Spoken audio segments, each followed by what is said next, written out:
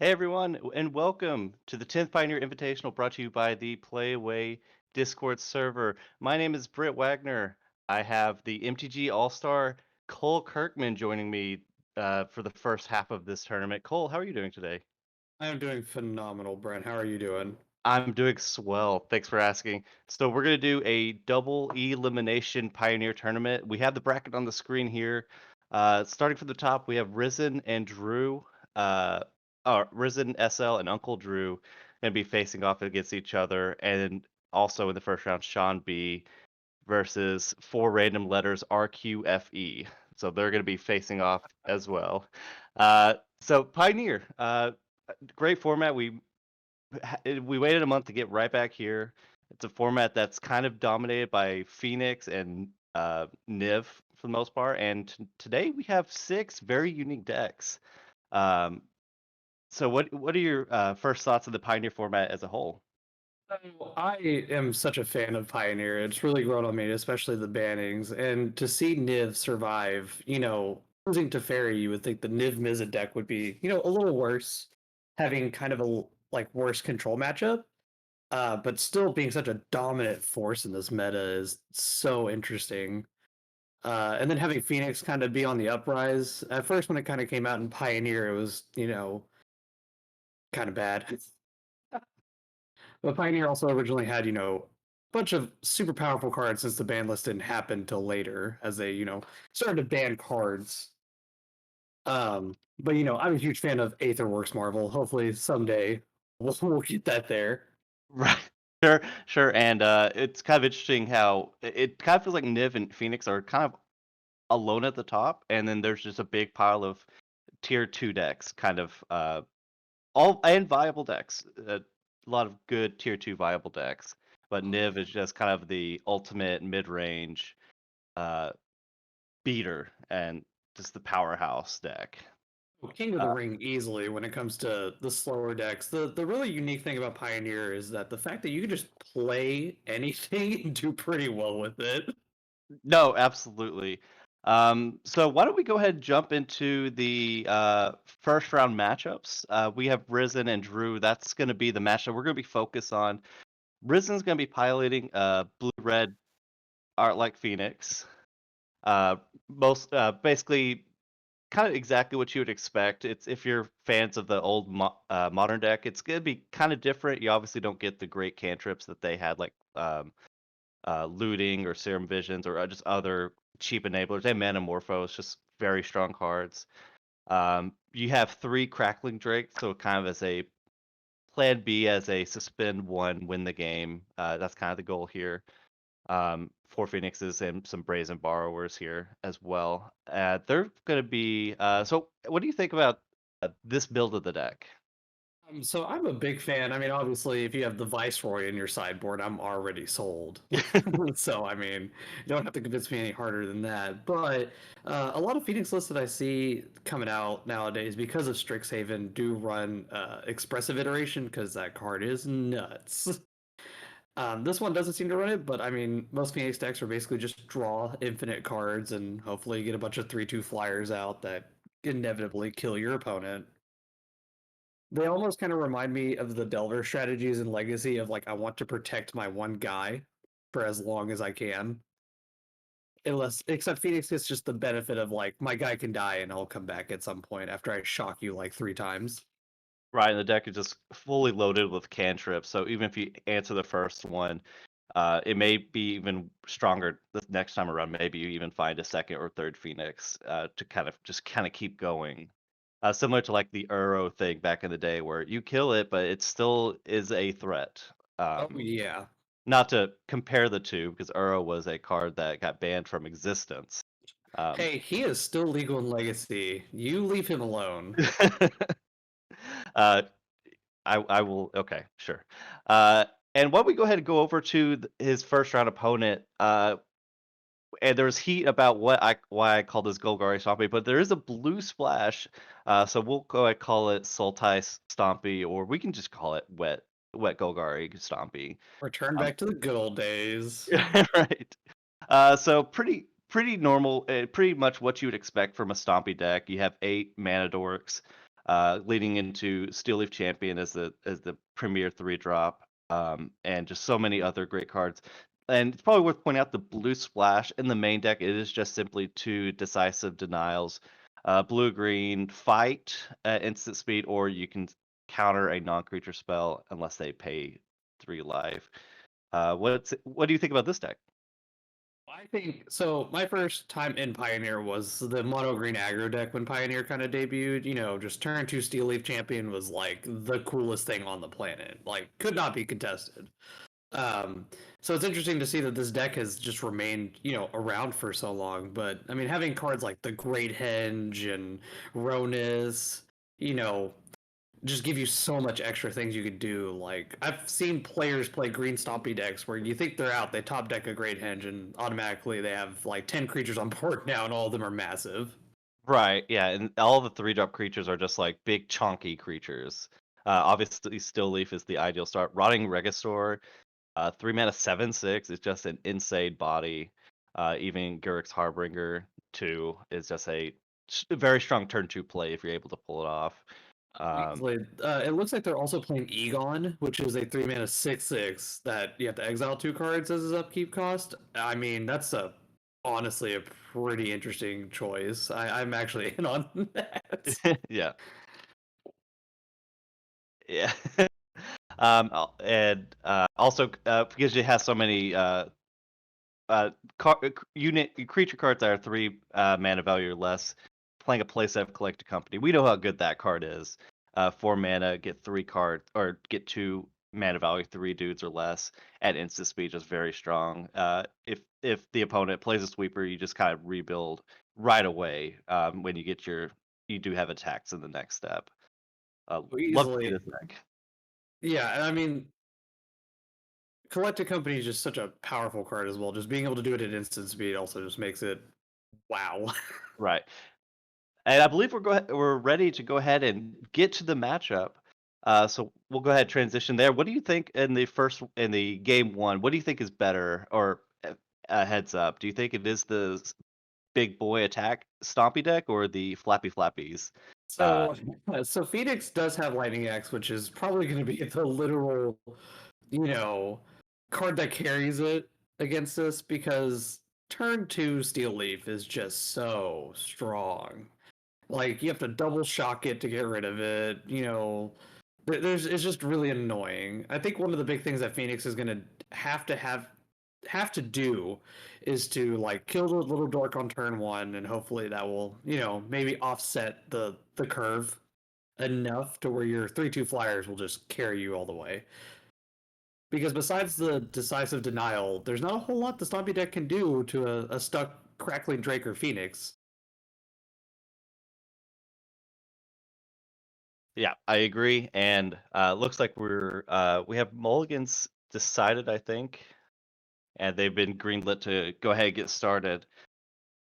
So early plays, you kind of if you have a chance to shock like bolt the bird, or in this case, it's often just shock the dork. That's kind of the optimal play, kind of as a cantrip.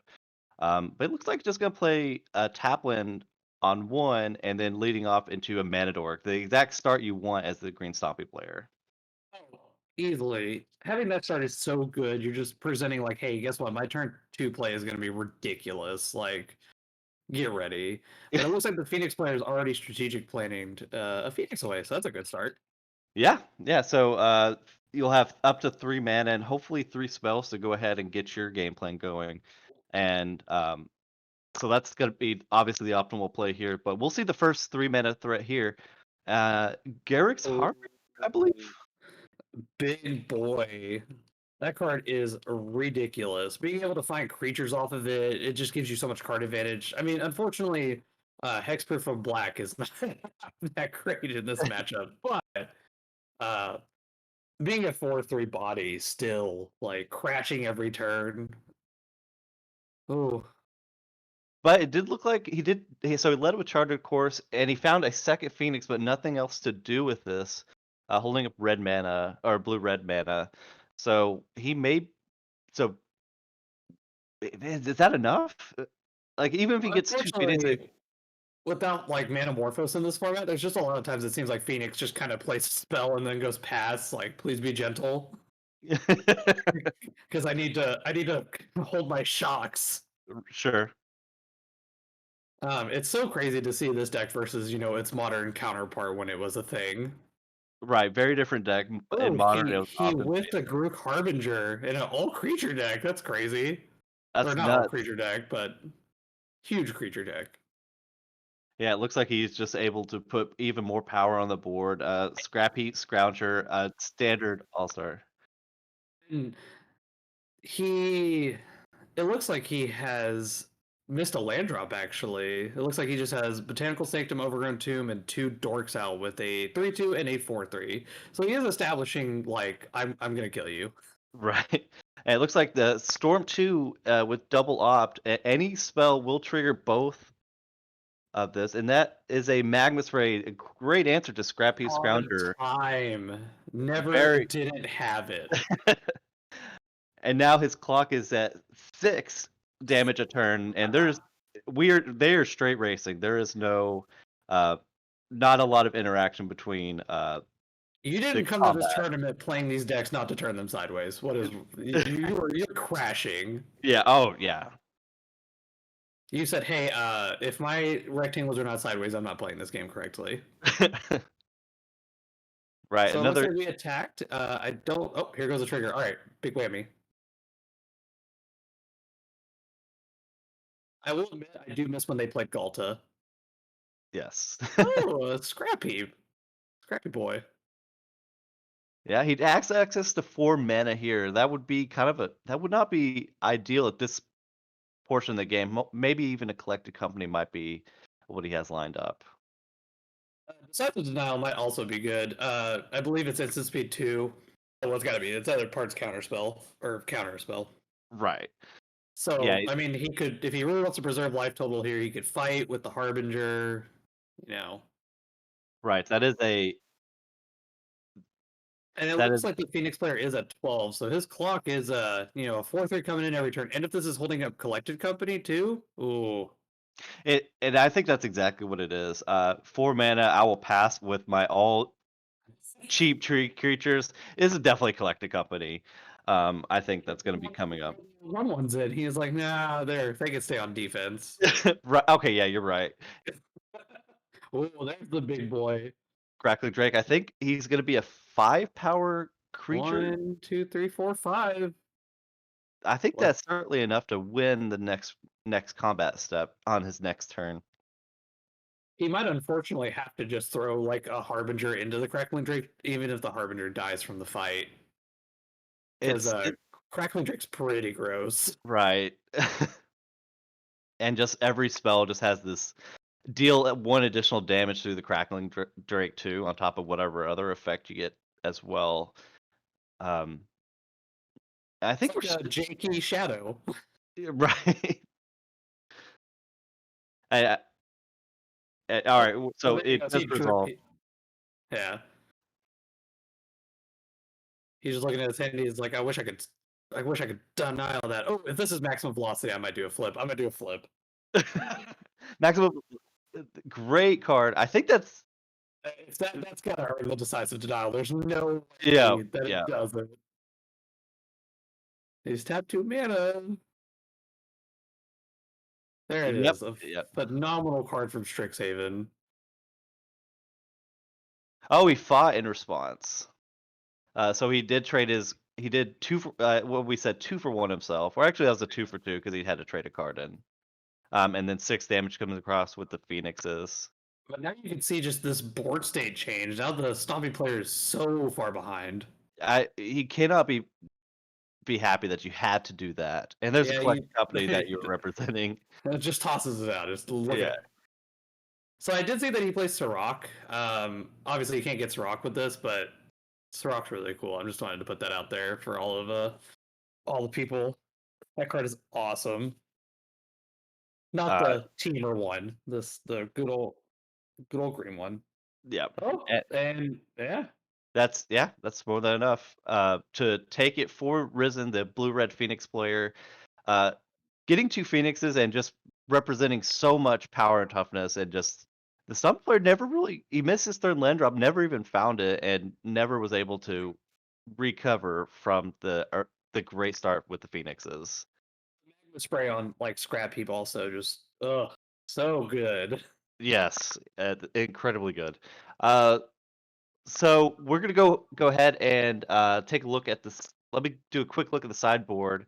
Uh, Looks like Alpine Moon, Annul, another Magma Spray, Aether Gust, two Disdainful Strokes, two Negates, a single Search for Esconta, Anger of the Gods, two Dispute, two Prismar Command, and your pet card, Ral is a Viceroy. Just what do you think should come in this matchup, knowing you're playing against big green creatures and mana dorks and things like that? So obviously, as much as I would love to argue for Viceroy to be in this matchup, he's not. um, so Aether Gust obviously is an all-star card here. Like, hey, put your Steel Leaf on top of your deck or your Collected Company, stuff like that. Anger does also have quite a bit of text, for the most part, especially because he's on Scrap Heap Scrounger. Um, Unfortunately, though, it doesn't deal with like Egon, Rotting Regisaur, Steel Leaf Champion, some of the biggest hitters. But, being able to eliminate all the mana dorks and, definitely getting rid of Scrap Heap Scroungers can also be really good. Speaking of Scrap Heap Scrounger, Magma Spray coming in. Kill a Yep. dork, kill a dork and remove a Scrap Heap Scrounger for literally ever. Yeah. And it's just a great like that. You could read that as a cantrip too. If they play a Llanowar Elf, you just take your turn one. You know what? I'm gonna kill it, and I don't have to worry about your turn two threat because the best you can do is just replay some mana dorks. So I do agree. Magma Spray, Aether Gust are really good. I don't think even though having access to counter magic could be great against Collected Company, it's really only good against Collected Company. Yeah, because the problem with Disdainful Stroke is it just only counters Collected Company, and it would be as a Phoenix player, you really just want to like do what he just did right there, which was just I have two birds and they're going to caw your face every turn. But having D Stroke just stuck in your hand, like okay, well, hopefully, like he plays a 4 mana spell for me to counter. Right. Like could be really bad. I do like Prismari Command, but I don't think, unfortunately, this is a good matchup for it. I mean, it does have extra text of Shatter, the Scrap Heap, and Kill a Dork, but the Yeah. two damage is kind of awkward with how his opponent's butts are. Yeah. I agree. And let's quickly. It looks like we are plowing through almost onto game two. So let's go over the Sultai Stompy deck sideboard. Two Fatal Push, two Stubby D's, Stubborn Denial, two Thoughtseize, Assassin Trophy, two Damping Sphere, Decisive Denial, two Inscription of Abundance, and three Scavenging Ooze. As the Sultai Stompy player, what cards did you bring in this matchup? I mean, Scoozy obviously is so good here. Eating graveyard cards because our opponent does play, or his opponent does play Ancestral Recall for 8 mana. So being able to make that card cost 8 mana is really good. Stubborn Denial's okay. Um, I mean, it like the problem against Phoenix is it is just a cantrip deck, so Stubborn Denial can just be used to protect by a big thing. Right. I believe Inscription fights, so depending how much he wants to deal with Crackling Drake. Decisive Denial we saw there also very good. I think Thoughtseize is going to be a pretty good bring-in. He already plays two in his main. Having a turn one play of like, hey, let me look at your hand, let me see what you're doing. Rip out a cantrip. You can be stuck with your Phoenix in your hand or other things. Take your Charter Course, your strategic planning, anything like that. Yeah. And So, it looks we are like started. yeah, we are in it. And turn one Dork into turn two Steel Leaf Champion. Great Oh, start for the Stompy player. they're after my heart is what they're after. I will admit there's not a greater feeling in Pioneer than when you do that. That's yes. Eh, Unfortunately, they don't have the cool alt art like we have on screen. Makes me kind of sad. That alt art is so cool. Oh, oh yeah. So, all right. So you have a lightning axe in hand. Do you just go ahead and throw it off here? No. Looks like nope. He's just gonna hold up two mana. There is a chance. I mean, if they brought in D Stroke, like if you're just worried about Sorcery Speed Collected Company, but the problem here is that the Stompy player now just is like I have a 5/4. You're on a 4-turn clock. I don't have to play another spell this entire game. Like Right. if they choose to, because depending if they brought in other decisive denials, stubborn denial, they could be like, hey, I'm just gonna sit here. Yeah. Like a 5/4 is, and it can't even be chump blocked either. Oh, there's a gust, Yep. The card we knew would be brought in, he does go ahead and play it on the steel leaf, saving himself 5 life. and Um, he looks like he's deciding if he wants to put it on top. right. He may have another great 3 drop, and he actually Ooh, he says, "I don't even need it. Here is rotting just Regisaur." El- help me. I oh, that's a tough one. I don't even know what you do with this thing. You can't lightning axe it. You can't. You just have to stare at it. Really. Yeah. The Um, other worst part is it like fights everything if you have the size of denial. Like it. Oh my god! It also makes Great Henge literally 2 mana or almost 2 mana, which is gross. Oh, we do have a throw possibility, and there's a wild slash. I'm sure that's going. Oh, to the elf. yeah, but what so that was basically almost a Stone Ring like effect. He did miss his third land drop and Rotting Regisaur to the bin. And Optics a land, never yeah, punished. but not a blue land. So if he does have counter magic, he does not have it open. But he is gonna punch him really hard for 7 damage. 7, and then play a or a Hexproof from Black thing that gets him more cards. Like he is really setting up. Hey, I also believe what is it 4/3? It's a 4. He'll put him to 1. Yeah, it's just insane how much damage he's able to get going. And I know this as a Phoenix player, cards with big butts, they are so tough to deal with, especially 6 that I think in the format of Pioneer, you don't get lightning bolt. You can't just throw 2 bolts at this thing, which would already be a bad trade. I think it has to be like lightning axe and something else. That One certainly of would the work cool here. things that Phoenix has that they get to do sometimes is you get to chump with Phoenix and it will usually trade, and you're like, that's fine because I'll just get it back at some point. You can't even do that here. Yeah. Oh, we have a strategic planning. We're digging, we're digging, we're digging, hoping to find something. I don't even know what he could possibly have. Hitched a lightning axe. Oh, we're ancestral recalling. That's cool. Leaving a single Phoenix, so he still has a land drop. So if he finds spell, lands, and a spell, that Phoenix will come into play. To chump But block the register. but do you even chump block here? Like if you're even able to get the Phoenix, do you just have to like say I'm going to get lucky? Uh, but he did not get lucky. He missed the And land he drop. missed a land drop. So big crunch coming here. I do not know what he could possibly have to come back in this game. He's gonna somehow copy in Anger of the Gods 3 times or twice, and it's gonna carry him. Calling it. All right, Manamorphose into the 3 mana Black Sweeper. Think that's the line. Oh, Manamorphose isn't legal. Okay, can't do that. Well, can't do that. I'll write that off my chalkboard real quick. Right. And there goes 2 dice, 2 life left, and why not try to draw another card too. Oh man. I did my math wrong. Oh, there's Egon. There's Y- there's a card I'm super excited to see. That he's a big boy, Yeah. and he's got Death Touch. Man, what does this card not do? Like, ugh, so I love it so much, and the backside of it too, like draws cards. Like, oh man, after my heart. I think I'm in love. Yeah, so this is among the perfect starts for the Stompy player as Steel Leaf. Play the Steel Leaf. He must have had that for a while because he bought him the Steel Leaf from earlier. He's like, no, I got enough chonkers, so I'm good. Let's play it out though. We'll have it opt. Um, You don't know what could happen here, Brent. that's true. Anything could happen. I wrote on my chalkboard double anger of the gods. Okay. All right. So it needs to be. You could expansion it. Oh, Lightning Axe. That's spell 2. that has to take out. I don't even know. The unfortunate thing though is like when you get these phoenixes back, you're just gonna use them as chompers. Oh my god, double lightning.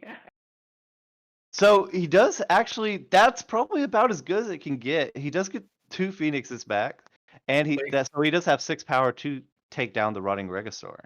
if he chooses to, he could also just attack with one of them. But I would be stunned if he No, chose that. right.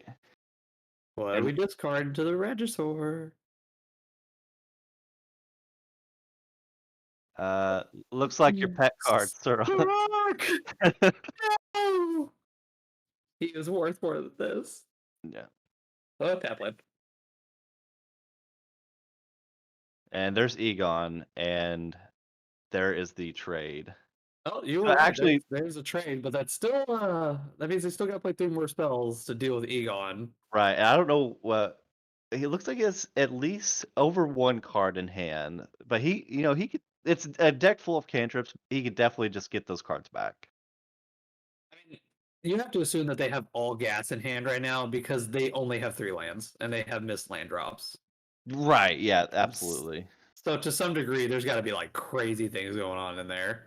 Right. We're thinking and we're thinking. I mean, Brett, how So, do you react to the God of Death? how many cards are in the graveyard? That's kind of part of my reaction. I think he I has at least a few turns. Pris. I imagine the mode is like draw 2, discard 2, make a treasure. Yeah. Yeah. So he needs to find a land, and he does get a mana, so 2 more spells, and to get those phoenixes back. That seemed like a rough place to start if you need to get your storm count up to 3. Oh yeah. I am excited that they brought this card in. Like I said, I think this card is good, but this is like one of those incidents where like one of those modes on those cards is unusable, which is the deal too. It just has no text against a 6/6. Right. Yeah. But it was basically just is a charm. Draw 2, discard 2, and it made a treasure. Right. That seems like kind of bleak, but but like you said, he must have a lot of gas. Land. Yep. So I imagine that they did find a land off of that Prismari command. Yeah. And we got the So good old Theros lands, the Brent special. those are so good. They're very good lands. The Pokemon energies. Okay. Oh, there's Ancestral. And he counted 7, and Look how much he had still, to keep too. Oh my I know. god. I didn't think he was that like had that many Oh cards in the my yard. god. I'll sack my treasure. I'll magma spray. Target, I guess, Egon. Yep. Yeah. Yeah. I figured that it would be interesting to see. I mean, I imagine that their hand is it's gotta be so good. Like infinite spells. I imagine that your play that happened last time is gonna happen again right here. Trade 2 phoenixes for 1 creature. And this is like the really cool thing about Phoenix, though, is that what you're getting to see right here is just like I'll throw these creatures into it, and usually you're like, oh, that's so bad. Right. But then you just get your birds back. They just don't stay dead. So one card we haven't seen, but we is the All Star in the Stompy deck is Scavenging Ooze. So hopefully, for his sake, for the Stompy players, he does find the Scavenging Ooze. The combat is written already in stone. Yeah. Regardless of what the Phoenix player wants to do, they have to block at least with one. And oh my god, they still have 4 or 5 cards in hand. It's insane. Yes, and they're probably all spells too. He just caught his 4th land drop this turn after missing it for I believe at least 2 turns. So that could easily be a pile of spells in his hand They too. also got to mold their hand too with the Prismari command. So I mean, they just got their 4th mana, so even a Crackling Drake, like just attack with Egon double block, and then they Crackling Drake next turn. That's so good. Yeah. All right, get in there. Yeah, there's the trade once again. All right, so scavenging is right here. It's gonna be brutal. Was that his one card in hand, or is that just the one he showed us? And it is a land. Oh, Ooh. that's not very good. All right, we're Not optimal, as the kids say. It's we have not we optimal. have our fifth land for the Phoenix player.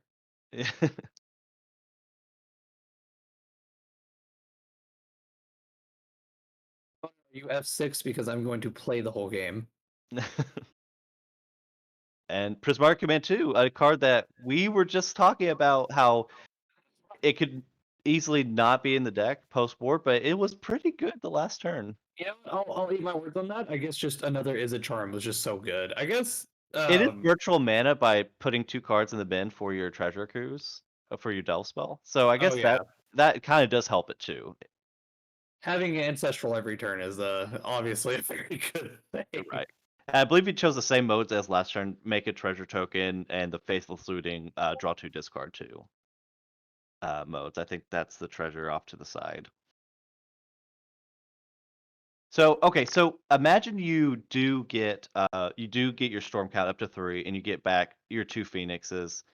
Um I don't know what Drew if Drew is hellbent here. He may be with the running Regisaur.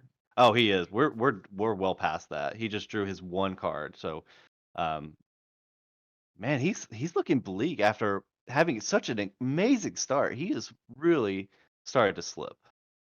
The crazy thing is, one collected company could easily carry them back into this game. Yes. So, but And there is also the chance that the Phoenix player did bring in Disdainful Stroke, which could just be also a blowout. right. He did not play whatever card he has, and he's just playing spells. So you do get 2 phoenixes back. Do you attack with both? Well, I mean, there's a haste threat, but you do still have to worry about like, all right, well, if I attack with both, and then my opponent just collected companies, then I lose the game. So, Right. but you're also not here to play defense this whole tournament. Right. But we do have another ancestral recall. That's the third one. Yeah. And you just find a third one. Oh, coming No in. fear. No No fear. fear. Oh, he was right to Oh, not be afraid. And I think he at least took a shock, some damage. He's got nothing.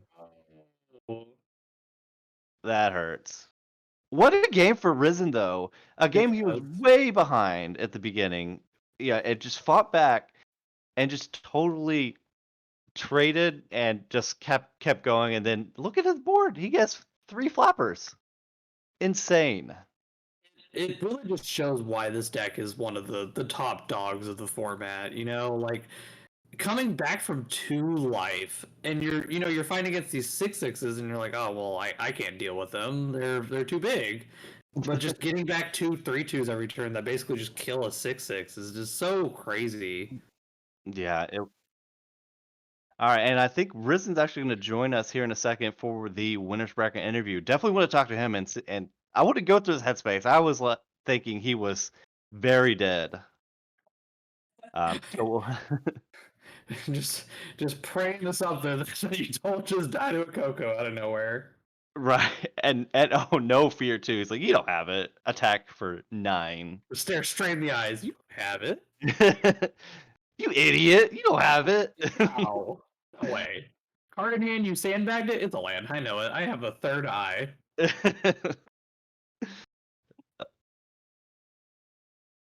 Fantastic. We'll have Risen in a second. He is making some small talk. Of course, I mean, you gotta tell your opponent after you won the game at 2 life. Yeah. Oh, it looks like they brought in Gust. Is that negate?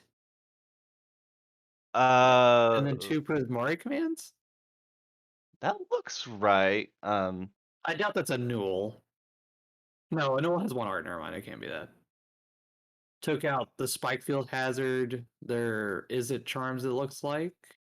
I don't know. When we get him for the interview, we can ask him definitely those Right. questions. I guess if you just valued Prismari Command as better, is it charm? Yep, and it looks like Three Scoozes, the obviously the best card. We didn't get to see him, but he would have made a huge impact on the game. A Yeah, sure, two single, schools could is easily like just how many times that Risen got to ancestral recall that game. it was insane.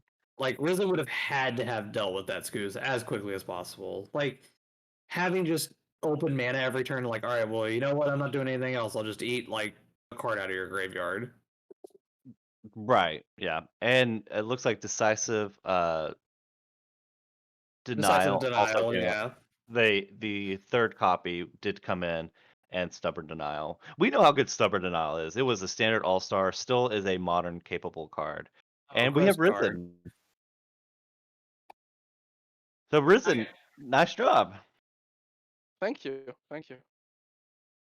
Phoenixes got there. They are good blockers in case of emergency. Yeah, yeah, you proved that. We were talking about how dead we were. Okay, so I was saying how dead you were game two, but you were able to trade up with those Phoenixes and just keep bringing them back. It was just an insane game. Um, Yeah. it was a scary board state across from you. Oh God, don't remind me.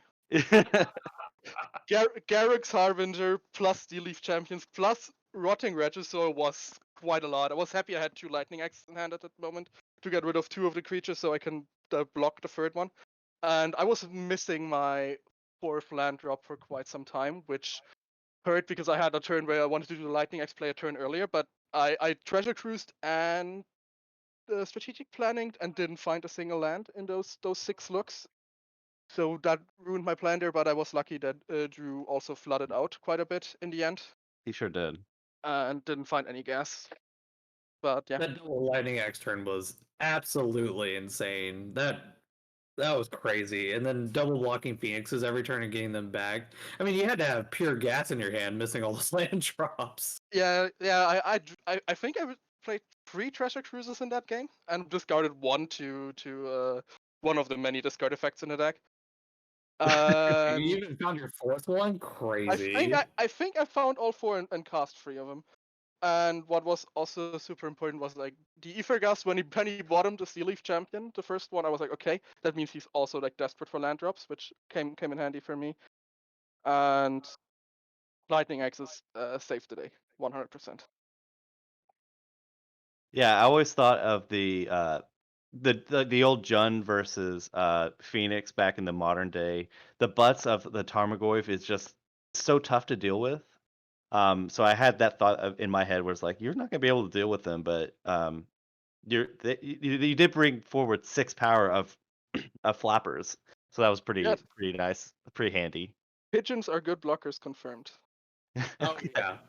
Getting them like just the way you played. So how stressed were you game two? And that with your new life? No comment, no comment. I was quite stressed. I even almost binned it when I played the Prismari Command and was about to discard the Magma Spray. Then I realized I need that to actually have 3 spells to cast to bring back the Phoenixes. So I just threw the Magma Spray at the Egon without doing anything, but it got me 6 power in blockers. Easily. So what were your card choices to bring in? I'm very curious. I tend to always cut the Izzet Charms postboard if I bring in Prismari Command, which I did. So that's a 2-for-2 replacement. If I suspect my opponent brings in Artifact Hate against Phoenix, which a lot of people do, and Andrew has Stamping Sphere in his sideboard, that was the first choice I made, and then I cut pieces of the puzzle because I can't spend my turn free drawing 2 cards. I need to do more than that. And the last replacement was a Spikefield Hazard, which in retrospect I shouldn't have cut because it kills elves. I should have found another thing, probably Thrill of Possibility, but not sure. And I brought in an Annul, which in retrospect, because Drew didn't bring in Damping Sphere, wasn't that good because then it only stops the Great Henge and Scrapheap Scrounger, and that's not that great. The 2 Prismari commands mentioned earlier, and the second Ether Gust. We did consider Magnus Ray also being a possible inclusion when we're in between games, just as a turn 1 kill your dork, and I don't have to sweat about your 2 mana, 3 mana value threat. Yeah, I didn't know if that was. I considered it. In the end, I decided against it because I had a lot of other cards to answer turn 1 dorks. I mean, I even made the mistake of cutting Spikefield Hazard, so retrospectively, I might have changed it, but I clearly didn't value that enough, and I should have value killing dorks higher. So yeah, that is a consideration. I also thought about bringing in the second anger, but again, it only kills the kills Garrick's Harbinger, Scrapheap's Grounger, and the Mana dorks. And I feel like if I get one and like it gets lucky, it's fine. I don't think I need didn't think I need a second. But yeah, Magma Spray definitely worth considering. I agree. Sure. Yeah, I was wondering how much you value just the like you go land, kill your dork. I mean, you were on the draw game too, so. Mm. So what I'm very curious because this is my pet card, so I always have to ask. So what matchups are you trying to bring in Viceroy for? Okay. This card is basically against every form of control deck, because what happens in all the control or like the grindy matchups, so we be talking Azorius control, Esper control, Nif to light, all that like blue-black control, is they are able to get rid of some of your win con. Like either they are able to exile Phoenixes, so they aren't really that much of a threat, or they straight up extort them with cards like Surge, what's it called? Thing games, the Rakdos card that Div tends to play, or Slaughter Games, thank you, or Onward Ego. So basically, I tend to be like, okay, my Phoenixes post board are like don't matter at all. Like I even cut one or two of them sometimes if I suspect my opponent to overboard into Phoenix hate. And that's where Rel is really important, because like your deck, if you get these matchups with a lot of Phoenix hate, your deck turns into a control deck post board. You basically play Izzet control, and Rel becomes your best win con in those matchups. That or the good old Splinter Twin combo of Crackling Drake, maximize velocity. And in between that, you just have Disdainful Stroke, Mystical Dispute, Negate, all of the sideboard hate pieces, and which you're really good at finding thanks to the whole wheel spinning that Phoenix does so well. You can attempt to drown a card advantage with Treasure Cruise. You basically just play Izzet control, and you need a win con. Then that's where Rel comes in. I love that card so much, man. I used to play Saheeli in that slot, the 3-mana Saheeli, which is also really good, like because well, you start just making tokens, and your token generator doesn't die to a board wipe, unlike like it does with Young Pyromancer. But I ran into issues sometimes where you like first of all, Saheeli is a terrible top deck, and I ran into issues where Saheeli was just there, and I didn't have anything to trigger her passive to make servos, so she's just sitting there doing nothing, and Rel can just do things on his own, and he finds your answers, and fills the graveyard. So he's a good all around solution, and doesn't die to Vanishing Verse. Correct. Yes, he does not. So I do have one more question. With your main board, did you ever want to try the new card from Strixhaven, Expressive Iteration? I have, and I did. The problem with I found with Expressive Iteration, like first of all, it's really good. It tends to draw you 2 cards effectively. Most of the time, like play turn 3, find a land, play land, and take another card to your hand. But you run into troubles. It doesn't fill the graveyard as much as the strategic planning does. It's a bit more color intensive, but that's rarely an issue. Most importantly is though, if there's an Arclight Phoenix in those 3 cards, you're basically forced to take that card into your hand, because otherwise you put it on the bottom or you permanently exile it. Both of those choices are terrible. So it like one Phoenix in those top 3 cards takes away a lot of agency you have in picking your Expressive Iteration, and that turned out to be quite an issue. And your 2-mana slot is already clumped full with Charter Courses, Strategic Planning, and other good cards. So I tried it. I started with 4, went down to 3, went down to 2. I think I even tried 1, and then I decided, okay, don't think that card is actually worth it. Okay. I kind of figured with the whole Phoenix thing, like losing a Phoenix would be like the most brutal thing possible to that. It feels strange to just have a deck that's called Art Like Phoenix, and you play a cantrip where you're like, I don't want Phoenix in this pile. This is not the pile I wanted in. This Yep. 3-card pile. So that totally makes sense. Do you got any other questions, Brett? I guess like Piece of the Puzzle is kind of a pet card. Back when I played Storm, just a great 3-mana draw 2. And in this case, it has the added synergy of just if a Phoenix is in this pile, you're very happy with it. Um, Yeah. how has that card been performing for you? Do you ever think of that one copy doubling it or even trimming it, or where are you leaning on that card? I used to play 2, and when I did play 2, and because of the EU Pioneer field on the player base server is very control and grindy heavy. Where Piece of the Puzzle is admittedly a good card because it's a +1. It fills your it puts 4 cards into your graveyard, which is really, really good for Phoenix and Treasure Cruises. But I actually actively multiple times ran into the issue where I had to play around decking myself, and Piece of the Puzzle basically mills you 5 cards. So that actually what happened, and once I went down from 2 pieces to 1, that stopped happening. So I decided to leave it at 1, even though I really like the card and I would love to play 2. But I actually ran into this very specific problem running 2. Very cool. Yeah, so I see a lot of the lists playing like more quickens in the main. So do you just went with one as just a, because I know they just use it as a cantrip, like, hey, draw a card. I had But 2 at some point, but with all the weird one-offs you run in the or I run in the deck, I had to make cuts somewhere. And Quicken is just not that good. It's only like it only has a relevant use like for the top part of its text is when you play against some version like counter spell deck, when you can do like stuff like Quicken Treasure Cruise in your end step, which feels amazing. Admittedly, I did it versus Alex of the Pioneer Perspective podcast. It was great. But it comes up way too rarely, and Quicken is also the first card you you cut post board normally, and its uses are too limited above the draw card. So it's the first card to get cut when you sideboard, so it was also the first card I cut when I decided to adapt my main board to run more weird one-offs, which Phoenix is very good at finding. it's kind of just an overglorified cycler, kind of, that just triggers Phoenixes for the most part. So your next round. You're going to be facing off against the number 1 seed Sir Epic. He looks like he's playing Abzan, kind of Abzan mid range. What are your thoughts about this matchup? I hate Archon of Emeria. Oh, yeah.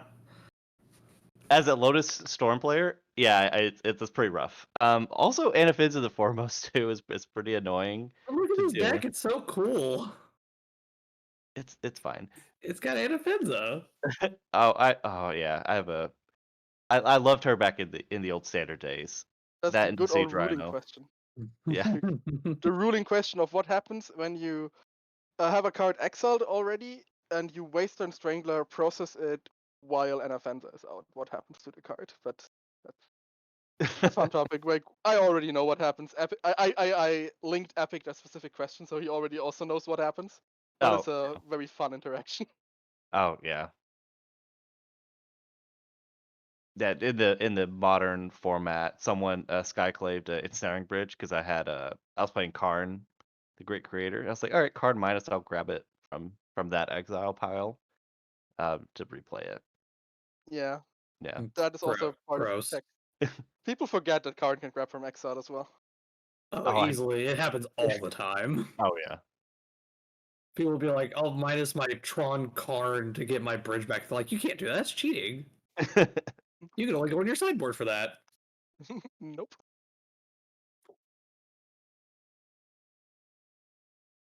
All right. Well, thanks again, Risen, for joining us. We'll see you in the next round. Yeah, thank you for having me. Yeah. Thank you for coming. All right. So Kari already started talking about this, but here we have Abzan mid range. This will be going up against the Blue Red Phoenix deck. Just kind of, what's your gut take on this deck facing off against Blue Red Phoenix? I already love green white value decks, and I mean that's what this is, splash black for really awesome cards. But just looking at this main board, seeing agonizing reverse can just be such a hoser. Like, good lord. Like, Thoughtseize is good, but having a card that just rips the Phoenix straight out of exile, or straight into exile, ugh, is brutal. Yeah. Archon of Emeria obviously is also going to be really good. We saw that Risen needed to play, like, obviously you need to play 3 spells to get your Phoenixes back, but for the most part, he's also trying to storm off as much as he can, and having a 2/3 flyer that says you can't do that anymore is also 2/3 makes it really awkward because we do not have a bolt in this format. Right. It almost has to just be you have to just do the five damage spell that makes you discard a card that I am blanking on, but I'm stalling until I think of it. Lightning Axe, yeah. And also just Skyclave Apparition, a great answer to the Phoenix. You get 1/4/4 token, then that's it if it leaves play. Um, and also just yet another Collected Company deck that we're facing. Unfortunately, I don't have a Splinter Twin with Dranith's Magistrate and Elite Spellbinder in this deck, but Paulo Vitor Domine Rosa is a very good card. He can just offset so much, and being a 3/1 flyer, he trades with Phoenix. Like he has so much text on him. Yeah, and it would be great to nab a Phoenix with that trigger, make it cost 6, and you can't. It's stuck in exile too. There's not. It's really hard to get it back into play. You have to tap 6 lands to be able to play it. It's very rough. Looking at the sideboard, like it looks like he was packed, ready for kind of like graveyard interactive decks or decks that care about creatures. Like he has Deck and Stone, which can like if Risen has like 3 Phoenixes out, that's just a blowout. Yeah. Like, yeah, you can have 3 clues. I don't care. I have permanently dealt with your space chickens. They are gone forever. Necromentia kind of being a combo hate card, Brent. I know you love that card. It's pretty rude. Remorseful Cleric, can't go wrong with just a rest in peace one time. And Oh, you can't go wrong with Tireless Tracker. Also, love that card so much. mhm. You can kind of tell my my like for just random like value cards. Awesome.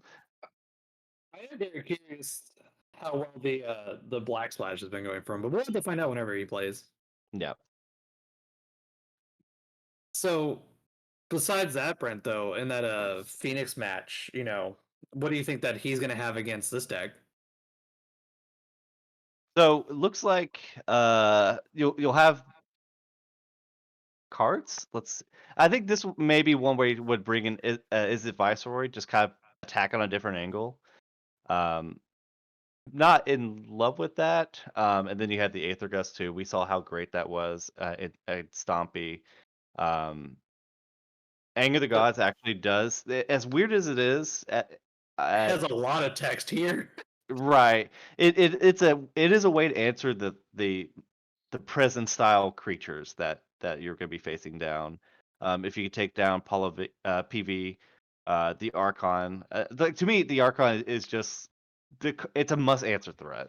So Yeah, easily. It sits on the board. It's like, hey, you have to do something about me, or you lose the game. Well, right, not lose the game, but it's gonna make the game very hard for the deck that's on the axis of cheating, essentially. yeah, and like, I could all and right, I you could go see ahead. Daggett Spray as another just kind of cheap, effective way to answer certain cards. It does feel like it could be a kind of rough matchup. Just kind of the cards line up really well against Phoenix.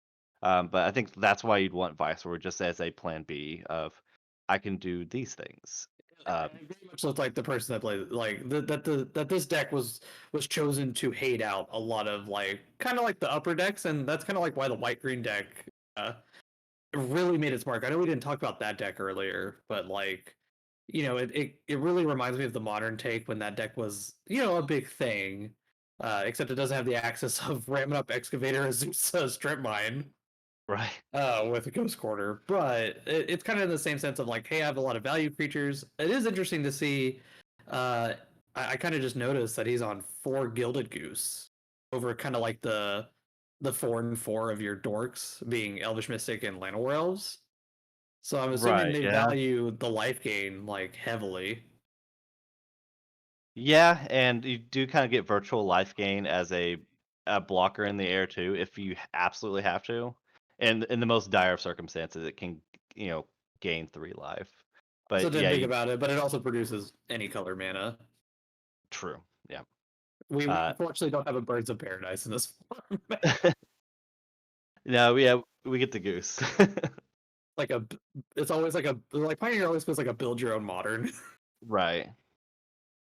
Like, all right, we have Birds of Paradise at home, and that's what that is right there. Right. Goose, he tore up Modern though. Back when we were allowed to play Oko for those 5 minutes. Don't remind me, I was on Tron, and there's never a more sad feeling than when Oko turns your Warm Coil engine into a 3-3 elk. Yeah. And I thought I was supposed to be the cheater in the modern format. Yeah. And old story. This is legacy format. So this was the Tanning Grace playing some sort of Delver deck, or he was playing a Oko style deck, facing but gets show and tell. Show and tell player says, "All right, resolve show and tell, play Emrakul, go." He's like, "Okay, I'll play Oko. That's an elk."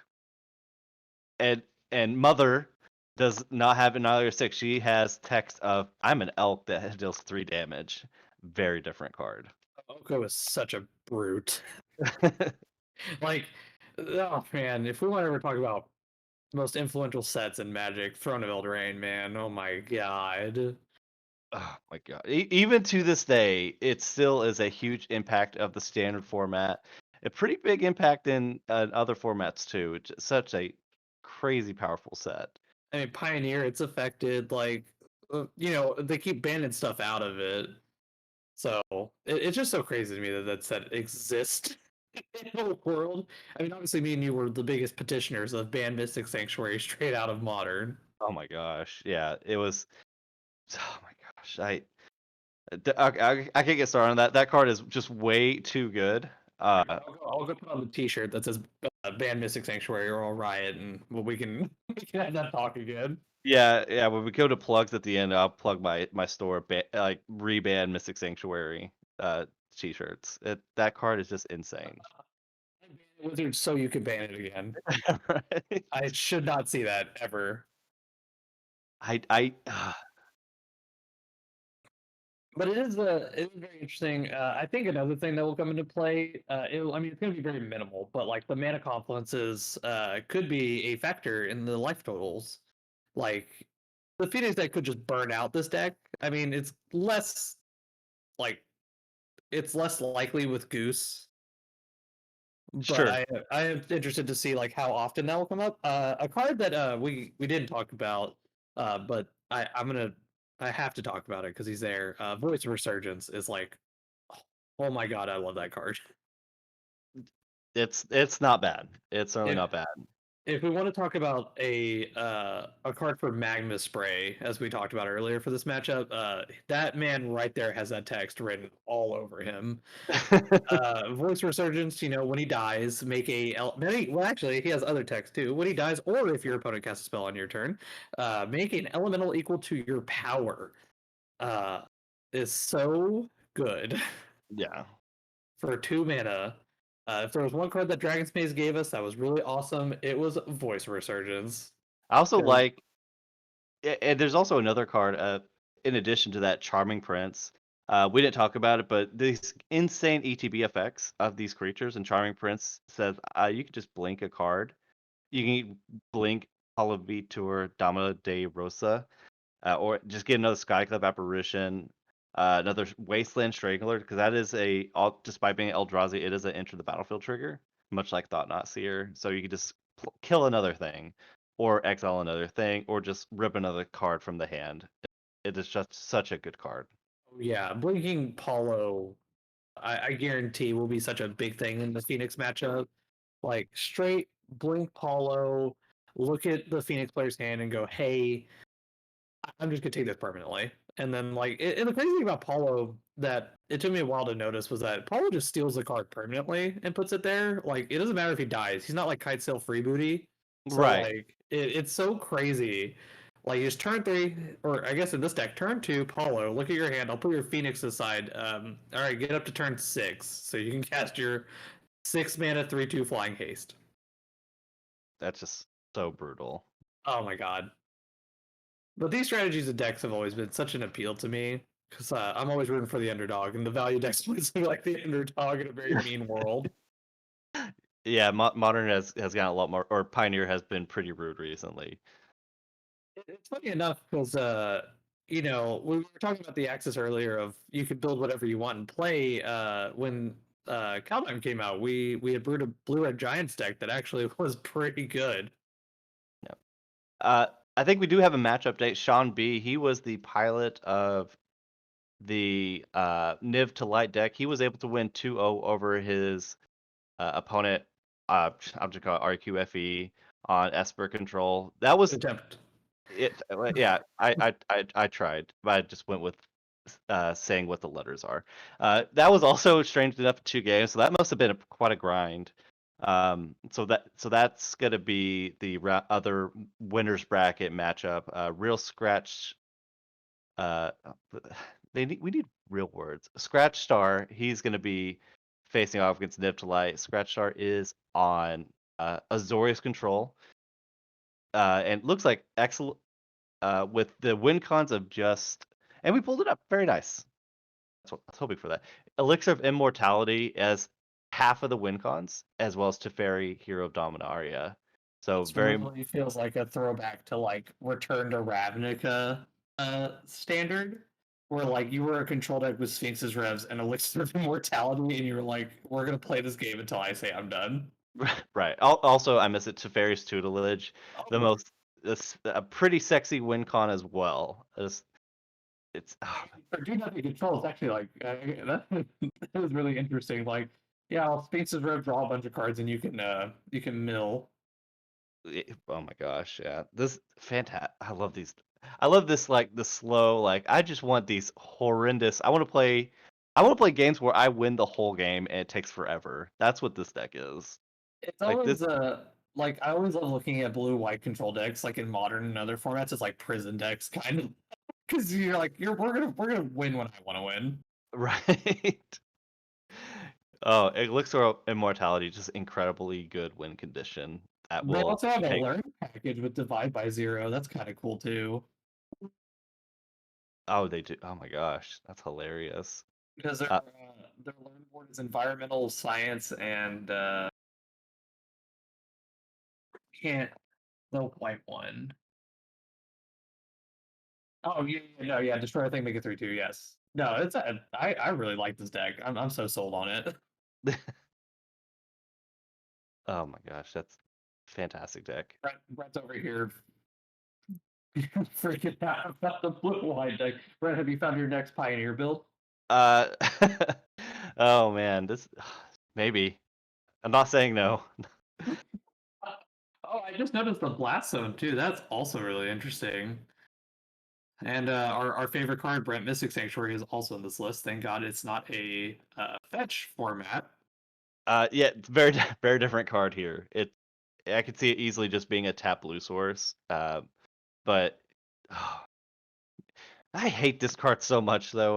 We don't have to go back on it. I hate this card so much in fetch formats. It seems pretty Also fair here though. interesting with Quicken in their list. That's also like actually super cool. So I guess they opted for Quicken over Opt because they can Quicken a Supreme Verdict. Oh my gosh.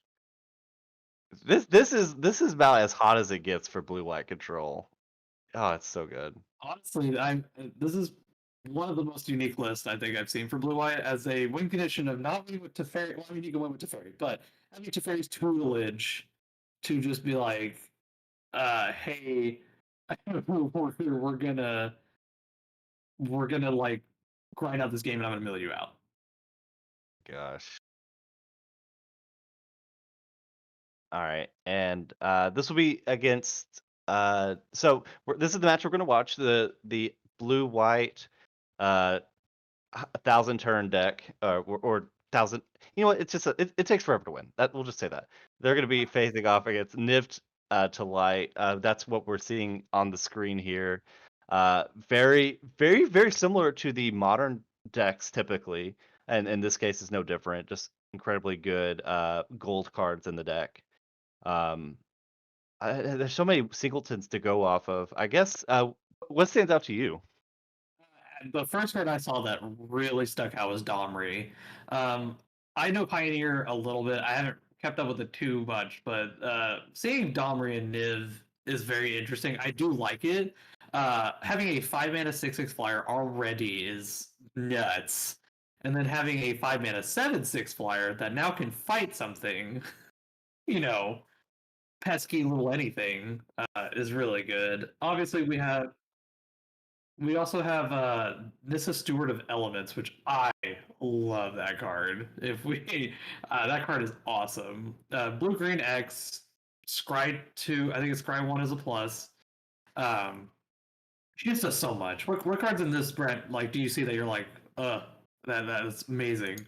So Bring to Light's the one, like obviously Niv, you know what you're getting out of. You're like, all right, draw those really good cards, but Bring to Light, you just find whatever card is most relevant. If Niv is not what you're in the market for, Slaughter Games, Extinction Event. That's the board wipe Extinction Event here. Spot removal and any of the planeswalkers or Nahiri or Domri. Nissa is not very good to grab from Bring to Light because they'll just die. But all these it sends a message, Brent. And you cannot grab planeswalkers with Brain Delight, Brent. Gotta remember that. Oh, fair point. But you could bring Valky in as a creature. He does cheat the system. Right. He's a little cheater. Yeah.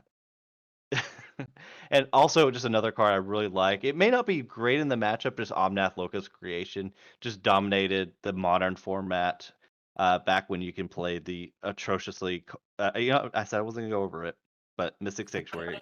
It always comes back, Brent. I'm telling Yeah, you. it all comes back around. Omnath, Locust of Creation, obviously a great card. It gets you with the Fable Passage, you get that mana back on the turn you play it, and just such a great card here. He also dominated Standard, got banned out of Standard. Like that card just has so much text for a 4-mana 4/4. Yeah, it's insane. right. And one interaction, I think it will come up. Yasharn, which is more of a legacy card, but we see it in this Pioneer list. You cannot sacrifice non-land permanents. That does turn off Elixir of Immortality because you do actually have to. No, it's not a sacrifice. I'm just gonna stop talking. Yeah, you can't sacrifice to pay cost, or your opponent can. That more so, from what I see in Pioneer, is against those Rakdos or those Jund sacrifice decks because obviously you're cat ovening and you got like everything crazy in that deck. It's one of the bigger contenders. I imagine against the blue-eyed deck, Nahiri is actually probably going to be super big. Nahiri's ultimate being able to just go grab Niv Mizzet, draw you 5 cards and smack your opponent upside the head for 6, could be super critical. Right, and it is a workaround tutor card too, because you do get it back in the hand too. So I do agree. Nahiri does seem really strong in this matchup. I also am going to say that I'm going to put it now that Klothys is probably going to be really good. Being just something that sits there forever and just says, "Hey, you're going to take 2 every turn." Like, welcome opponent to my game of your 10-turn clock. Valky also, if he does get to bring to light into cheater McCheaty face Valky, then Tibble will easily run away with the game. Yes. Drawing 2 cards every turn, one of them being a card you don't get to play. Borrowing a card from your opponent. Right. Valky's so good there were rule changes in Eternal formats to say, hey, no more cheating. Oh yeah, because 3-mana Cascade into Tibble was too good. Yes. Oh my god. And you can do it so early too. That card is insane. No, that card, like, do you think 7 mana is something that only Tron and other decks could do? But how about only 4 or 5 mana? Yeah, But I also think Nissa Steward of Elements might be a kind of a key card, specifically for this control matchup. I mean, she is blue green X. You put her out there for a 3-mana 1 loyalty planeswalker. She +2 scry 2. Could be pretty good. 0 though, you look at the top card of your library. If it's a land card or a creature card with converted mana cost less than or equal to the number of loyalty counters on Nissa Steward of Elements, you may put that card onto the battlefield. Kind of cheat in certain cards, and most of your stuff that you play in your deck are ETB effects such as like Omnath and Niv. Right, and Nissa just Scry 2, that is very similar value to draw a card. Obviously, draw a card is really good because you draw a card, but Scry 2, you just set up your deck, how kind of you manipulate the good cards, and the bad cards you just put them away. So very very happy to land that early, I think, in the control matchup. She And in my also, she and the also my could be like a big old mana sink with that -6. oh sure. Like, hello, control opponent, 2/5/5s, please. So, what do you Right, then think they're they'll gonna quicken bring in? into they'll quicken Super. in the Supreme Verdict. Yeah, you didn't play around that one, so. Not many people do, honestly. So, what do you think they're gonna bring in against the control deck? I'm kind of looking at the sideboard here. We've got some cards I see here. I kind of want to get your feel for it first. Yeah, this is such a weird blue-white control list, as opposed to just like counter spells to fairy, I win. This has like it's even slower. I do think Hydra Crisis is a great card. You just like, I have this bucket of mana. Let's put it into this. I'll draw cards as well. I do not care about the body too much, but the body will win if it does get unanswered. So I do like that. Kimball might just be good enough just to say why not. I don't love it, but I think it might be okay. It's a control deck that their deck is non-creature spells. So I could see the argument there. Unmoored Ego, I think, is probably not good enough here. You can nab uh, a win condition, but I just don't think that's what we're in the market to do. I don't know more ego on the board because There's yeah, that there's I see Notion Thief. that I'm looking at the Goldfish deck list. Oh, right. Oh, I should do Yeah. that too. Ha ha We also have Notion, 2 copies of Notion Thief. That's what you were looking at. I don't think that's very good. Or I guess like ha. it's hard. Imagine It's in response to Sphinx's Rev, I I'll guess that's draw true. those cards. I mean, drawing a lot of cards is pretty good. I guess I'll concede that. It also C- depends in this matchup how many cards our Niv player says, wow, these are terrible. that's true. We do have to look at that. And then Thought Distortion. That's a great card, 6 mana. I feel like this is the Timmy card. It's great for the kitchen table metagame of like, you play too many counter spells. Thought Distortion. Basically just rip out the hand for 6 mana. Um, but I do think that's a card that might be worth considering too. It does come at a steep cost, 6 mana, but you're probably okay to do that if we're in a game that's going long and maybe you fall behind. This is a good catch-up card. Oh, easily. I mean, looking at the blue-white deck anyways, this game is easily going to be a game that goes on forever. So having like a 6 mana I'll rip everything out of your hand kind of card wouldn't surprise me. Because No, I I imagine agree. for the most part, you're going to play something that's not going to stick. You're going to be like, Omnath, dead. Yeah. Niv, dead. So Right. Yeah. I could definitely see it. Yeah, I think like there's 2 Vanishing Verses in the deck. I think you can probably get rid of those. The one Extinction Event that's not great. Slaughter Games, I think that's the better Unmoored Ego in a lot of cases. I don't think that's what we're in the market for. And Utter End, I think those are trimmable cards. Um, although Utter End does answer one of the win cons, but I'm still a little mixed on it myself. In the same sense that Slaughter Games also does. But it really depends. I definitely could see Notion Thief being a card that gets brought in. Campbell, I kind of agree with you. Like, if you just have enough bad cards, like he is just a 3 mana 2/3 that says lose 2, gain 2. It's a card that just has the text. It's in very small font, but I will win the game very slowly. Like you do have to deal with me. D-Spark could also really be a card if they're worried about Teferi.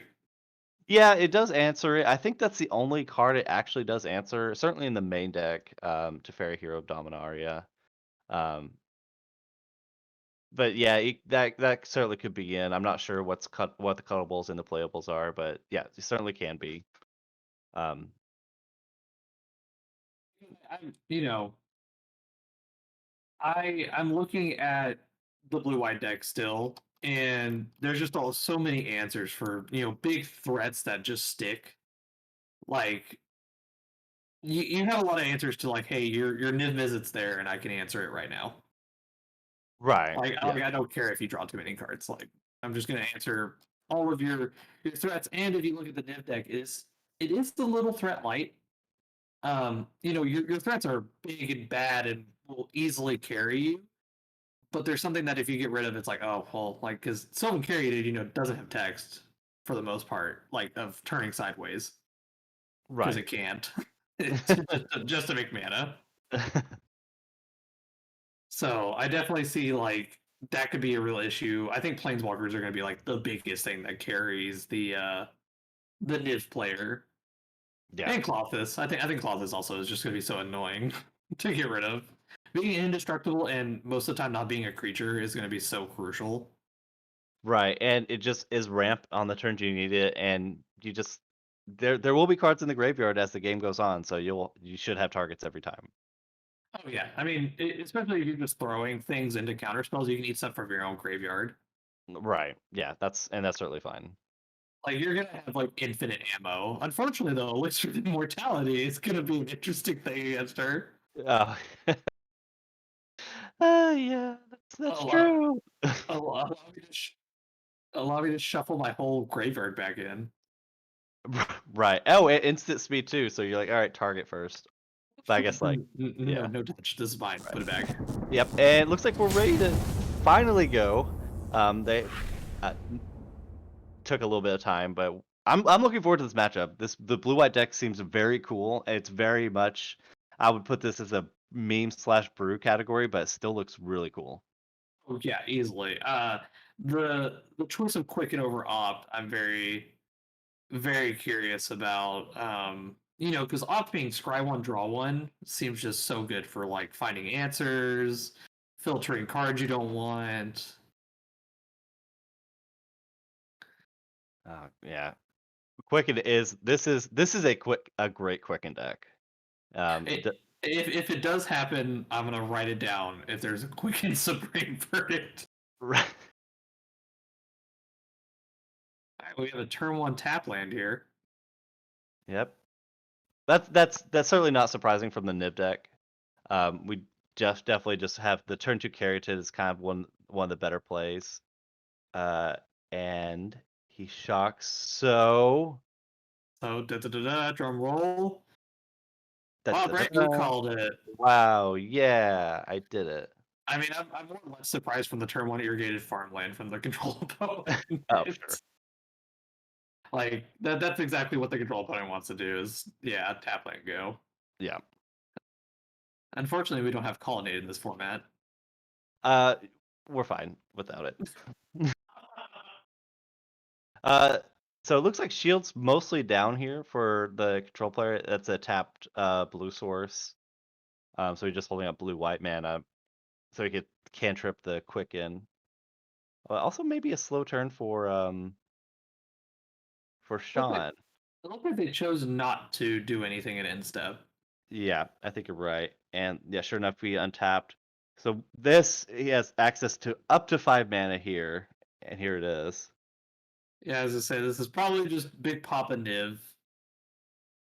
Yeah, it looks like he's describing his color. You can Right. always tell. Oh yeah. Look at Thoughts that. Oracle. Yep. Thassa's Oracle. Thassa's Intervention. Yeah. Well. Yeah. That's the right one. Yes. Historic, Brent. Yeah. Okay. Okay. Thassa's intervention doesn't come up too often. No, it actually, I was looking at that. It is a very interesting counter spell because it also is like tiny digger time. Right. But great answer for Niv. And you're definitely okay with that exchange. Into Growth Spiral Sorcery Speed. Might as well just pretend the control player has a Teferi emblem now. We have a Fable Passage. We're gonna go get more Rainbow. Yep. It's always so crazy to me, like the mana management that Niv players have to do. Oh yeah. All right, this one taps for blue. This one taps for red. This one taps for white or green.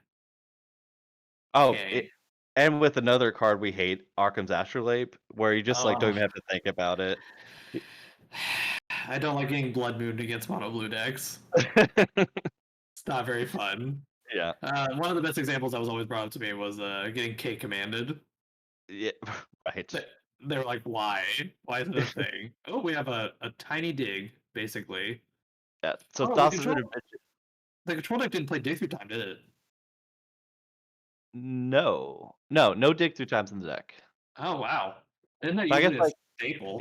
yeah, it might just be the elixir of immortality, even though it's a one of. You Oh, kind correct. of That does kind of contradict with one of those win conditions.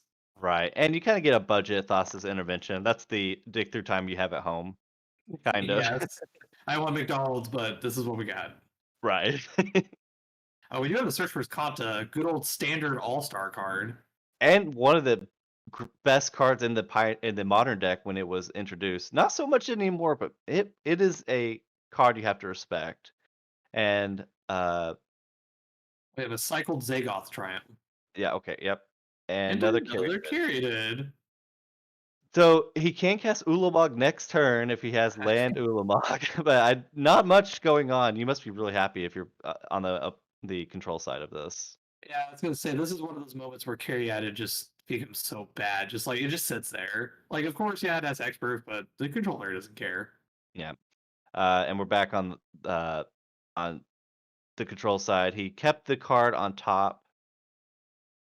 Mystic Sanctuary putting back. I might throw up. Oh, okay. That might have been it for me right there. Grossest thing to happen today is to see that card play again. In a Right. fair format. We thought we escaped this, Cole. No, we didn't. Oh, we have a pig. And there's Yasharn. Pig, pig, pig, pig. You know a card that our new player has to that like Sean has to play around, funny enough? Was a settle the wreckage. Yeah. It's a one of in the main. Uh, Oh, good old get you settle the wreckage. yeah. But I think this is still in the stack yet. I don't think he's picked up his deck quite yet. Okay, never mind. You got the I- forest. Yeah. He still has mana left over, but I think he's pretty much on top deck mode. And there's the plains. So he found both. I mean, I guess Yasharn is good at deck thinning at least. Now you can't draw those anymore. Yeah, it's kind of the best thing you have about it. Like now it's just really just a 4/4. But I mean that can be really relevant. I mean, smacking your opponent upside the head for 4 is it's something to not scoff at. Right. Sphinx's Rev. Oh, lordy lord. Oh. Sean, you cannot be happy about that. But you had to think it was coming. Yeah. Like, Game Sphinx 3, is draw 3.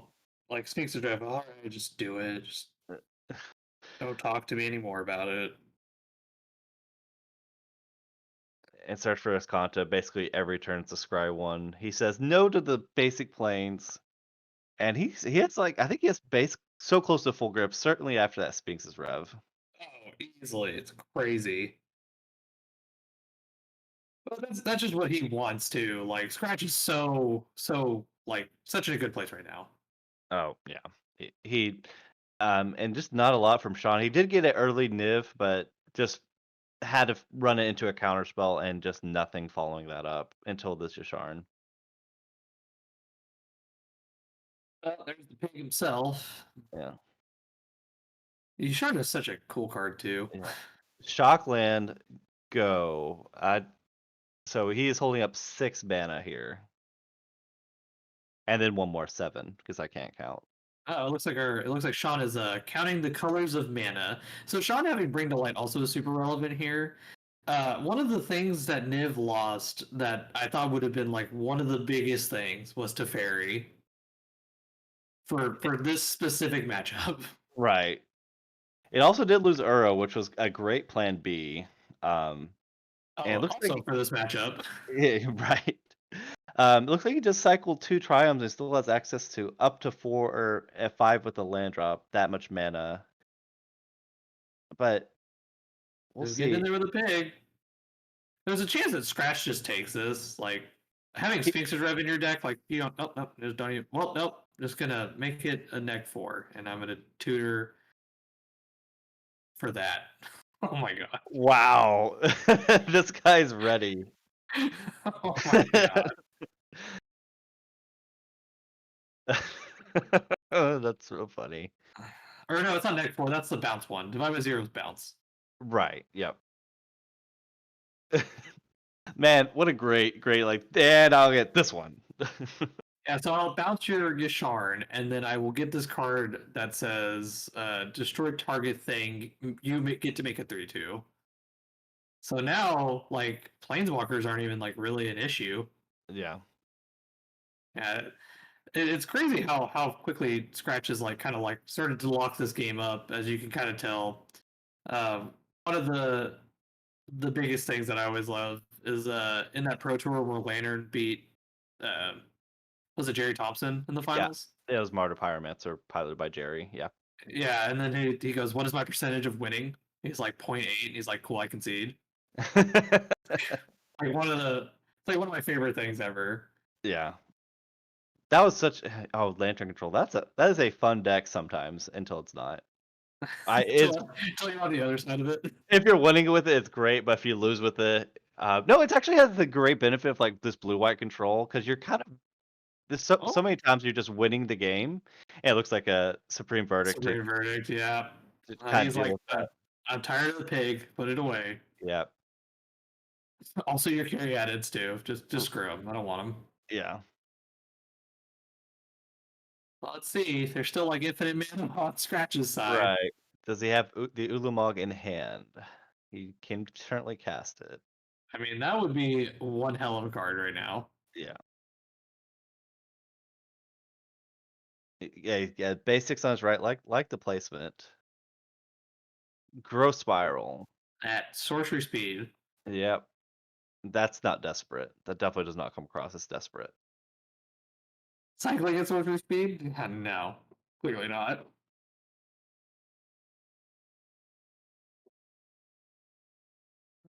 All right, all right. That looks like Rainbow. A BT. Oh, well, we tried. Yeah. We And we do know he made does have reduced to memory already in hand, so he does have a known answer to whatever non-land permanent he's scared of. except for that. Okay. Except for the carry. All right. Plan B: assault formation, attack with the butts. This is how we. Yeah. I knew when this matchup was coming. I was ready. Right. So I think really Scratch is just trying to get to the Esconta flip, and Yeah. and now if there was ever a position where I think the game is really slipping away, it's this. Usually, Esconta being a flipped land is so powerful. I think I don't. Obviously, we don't have. Yeah, we're done. I was about to say the win percentage of I have Ascanta on the land side, that just wins the game. I think he's showing his hand too. He had another Sphinx's Rev, Zoria's Charm Quicken, uh, and then the known reduced to memory. Just wow. Yeah, and then It was not close. then the other sweeper, that white sweeper, what is it called? Well, he has a few. He has obviously Sell the Wreckage, which is kind of a pseudo sweeper, It's and the then one from Devastating Massacre. Strixhaven. Yeah, Yep. that one. Yeah, 6 mana. You can pay 4 mana. If 4 mana is pay, the opponent can bounce 2 dudes to their hand, and it is the board wipe, like you said. Destroy all non-land permanents, including planeswalkers and artifacts or whatever else. Destroy all non-land permanents, including my opponent. All right, so we did talk about briefly, but let's go ahead and go over the sideboard plan again. We'll go over the Niv player and their sideboard. Deafening Silence, Damping Spear, D-Spark, Hydroid Krasis, Ashiok, Dream Renderer, 2 copies of Deafening Clarion, Kimball, Council of Allocation, Unborn Ego, 2 copies of Notion Thief, Our Devastation, Shadows Verdict, and Thought Distortion. Same plan as we talked about earlier. Definitely think that like Thought Distortion, funny enough, is going to be pretty critical. Like, clearly Scratch is going to draw like infinite cards. Like that's his game plan. And if you can kind of just get a thought distortion and be like, hey, this is uncounterable, I'm gonna look at your hand, and if you have all gas, I'm gonna rip all of that out of your hand. Right. Uh, Notion Thief, I think, funny enough, being a flash creature is more important than being able to draw the extra cards off of it. But being able to, like, Scratch will go end step, I'll draw 5 cards with, Sphinx's Rev, and you're like, yeah, no, I think I will. Right. And then also I like Hydra Crisis a little bit too, just as a uncounterable. I will draw cards and gain life doesn't matter, but you draw some cards. The matchup On the definitely guys feels like there. it's going to come down to which player can draw more cards. And as the Niv deck, you got to, like, because you saw right there, he had Dreadboard was the last card in his hand. Yeah. Yeah, and that's the unfortunate part about when you play Do Nothing Control. That is a dead card, and he had quite a few others too. It was basically an unwinnable game. Once we flipped over to the So, Escantas. coming from the blue white deck, we have Aether Gust, Ashiok Dreamrender, Damping Sphere, Devote Decree, Environmental Science, Fountain of Renewal, Grafdigger's Cage, 2 Mystical Disputes, 2 Narset Reversal, 2 Reduced to Memory, and a Sorcerer's Spyglass. What do you think he's bringing in? So I think Mystical Dispute is a very strong card against Niv. That some of the high impact cards are blue, and just being able to counter it very effectively is certainly fine. Ashiok does have text. It does turn off Bring to Light. So I do kind of like that one. Narcissus Reversal, you can actually copy their Bring to Light X equals 5. Play your own thing. Even if it's just a counterspell for their original one. Dig through your deck and counterspell. And Aethergus is a very strong card against Niv to Light. These seem like they're not as high impact as the Niv to Light deck sideboard cards, but I think they're certainly worth bringing in. Yeah, I think Mystical Dispute is going to be the key card. Funny enough, Niv and Bring to Light are both blue. And honestly, with how long games can go, you could just hardcast Mystical Dispute against, like, if Sean tries to hardcast a Tibble. Right. Yeah, Because I definitely could see that happening where Sean just is like, all right, I got 7 mana, Tibble. yeah. That certainly can come up. I've certainly seen that before, where it's just like, all right, play this as a 7-man planeswalker, the forgotten mode of it. It's a secret mode. You have to unlock that mode. Right. If Magic was a video game, that would be an achievement to cast it for 7 mana by tapping 7 lands. It's just like casting Karn for 7 mana. That's not Tron lands. It's a secret. Yeah, sometimes you gotta do that sometimes. Oh man, Blood Moon's one hell of a card. But I do think that Scratch, looking at his main board, he does have some cuttables, but his main board's like really well positioned against his deck. Right. I think maybe Divide by Zero is might just be worth taking out. Just the impact is just a little too low. Yeah, I mean, his learn package is only 3 cards, and like the other thing of lessons and learn is you can discard a card to draw a card. So, but you already have like so much better card advantage than that in your Yeah. deck than pseudo cycle. Right. There's also Summary Dismissal as a 4 mana value, or like exile, also basically exile the stack for 4 mana. I don't think it's not very efficient. I think it's a cuttable card. I am curious though, like, to see how Sean is going to play around this. Like, if Sean's going to go for the approach of like, maybe if I just cast things fast enough, he can counter them. Because if you do look at, well, now with Dispute being boarded in, I think that becomes less of a reality. Because now Scratch just has to leave 1 mana up at all times. Right. And like we discussed, like with Niv and Bring to Light both being blue, and those are like your best cards in your deck. Right. So with the Niv deck, though, we have a ton of cuttable cards. As we discussed, like Domri, Dreadbore kind of has text, Extinction Event, Yasharn, like you said, Yeah. Utter End, and Vanishing Verse. And if I think honestly, he might bring in Unmoored Ego and keep Slaughter Games in just to nab counter spells. Oh, so not even going for win con, just to go for I mean, I think it's better to go for one cause, but you know, sure. I mean, make the blue-eye player. I mean, the blue-eye player does have also a Marius call, which also can win the game and has I mean, these are like not ways he wants to win the game, but a Marius call and Castle Arden Vale. That's absolutely true. Those are win cons I missed earlier, but yeah, those certainly are. Amir's Call, 7 mana, create 2/4/4 angel tokens with flying. Um, and then a great win con built into the land, Castle Ardenvale, pay 4 mana and tap the Castle Ardenvale to create a 1/1 human token. That's great win con. It doesn't see a lot of play, but in blue white decks in Pioneer, it's certainly good enough to be a win condition. It just really shows like the diversity with like what happened, like the difference between Modern's power level and Pioneer. Like Castle Ardenvale in Modern is like almost like unplayable, but in Pioneer, like it's actually like a really crucial card. We also got an update from the other table. Abzan Taxes or Abzan Midrange beat Risen. So Sir Epic beat Risen 2-0. Yeah. Oh wow. So that is game set and match. That's kind of what we thought would happen too. Just it seemed like the threats were just incredibly strong against the Phoenix player. I think Risen probably isn't terribly surprised. He probably wants to try to dodge it for the remainder of the tournament and have other players eliminate the deck if possible. In this tournament bracket, it may be almost impossible to do that, but we will see. Oh, yeah, showing up and you see someone who's on that deck, you're like, please. Right.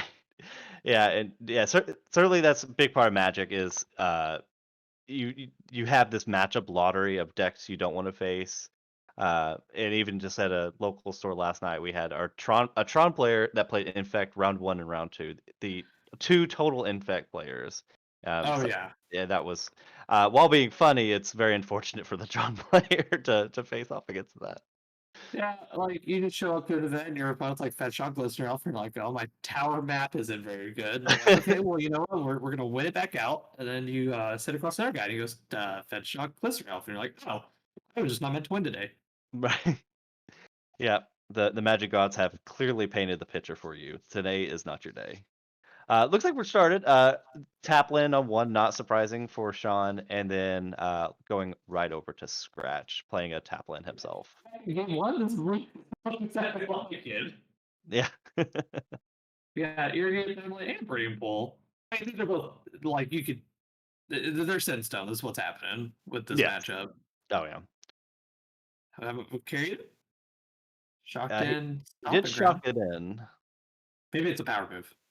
It could also be potentially a growth spiral end of turn. Or maybe even just do it sorcery speed if you really want to resolve.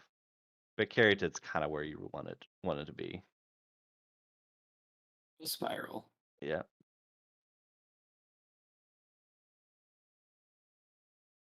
Oh, okay. I was gonna say like sometimes seeing sorcery speed growth spiral really like scares me because it makes me think that hey, I don't have another land and I'm trying to find one. Sure. Yeah. But it could also be like, hey, I don't want Scratch to randomly counter it. So Right. Yeah. unfortunately, it's also blue.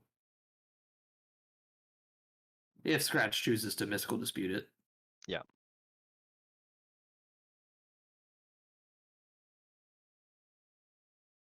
Looks like we have a Steam Vent stepped. Domri. He kept it Domri. Does Domri do things uncounterable? It does. Yeah, it's +1 ability, add red or green. Your creature spells cannot be countered this turn.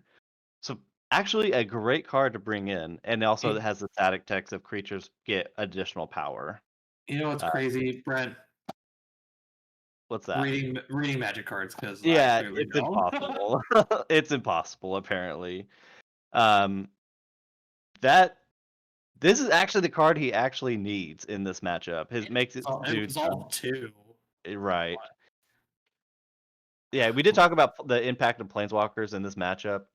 We're gonna see it here. I think he went ahead added red or green. I don't think he has all 5 colors. He lacks the black mana, but just having that card on the table is just where you want to be. Could have a nasty math right here. Oh, yep, there he is. Yep. Pretty decent. Omnath Logos of Creation, for those who may not know, enter the battlefield, draw a card for 4 mana as a 4/4, cost white, blue, black, or white, blue, red, and green.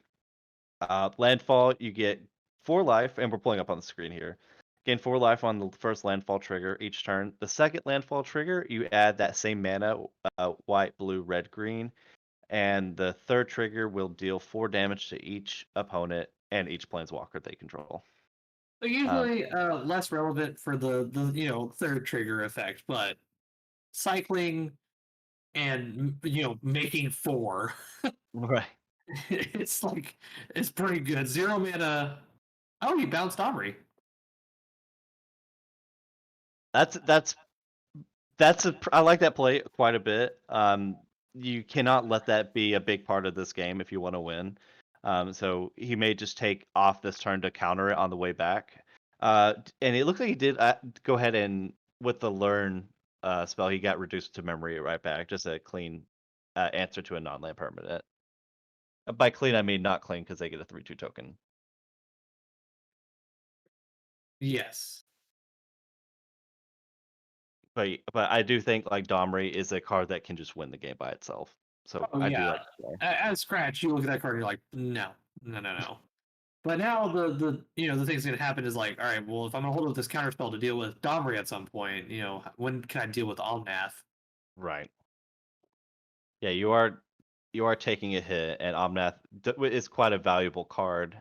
It could just gain you so much mana, and Being a he's a 4/4 4. body Right. is so large. Yeah, one thing I'm a little surprised to see, and maybe this there's no mystical dispute for the NIF player for Sean. I definitely That's was surprised by that there's yeah, like no real counter spell, like kind of like reactive answer. I mean, I guess maybe you're banking on Domri being your, anti-control card, which he does a right. he does a phenomenal job of doing that too. After you read the card. Yeah. All right, he's saying screw it, bring to light for X equals 4. Yes, we're still missing that sacred black mana. Oh, there you go. There it is right there. Yeah. Mystical Dispute being a 1 mana counter target spell. Yep. That And card's so good.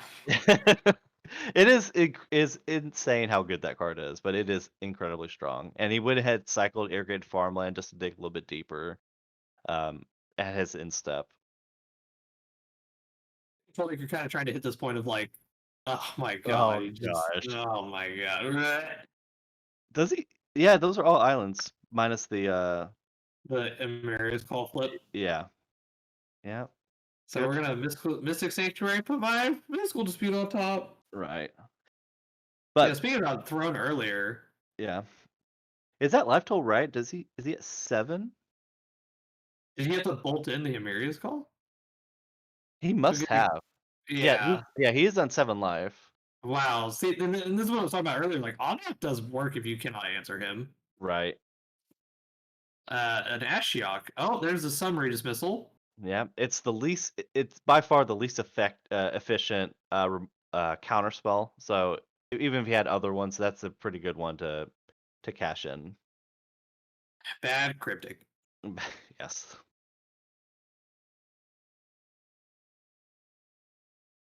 Well, we got to try to find it. We have an answer for Omnath in hand, but I believe it is sorcery speed. It is a sorcery, and it does leave a body behind. So maybe you want something a little bit cleaner. I was gonna say you just kill it and Teferi minus on the token. Don't have Teferi. Oh, if you have Quicken, and he does, if he does have it in hand, that would be maybe an okay sequence. I mean, that would actually be like really good here. Do it during combat, stop Omnath from hitting you, and then you still get to hold a dispute in your hand to counter a Niv that comes after it. Or Except, even just draw step just to prevent the landfall triggers. If he plays Fable Passage, you're not gonna be tickled by that. Well, now we found our black source, it seems. Yeah. And he's untapped, so he has plans for it this turn. He said, I'm ready to rock. Yeah. And Oh, that will we put him left down to off. 3. That's okay. Lightning bolt. And here's Domri with 3 more mana available, so he can pay for the mystical dispute, and it does resolve. And my Domri fight target player. A Colossus! Clothis! And it's uncountable? Woo! Oh my god! And you can represent mystical dispute, even though this is deckless, but you can represent it. But the fear of God in someone. Right. Yeah, I was gonna say Yeah. that is a pack it up right there. Yeah. No, pump fake? No. No. Yes. Okay. I love that pumping. You thought I was conceding, loser. But Domri, that was the MVP of Oh, game 2. oh my god, he carried that game. Someone get that man like crutches because his back's gotta hurt. Oh my gosh. He could That is- use his staff as a cane, so that'll help a little bit. oh yeah, it was insane how much he did carry that game. He had to be answered. I mean, now one of the other MVPs for just being a 4/4 was Omnath. Right, yeah, I guess it actually did like 12 points of damage. Like, yeah, it did fine, but Like Omnath was a basically just a format 4/4. right, it's good enough. Man, that was such a good card. And what a game. That must be exactly how you want that to play out. Just getting a Domri resolved and then just an uncounterable Omnath too. Yeah, easily. Like Yeah. that is exactly what you want in this matchup. Yeah, 'Cause, and like you just saw the powerhouse he just did. yeah. I mean, it was kind of crazy, like how much work Domri really did, and after you read what Domri does, it makes sense. Right. And even if he did have a counterspell, you're probably okay just let it go and like, all right, fine, Clothis. Oh, yeah, easily. It was really crazy how powerful. Like Clovis was basically just the checkmate card that I kind of Oh, saw. Like, hey, I'm just doing this and deal with it, and you can't, right. so you die. Yeah. Yeah, Clothis. Great card in Ponza. Just as this is a burn card. Like I will just burn you for 2, and then if I need mana, I can get mana too. It's just an incredibly strong card. So, like, tell me how you feel this game 3 is gonna go. Well, seeing Domri, that makes me kind of have a completely different perspective. I do think that the sideboard cards of Niv still are big enough impact to kind of tilt it a little bit more in the favor of Sean in the post-board games. But it's so tough. It's so tough to pick one. Both games were really good, but they're both very one-sided in each direction. So it's hard to say who I think is gonna win. I do think like the fact that the blue-white control player just has to answer the first. If it could cancel or play a counterspell on the first threat, or even the first and second threat, and have minimal card draw, that's a pretty good favor for the control player. But it's so tough. What are your thoughts?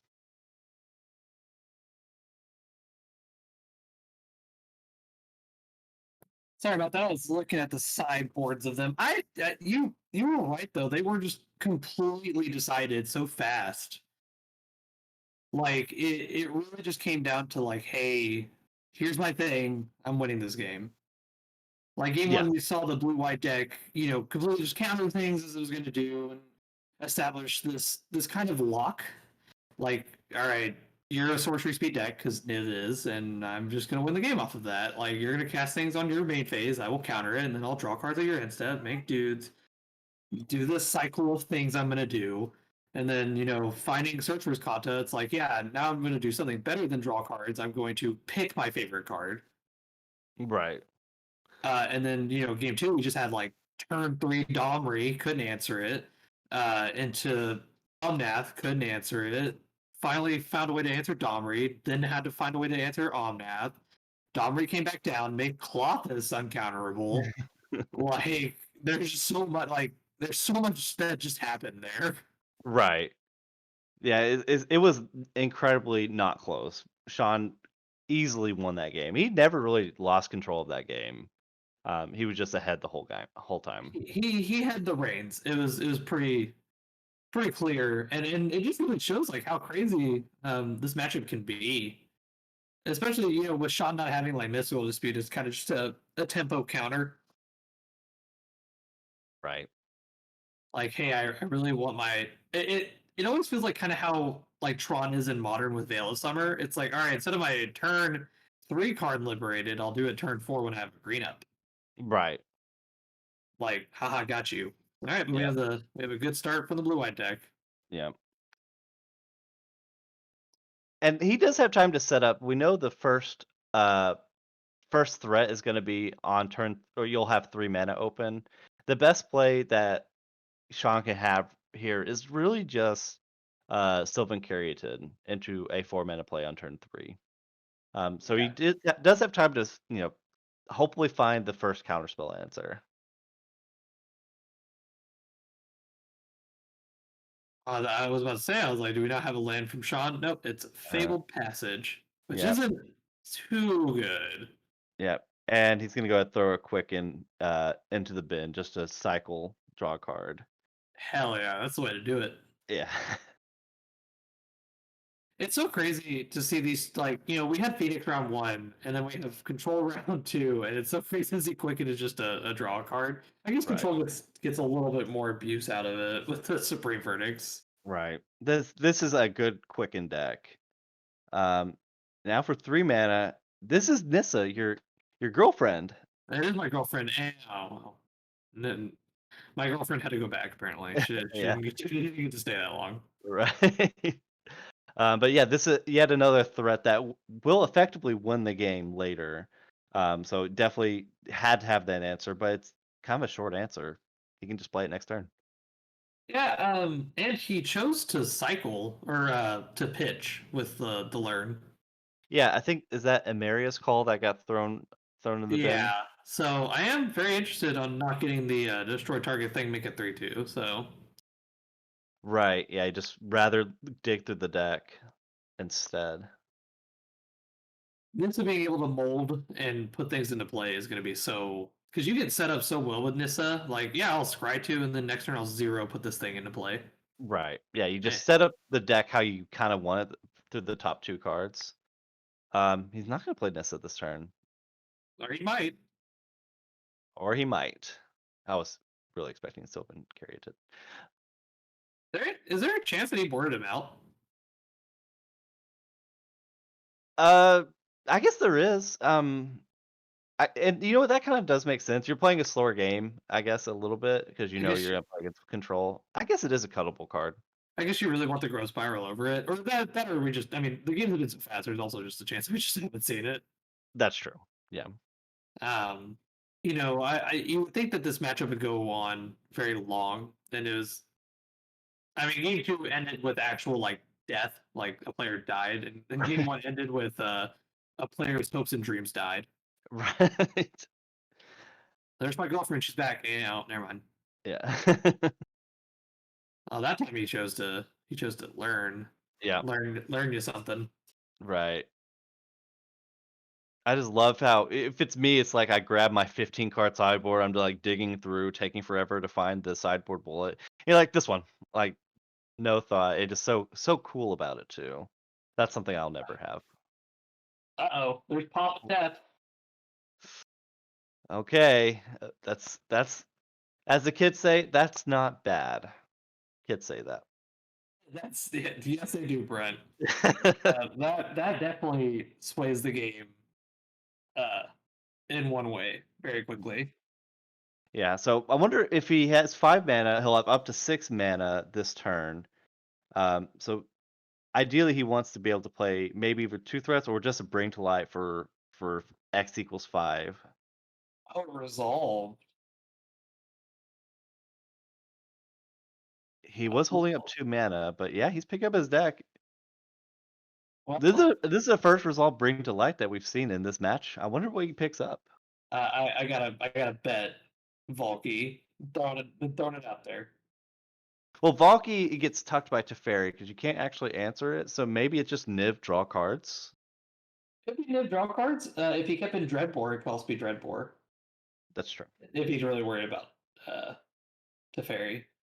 The thing though is that whatever he gets, it does cast. So there is a chance that he let Brandolight resolve to see what he gets, and then chooses to counter it. Slaughter games could be into D Okay. D Spark. Okay, so he did choose to get an answer. Yeah. And actually, funny enough, that's a really good answer too, because with the Elixir of Immortality, that means that win condition is now gone forever. Right. Yeah. Very very few win conditions in the deck. He certainly does have some, and they are decent. But Teferi is one that is now removed from the game. We also have the other arts pulling up too. God, I love all those arts so much. Cole? Do you know what I love? What? Cards I can read. I know you weird man. Super anti-fun, everybody. But we'll pull up the legible Strixhaven art so that Brent doesn't complain about it. Oh, that's what this does. Okay. Okay. Now with the words you can read it in the native language and know what it does. That seems pretty good. I hate you so much. Okay. Oh, we have a Notion Thief in response to Castle Ardenvale activation. Looks like he just made a token and he's like, "All right, shield down, let's play Notion Thief." It's very unfortunate that Notion Thief doesn't block this 1/1. That's true. Right? I guess it could if he really wanted to. Right. It's like, you know what? That's just too threatening. I'll block.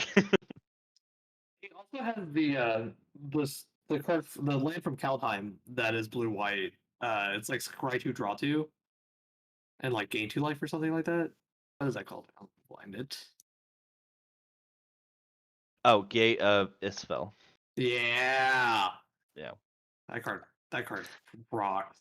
You know, you could argue for Castle Ventress, like slightly. Not a great, maybe not an argument that's worth having, but Castle Ventress, I do like that card quite a bit. We did choose to get rid of Notion Thief to give our opponent a 3/2.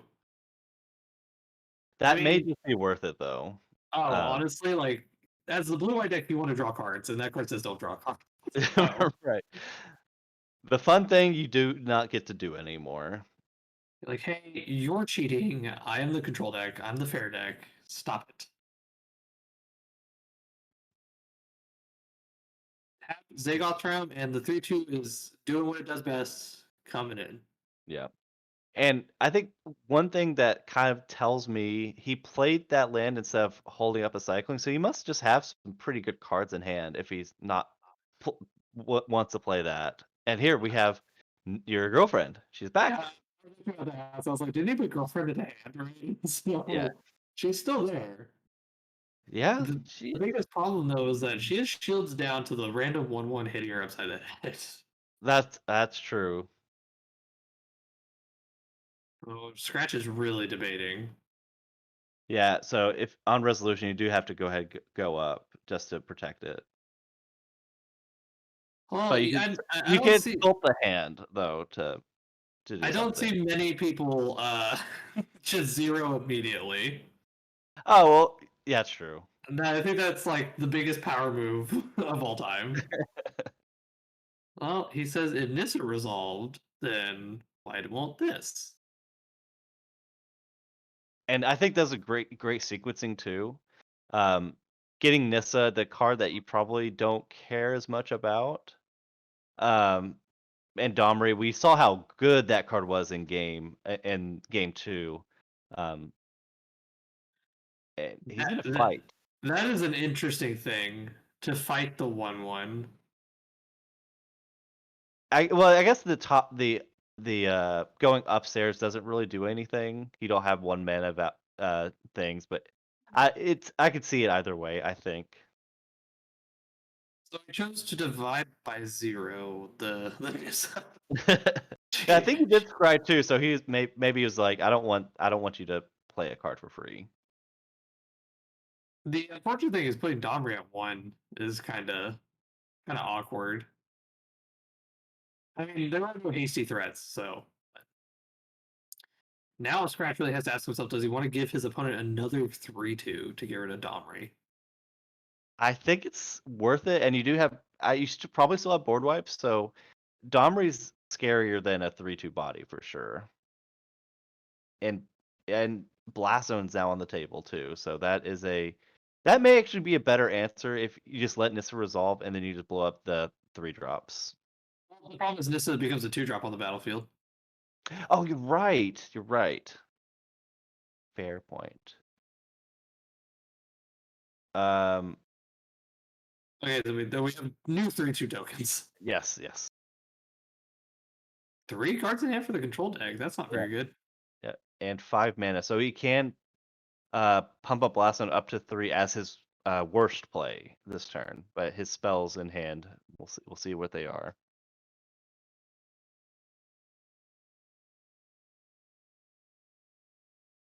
I'm still Okay. I still think Sean does have a good hand because I said last turn he played a tap land as opposed. So he's like, I would rather have access to mana than a different card. Oh yeah. Well, I mean, the way you're going to beat the control deck is playing 2 spells a turn. Right. And here's a Breach Light for 5. Well, I think now is definitely Tibby time. I certainly could see that too. That's just such a tough card to answer. Like Tibby or Niv are fine. They both kind of do the same thing in drawing cards, but Tibble kind of gives you that inevitability of like, I'm gonna definitely win this game. Right. Yeah. Yeah. Tybalt. So for those who don't know the card, it says win the game, but it has a lot more words on it. Yeah, honestly, all you need is just it wins the game. Right. And we have it pulled up on the screen here. You get the emblem where every card exile from Tybalt, Cosmic Imposter.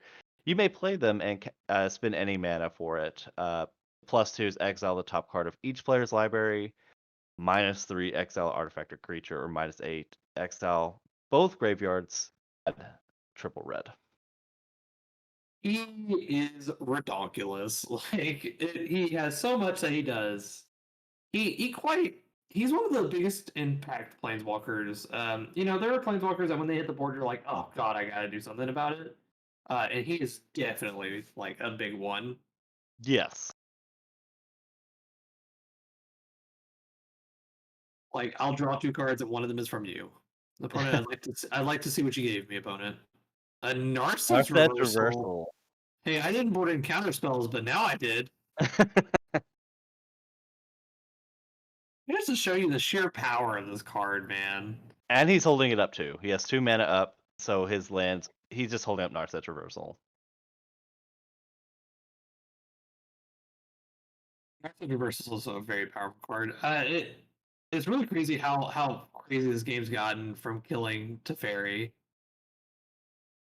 Right. Like how far away the game is gone. Yeah, and Scratch is forced to just make a token just to soak up 3 damage. He's pretty far behind here. All right. Like, I mean, if he had that big old sweeper. Yep. I think he played Mystic Sanctuary, putting what did he put on top? The destroy target thing. Oh, the lens spell. Give him a 3/2. Reduce to memory. Yeah, if that just might have to be your best play. He can Gates of Istenfall right now, I guess, if he wants to draw it right now. I mean, yeah, if you're gonna put it on top, you have to draw it right now. Yeah, you don't want to draw 2, and yeah, I think that's exactly what we're doing. Oh yeah, it only draws 2, gain 2, not to cry. Card's not infinitely amazing. Yeah. All right, we're saying, hey, give you. Wow, that's a lot of damage on board. Yeah. 369. All right, we're gonna growth spiral. So I think if you're the Niv player, you're just like in the driver's seat right now. Yeah, I think you're expecting these tokens to die this next turn. And you know you're paid. It's a reversal to like. Well, I guess it doesn't really protect from rats. Right.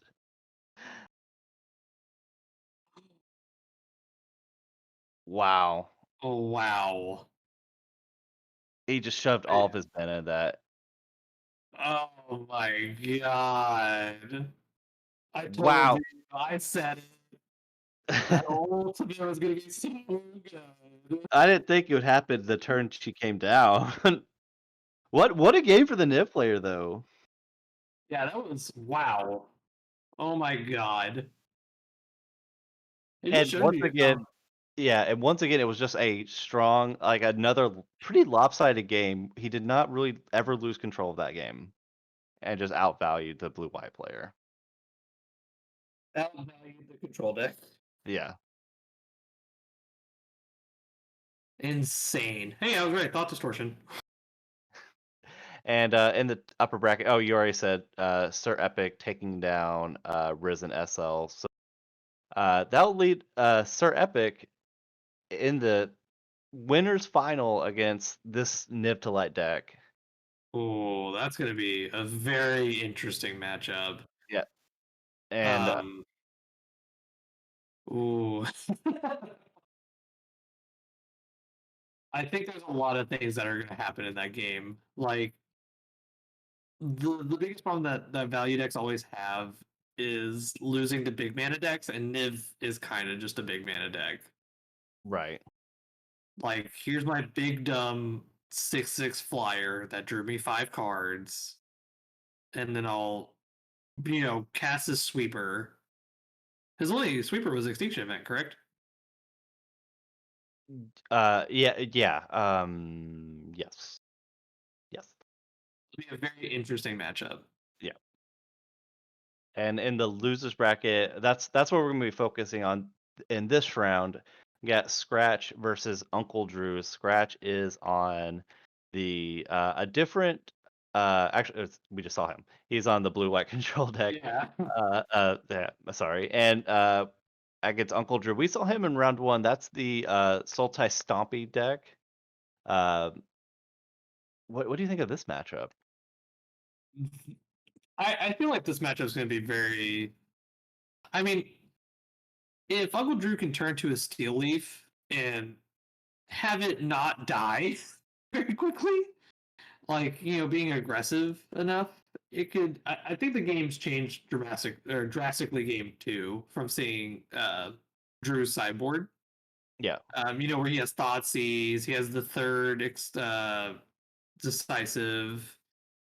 He has stubborn denial, Right. because the problem with the deck is kind of what you saw with the Phoenix against Risen, where his stuff just died. He didn't get to play the game. Right. All right. And the match that we're going to be watching is we're going to go back to Risen. He was our Flappy specialist, Blue Red Phoenix. That's going against 4 random letters RQFE, Esper Control. That also is going to be a very interesting matchup. So we haven't seen the Esper Control deck yet today. Yes, this is new to coverage right now, or for today. But it looks like 2 Teferi here of Dominaria, a single creature Skyclave, Cleric, 2 mana 1/3. I'll read this one off. 2 mana 1/3 uncommon from Zendikar. Enters the battlefield, gain 2. It also has it's a multiple card, so you can play as a tapped white source. Yeah. And just I guess this actually does seem, just kind of looking through the list, it does seem roughly similar to what you would see in the modern variation with 4 Fatal Push. I guess that's actually that's the only difference. Also, Vanishing Verse, that's a pretty good card for Esper Control and even Niv to Light decks. Just have black, white, exile a monocolored card. This one is a little spicy. It 3 Approach of the Second Sun, as it's just kind of screw it, I'll win this way kind of card. Oh, he chose that he wanted to win the game much Yes, faster. right. Screw it, I win. That's the plan that he has here. And Food also will do so much work on that. right. But I think, like you said, this will come down to how relevant is the Stompy player's turn 2 play, or the Phoenix. What are we watching? We're watching Phoenix. The I'm Esper sorry. Control against Phoenix. Oh my So, gosh. Okay. No, you're good. So I definitely think this matchup is going to be super critical for the Phoenix player.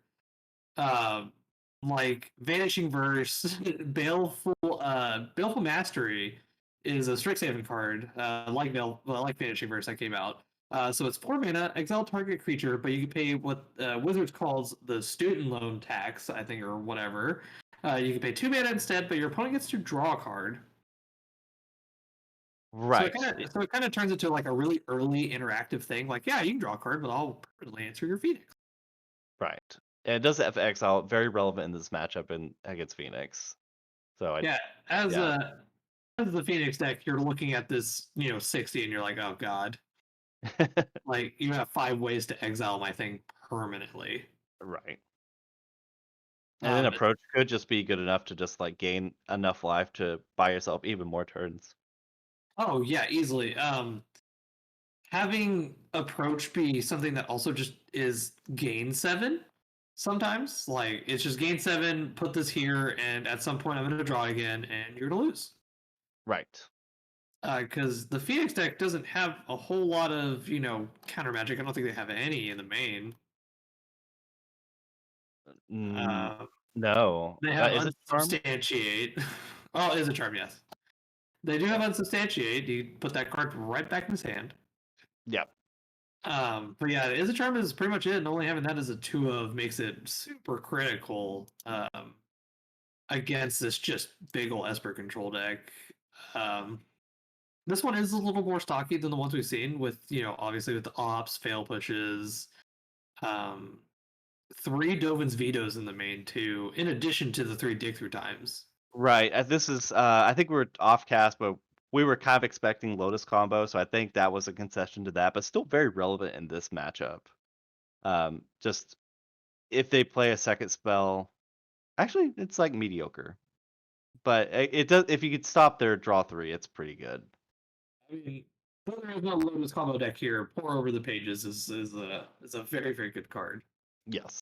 And having them go, hey, I'll draw 3 untapped dual lands, both of them being produce 3 mana, like Yeah. now looking at the Esper Control sideboard plan, what do you think is gonna happen? So Aether Gust is an incredibly good card. I think both copies will come in. Test of Talents is probably just a little too mopey. Probably just not relevant enough. Skyclave Apparition might be okay. I don't think it's terribly good. And Extinction Event is actually very good. If they have Phoenixes on the table, you can just exile any number of copies that they have in play. Baneslayer Angel, that takes us back. That's gonna be really good in this matchup. And thought Angel's gonna be so strong. yeah, and then card that's probably not gonna come in, Thought Distortion. But yeah, Aether Gust I like, and Extinction Event, and then the Baneslayer Angel. So quite a few good cards to bring in. Yeah. The other very key thing is that in the Phoenix deck, uh, Phoenixes are 4 mana, and so is Crackling Drake. True. Yeah, that's So true. being able to Extinction Event and go, hey, your whole board is gone forever. Right. I definitely think that's going to be a very, very critical thing that happens. So I'm definitely very curious to see what all is going to happen with that. I think Baneslayer is going to be such a huge carry, though, being able to gain life and being a 5/5 first striker. Right. Yeah, it will just win combat. It will win all of the combats. You don't get to do the neat trick that you did against the Stompy deck of I'll double block your 6/6. Oh, yeah. That is just a bad block. Yeah. All right, and we are heading there now. We have Risen on Blue Red Phoenix, as we talked about, and then RQFE. He's going to be supporting Esper Control. I think game 1 is going to be very critical on who's on the play. Yeah. Maybe we'll get to see that thing that he told us about. We're quickening a ancestral recall. That would be pretty good. Being treasure cruise. It'd be very interesting to see that. Card advantage is going to be a huge deal. Yeah. And it looks like the Phoenix player, no turn 1 play, just the Steam Bits coming in tapped. No, I apologize. He played a Watergrave tapped the Esper control player, and we have 2 mana holding up. Going into Charter Course. A little setup here. As the Esper player, you feel like, yeah, you can have your cantrips. I don't really care about those. Right. What I think is interesting in this matchup, the Fatal Pushes, they're not great here. It's very hard, and this deck does not run any sort of, or has 2 Fatal Passages as its only Revolt um, in the mana base, so it could be very hard to deal with. That's your removal card. Another comparison that we make to modern, like, Fatal Push in modern is basically destroy target creature 4 or less, always. Yes. But in Pioneer, it's so much harder to just, get there. Yeah, it's, oh my gosh, it's very, very difficult. I don't even think there's any silly things you can do, like bounce a card or anything. I think it is strictly Fable Passage. So most of So the time, I think that we're probably going to see the Esper player sit on a Fable Passage on the battlefield. yeah, I think if we get to the late game, I think that's certainly what you want to do. But having, like we talked about, Baleful Mastery, Vanishing Verse, like, you have so many answers for the Phoenixes anyways, so there's a chance True. that you just kind of accept the dead card in your hand. You're like, whatever. Yeah. But a little slow. He is holding up Cryptic Command. And the Phoenix player has only played Charter Course on his turn 2, and nothing following that. We don't have a Phoenix in the bin yet, I don't think. Yeah, there was one on the Charter Course, but that is his Oh, only there's one, graveyard. okay. So, I mean, that is kind of a threat because it doesn't matter if the spells resolve. It just Right. matters if you casted him. So there is a chance that he just kind of shoots a shot, but we'll see. Yeah. How about just 4 mana, 3/3 haste? How about I just great value my Phoenix? Oh, well. That's a good answer. That's the one we were talking about earlier. Vanishing Verse, just exile the card. You do not have to worry about it anymore. That copy. As the Phoenix deck, I definitely would hate all this in every way. Right, yeah. You don't really have much going on, and you're forced to play 4 mana for your 1 Phoenix, and it just cleanly gets answered permanently. So that's pretty rough. It kind of comes back to being a threat light kind of scenario again. Like, you really only have in Phoenix, you only have, I think, 7 threats. 7 creatures, yeah. Or no, you have Brazen Borrower. Yes. So okay, so you have 9 of them. Yeah. So, but still being, unlike the modern Phoenix deck when it was a thing where you had Arya Flame that you could bring in to kind of do what you needed to do. Yep. You just don't have that. Right. And here's pieces of the puzzle. This would be a great card to resolve. I think Strafe RQFE is thinking about what he's going to do here, but this would be a great card to resolve. You put Also, 5 looks like cards. RQFE missed a land drop too. Oh, yes, he did. So he has spells in hand. We definitely know that. We know how good that is. Yeah, spells are good in this game.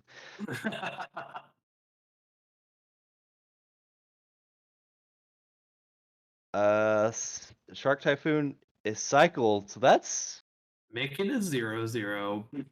hey, revolts on. Oh no! You let me do it that way. Oh man. Yeah, you get your Phoenix back. I don't care. I have Fatal Push now. Yeah, sometimes you have to dig around the stump. But not too much help in that. Oh, that was a bad pieces. Yeah, it has the consolation prize of just being mana for a treasure cruise later, but that's not really what you wanted to see at all. I think he gestured to pass the turn. It looked that way. Yeah. Yeah. Well, remote's gone. Whoop. Yeah, you got to play around that. So you got to wait. Now's not the turn. Hey, he's hold on to that Fatal Passage. Oh, we have a Glacial Fortress. Yeah. We found our land.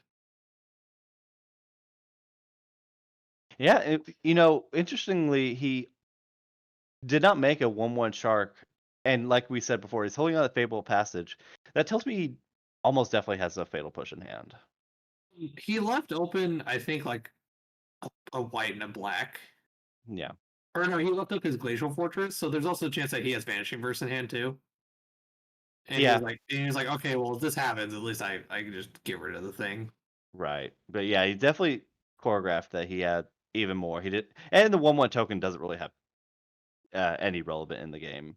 So I He's definitely probably see gonna that. try to hard cast one of those. Yeah, oh, that would be a pretty good in the match.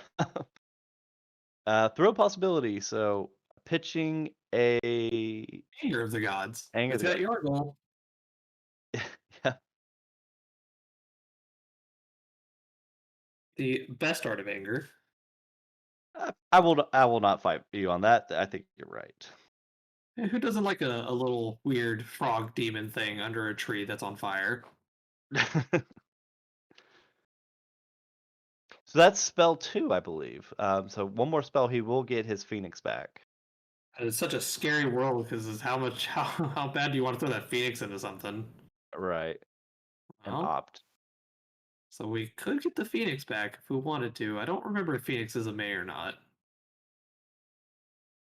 We find out. I think it is a mandatory play. And Vanishing Verse the second comes in. So that Oh is also yeah, it is a mandatory. mandatory. You don't have the choice. Yeah. Poor Phoenix had to run out into what it didn't want to run out into. Right. That's two of the four down. Yeah. Two of the four down. And interestingly, he did crack the Fable Passage. So now I'm less confident that he has a Fatal Push in hand. I don't know the chance that he's like, all right, well, now I'm going to Teferi. Because he does play two. That's true. He might just be like, all right, you're not doing anything else. Yeah. I wonder if what his amount of spell, like thinking about Crackling Drake, Well, that's because why he cracked Fabled Passage, is a dig through time. ah, The good old Brent special. pretty good card. So good, it's banned from Modern. Yep. Interesting, while he chooses his dig, interesting thing someone brought up to me is look how good Treasure Cruise and Dig Through Time are in Pioneer. Like Treasure Cruise is only played in Phoenix, so they should unban it in Modern, and I thought that was the craziest statement I've ever heard in my life. That is a bit wild. That card's pretty good. I don't think I that's a was good like, yeah, the argument. fetchless format Treasure Cruise, of course, is not very good. Right.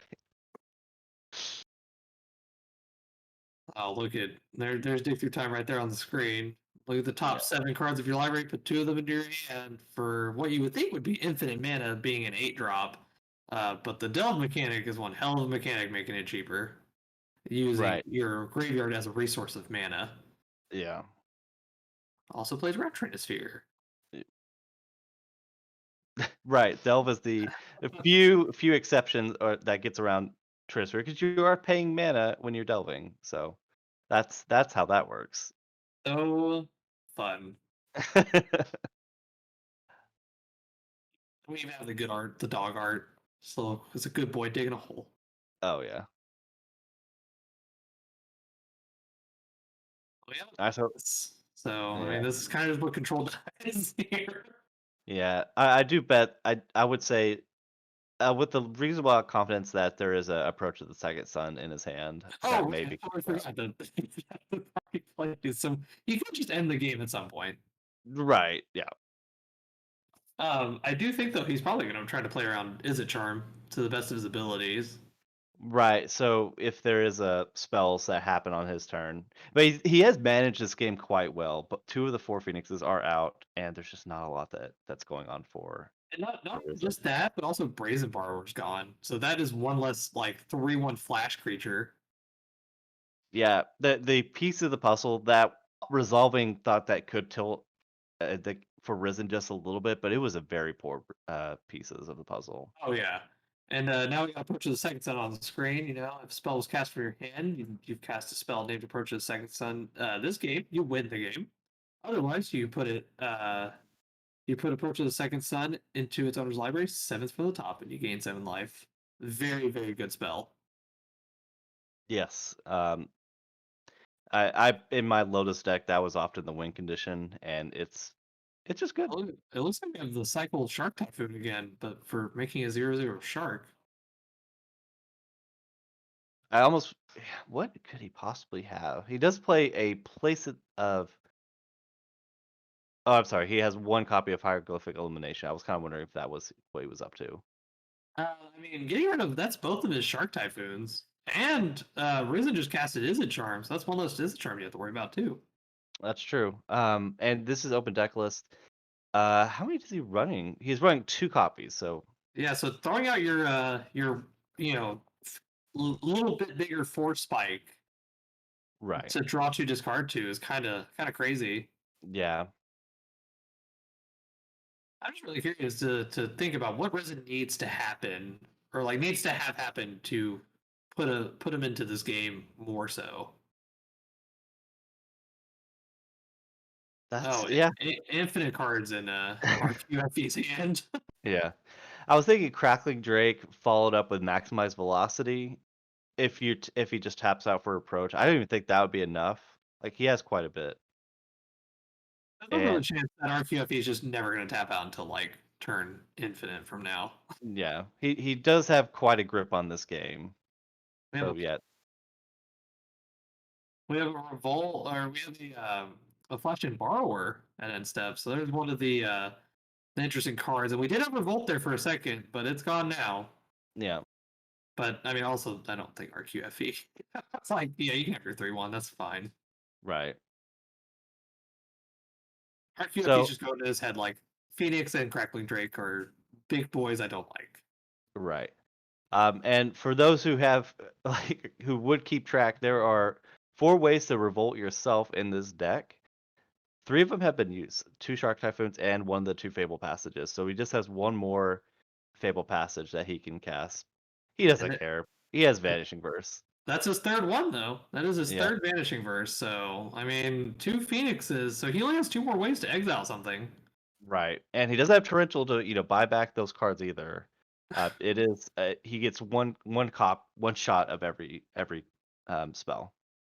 It is interesting to see in his list that he doesn't play Torrential. I always kind of view Pioneers like Torrential's all-star format. It should be, and Torrential dig through time. That's a hell of a drug. And just so many spots. I think that is an That is all-time. approach, Brett. No, That is no, I approach think the it's second son. okay. I know you can't read it. Oh, the name time that I'm a fool. Brett, you got me. I always get confused. Oh, never mind, I was right. Haha. Never mind. You know what? I was right. No, I was pretty sure it was approach. It was a wild card as far as the art goes. That card art is I beautiful. I've not seen that card art. That's what threw me. It is a mythic, rare Strixhaven Japanese alt art etched foil. It's infinite. Is there one thing about the Strixhaven cards that I hate the most about these? Is that they made some of them rares and mythics that shouldn't be, and I think that's so dumb. Yeah. Wizards, fix it. All right. So Well, we he have Crackling Drake. I wonder how infinitely large that thing is right It must be pretty big. Yeah, I think he's counting now. I don't think he can win in one swing, even with the approach coming in, but it must be a chonky boy. Hmm. Yeah, I was gonna say we I don't think we have Splinter Twin. Yeah, I think 10. Yeah, nice. I'm glad he had the dice. It is a 10 power creature, so it will take 3 turns to win. Yeah, we don't have the Splinter Twin of maximize velocity. Right. And he played Alright. that pass, so he may he may have the Izzet Charm in hand to counter a second copy if that's what he's afraid of. I He do didn't play any of the believe though that the Esper deck plays Supreme Verdicts. Yeah. spells. So this might be his thing he was waiting for. Yeah.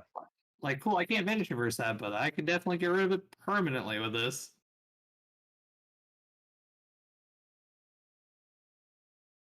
He might not even care. You may not care for the first one.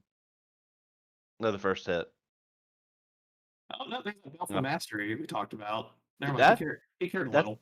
yeah, but that's an exile based removal spell. For what it's worth. I mean, he's at 22 life, so he's probably pretty safe from 3 power attackers. Um, Yeah, 4 cards in hand. yeah, Control deck is going below set or going less cards in hand, so yeah. not what you want, but Yeah. getting rid of something. But now, for all you viewers at home, we're down to 1 exile effect left, and I believe there are 2 Arclights left in deck. Correct? Yes. So if you're Risen, you're probably pretty ecstatic because you're like, all right, well, your Supreme Verdicts are kind of meh, so I'll just get it back. Right. Yep, there's one in the graveyard. If he has 2 spells, it will be coming back. Risen also hasn't played a Treasure Cruise yet. You're right, and he has a full playset in the deck. This could That's- easily be his spell 3. Yeah, this could be Risen's comeback tour right here. Yeah. I mean, obviously, if you're RQFE, you're just like, yeah, cast your spells. You might counter a Treasure Cruise though. Yeah, that might just be a little too good. Oh, strategic planning. Yeah, I don't think you care about that. Yeah. There's also a chance that RQFE has his last Vanishing Verse in hand. Yeah. Is that 1 card left in Risen's hand? It does look like it. If that's the case, then we are countering that. Yeah. We don't want to find more Phoenixes. It Yeah. says no more. You got to have your fun. Get your bird. Yep. Caw. I think kind of the threat of if he had 6 power, that might just be that clock which might just be a little too good. Also is really good because it basically just fogged the Phoenix anyways. That's true. So being able to like, hey, I'll just counter this. You can have your bird. I'll take 0 technically. Yeah. I mean, you're just begging for approach at this point. You're just like, all right. And this is a second turn where he's held up 2 mana. Yeah, the second approach does have to resolve. Yeah. So you got to really play around that. Yeah. And RQFE's counter magic is absorb, Dovin's veto. I mean, he's got quite a bit. Sinister sabotage, like Yeah. he does have quite a few things he can do to make sure that his approach is happening. Right, and he could just easily just draw a test approach just off the top and play it. Having 3 in your deck gives you a lot of ammo. Yeah.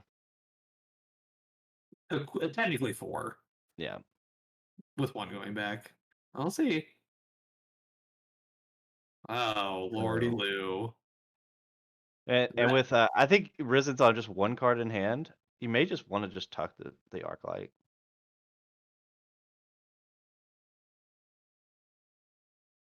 Yeah, Arclight would put T-Fools down to 2. Well, looks like he's upticking. He says, hey, I want to draw cards and untap mana. Yeah. I don't care about you and your Is It Charm, opponent. Yeah. And one thing, like if your Arclight attacks your Teferi, you're just like you're probably even more happy, right? You're gonna gain 6 life because he's gonna have to attack it again. Like you're Yeah. ecstatic right now. That is a battle. That's yeah. You might as well be at 100 life at that point. And opt. And like you said, he has not found a treasure cruise yet, and it may. Oh, he does not. Oh. Oh my god. Oh my gosh. Okay, he has a few cards. Infinite. He might just have a bunch of treasure cruises in hand, but I'd be surprised if he doesn't cast one, unless he's trying to dig for his 4th Phoenix. Yeah, I think he does have Is It Charm though. If he has that many cards in hand, surely some of those were spells. Even though Is It Charm it gets so much worse as we keep going. Yeah, look, it gets so bad. Like he might be just hoping that haha got him on the approach. Yeah. Discarded a magma spray.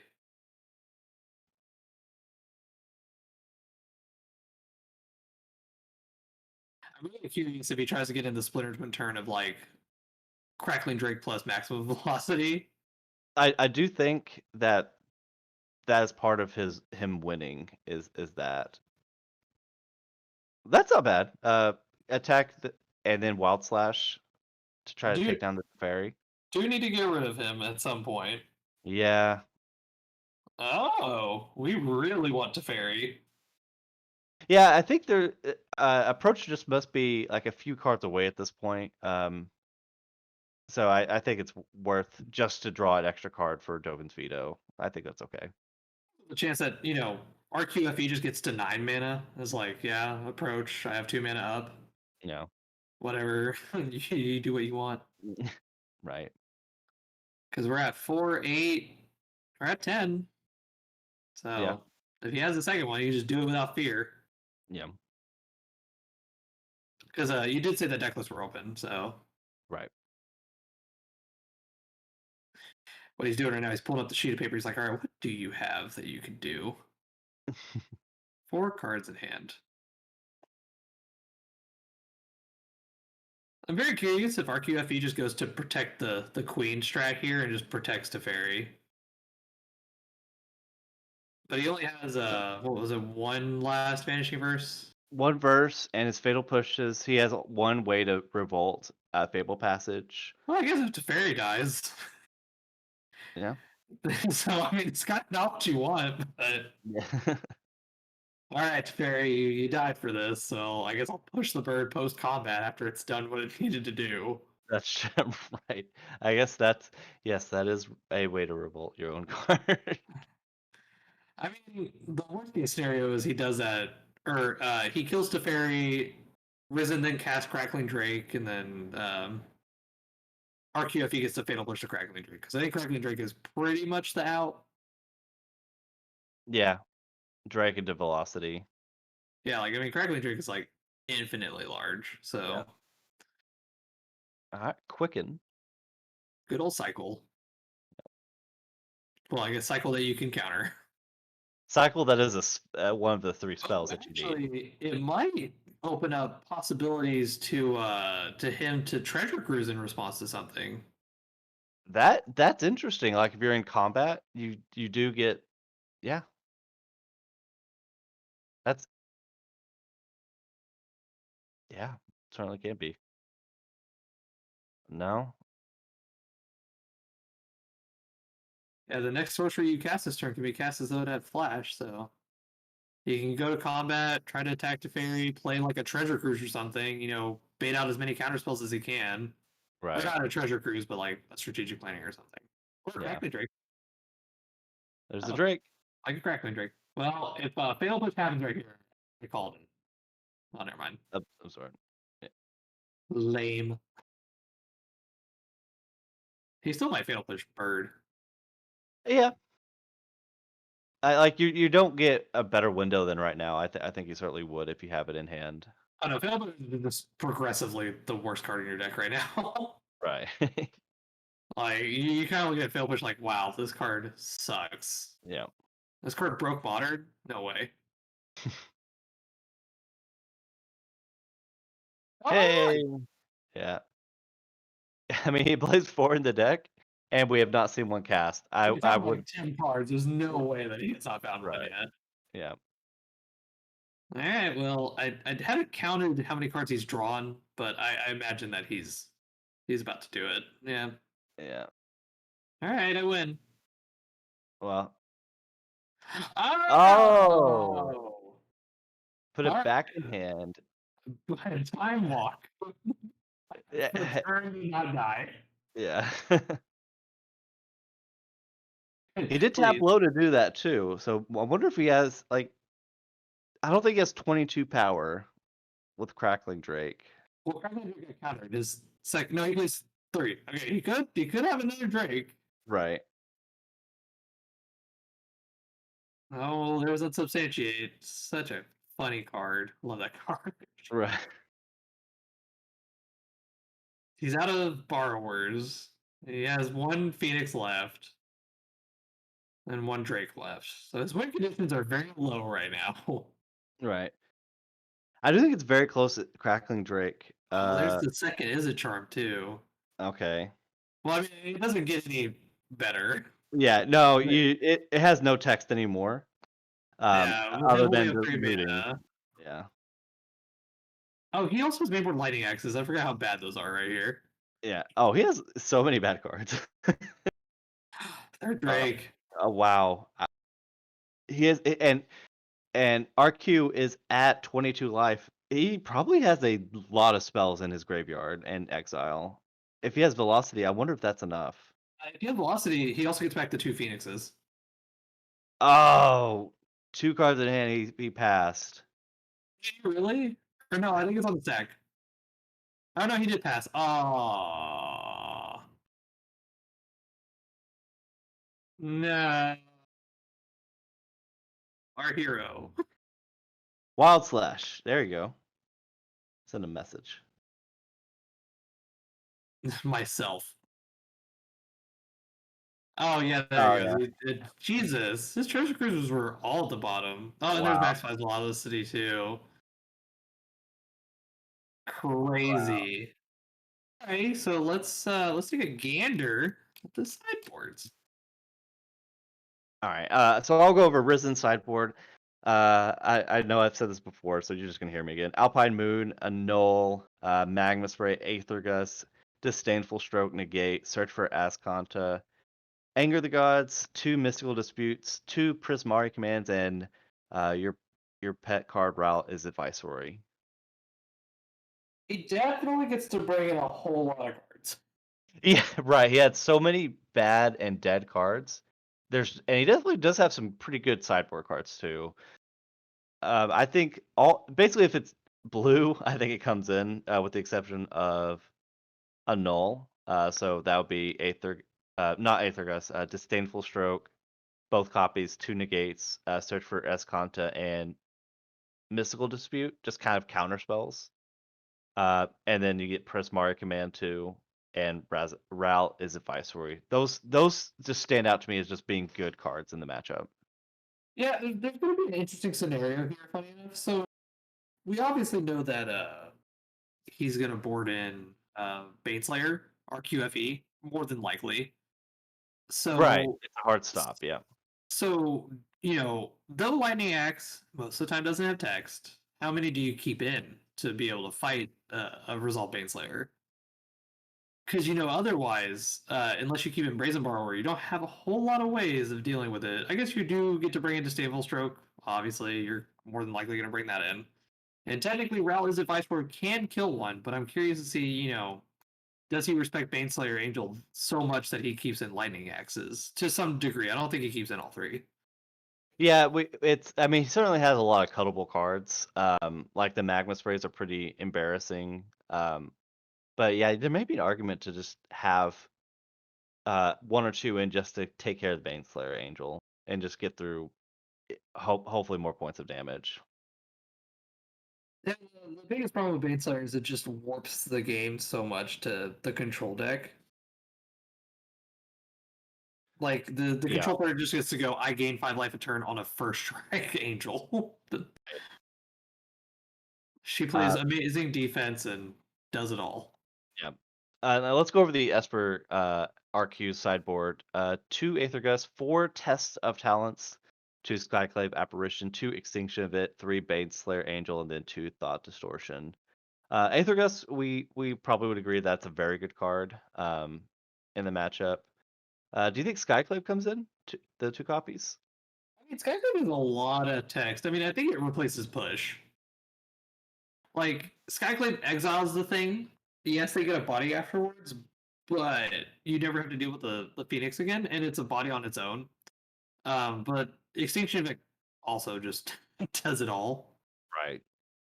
I'm really curious. I don't think he does, but Test of Talents does, like, if he's worried about Treasure Cruise that bad, it does just eliminate all of the Treasure Cruises. Right, and that's certainly true. He does have 4 in the sideboard, so I mean, that's very respectful of the Lotus combo deck that people were afraid of, but it might just be okay here. Uh, You do get to just turn it into a negate to some degree because you can fail to find. Um, you do get to like use it as a peek also. Like, hey, I'm gonna look at your hand and I'm gonna go through your deck and I'm gonna be like, hey, wow, you boarded all this in. Okay, now I know I need to play around this. right. You know what? I think just the upside peak makes it just like as crazy as it sounds. I think that makes it just good enough as well. And the floor is it's a negate. Yeah, like you don't have to rip cards away with it. You can fail to find, for the most part. But I don't Right. know. Like It's very interesting. Like if he values just a negate against Phoenix, because though Phoenix does win off of via like creatures, it is mostly a spell deck. right. Yeah, that's part of the combo. Is I dirtle, play my blue red spells, and then win the game. Uh, so I'm gonna assume though that Rizen's not gonna bring in Prismari command. I wouldn't think so too. The shock effect is not very impactful. The looting part is probably okay, and treasure token is like okay, and there's no shatter targets. I don't think in the entire deck, so I don't think it's worth bringing in, even though we saw how good that card was earlier. Yeah, it's kind of a worse Is It Charm, and Is It Charm has the extra text of counter target something at least. Right. Um, yeah, I mean, I think out of Risen sideboard, going back to it real quick, I think Disdainful Stroke's the easiest. Like that negate and Mystical Dispute are like easily the six cards you bring in. Yeah. All right, but oh, it looks like we're starting. Yeah. Charter Course seems to be the first spell. That is And the end of Phoenix. Wow. just the same. Well, the same start last time, but it did not. It was not a close game. No, he tried. We wanted to see Splinter Twin so bad. Yeah. I mean, I really wanted to know the power of that that training. Right. Planning maybe trying to find even more phoenixes. You have less agency here, though. He did opt to keep him Wild Slash. Yeah.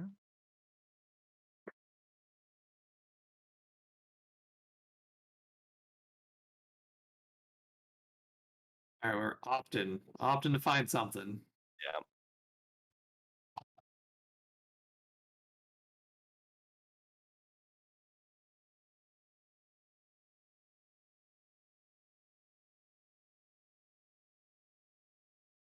Oh, we're really deciding. Yeah. How much do you if I'm glad Teferi's not on this format, but how good of a play would that be turn 3? Oh, against like Phoenix? Yeah.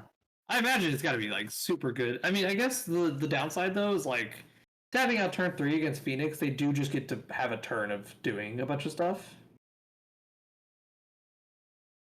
But I would imagine for the most part, like Teferi, like bouncing Phoenix is good enough. Yeah. Like, hey, I know you worked really hard to get that back when it was in your graveyard. You can work hard for it again by casting it like a reasonable person. It's so crazy to think back that like when Phoenix came out, some people were like, "Yeah, that card's not good," and I was one of those people. I was too. I'm I like was 3 like, spells that's basically impossible. It's impossible. Space Chicken? Nah, not me. Oh, how wrong I was. Oh, you and me both. We're All right. in. Oh, we Yeah. passed. So no spell, no follow-up play. I wonder so he must have something. And I wonder what he's afraid of here. Also, the chance as the Phoenix deck that you just aren't really going to tap out anymore. Right. You don't really want to like like we talked about earlier. This deck being a threat light deck, like you saw that game, like he answered every threat, and then the game was just over. Yeah. So you kind of want to hold a dispute, but dispute doesn't counter vanishing verse, and well, I mean it does, but not for the way you want it to. Yeah. But he does have two space chickens. Oh, Keeping the chickens. Yeah, we're keeping him. That's a great start. Oh! Someone blow the air horns. Yeah. All right, so he will draw 3. He needs spell. He needs land and spell here to get those space chickens back. That would be a very critical turn. Oh, I guess. I mean, at least you got to ancestral. that's true. So like you're not and not playing a land also means that this man has gas going on. Right. But now you let your opponent like have a full turn of like, and you're tapped out, and you know that RQFE plays Baneslayer Angel. So, oh, okay, never mind. It's tap land. I was gonna say if you're RQFE, like slamming Baneslayer Angel right here is probably like the best thing ever. Yeah. Like, yeah, you can get your birds back. I will definitely kill one of them and gain 5 life. Right. And the worst part is Baneslayer Angel doesn't take damage because she has First Strike. Yeah. So you can't attack, chump attack, and then shock it to death or anything. It's Yeah, what a card.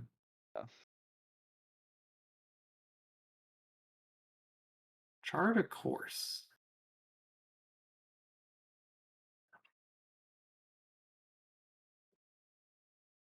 So what do you think? Do you think? I think Rizen's looking for a land. yeah. I think he the spells part is not hard for him. He found it. Yeah. I think the problem with Phoenix and Pioneer that I always see is that like 3 mana for you isn't as good as you want it to be because a lot of your spells are 2 mana. Right. Yeah. You don't have the awesomeness that is Manamorphose in Modern, where you're just gonna be like, yeah, 0 mana spell, draw card, make mana, basically, you know. Like Yeah. cycle, it's 0 mana and it's a spell. Yeah. We got our 3rd spell and it's just an opt. Yeah. And it's what's also kind of interesting is like Risen is playing a copy of Quicken, and he even has played even more copies of Quicken in his live too. That almost seems like it's not a great card, but yeah. Vanishing Verse. So he will absorb. Oh, ouch. I think a part of me just died. Yeah, that hurt. It's so bad for Phoenix because you just see right there, like all that work, you know. So it's just so rough. All that work to get the Phoenixes out, and they just up and gone forever. Yeah. That hurts so much. That so much, like you said, so much work. Like yeah, Treasure Cruise. I do all this work, and you just up and play two mana spells, and I can't play this game. Yeah.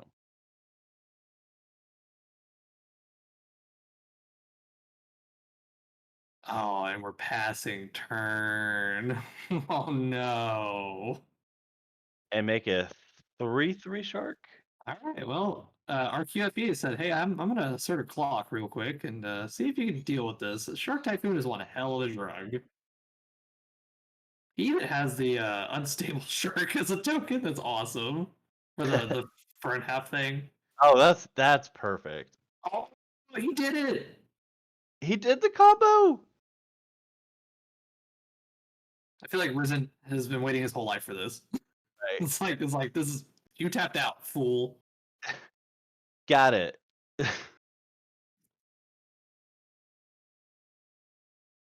Oh, he still moved to clean up.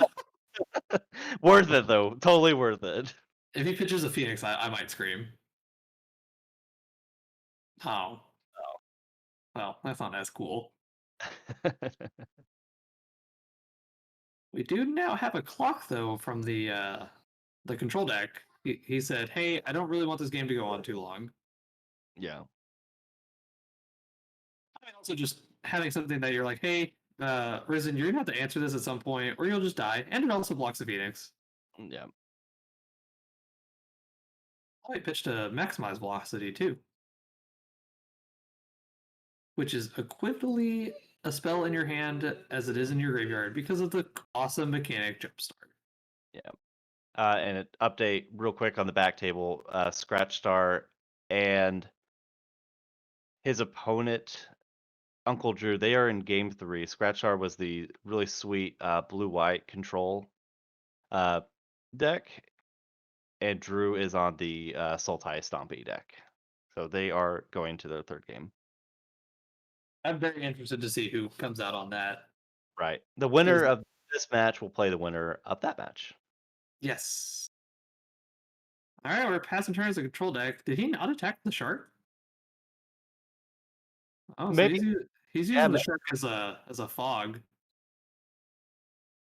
yeah, and maybe it's like, I'm winning through approach, or something, and just preserving your own life is more important than dealing damage, I guess, would be my thought. Yeah, I mean, you are kind of just a combo deck to a degree. Like you're like, hey, I have this combo I'm gonna do.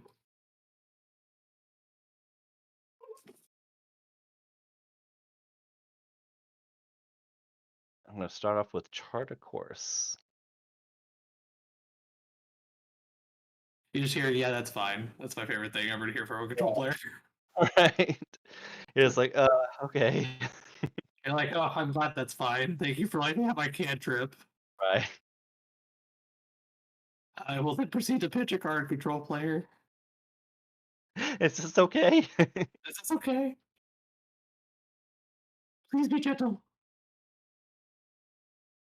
I am rooting for Risen. I'm not gonna lie. He's kind of the underdog in this story. Yeah, and you're putting it pretty lightly. This seems RQ has just answered so cleanly just about everything in this entire game. It, Vanishing Verse turn was so bad. yeah. And then you see your control player start tapping stuff at your end step. That's not good. Oh, Just draw 2. Divination. Neat. It's still good when the control player gets to draw cards. yeah. Drawing extra cards should not be allowed in Magic. No. Well, yeah, he really should take notes from the div player and play Notion Thief. Stop that right in its tracks. Yeah. Just splash black. It's easy. Yeah, easy. What are you talking about? I do it all the time. Oh, well, now we're getting aggressive. Yeah. He said, I'm bored. I want to win this game.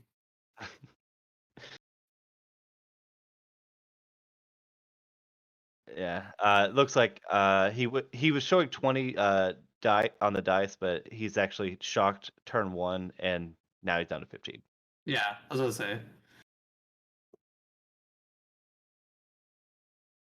Shocking in a watery grave.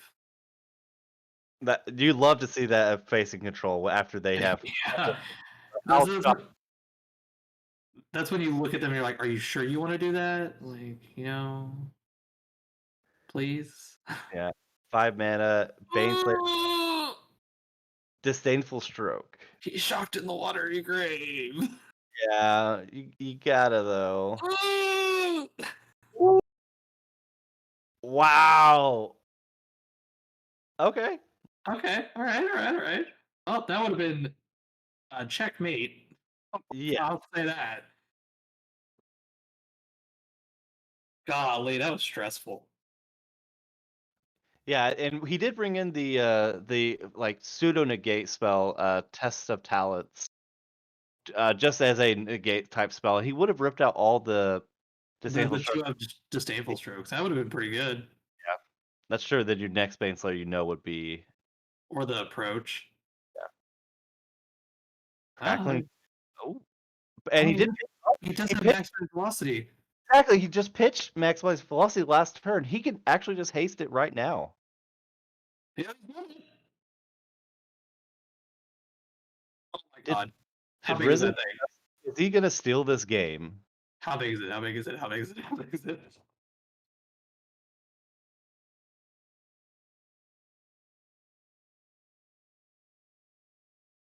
It's what he says. It's one shot.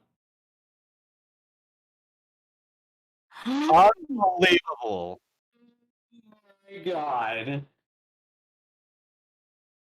Oh, you don't get it anywhere else. Oh my god.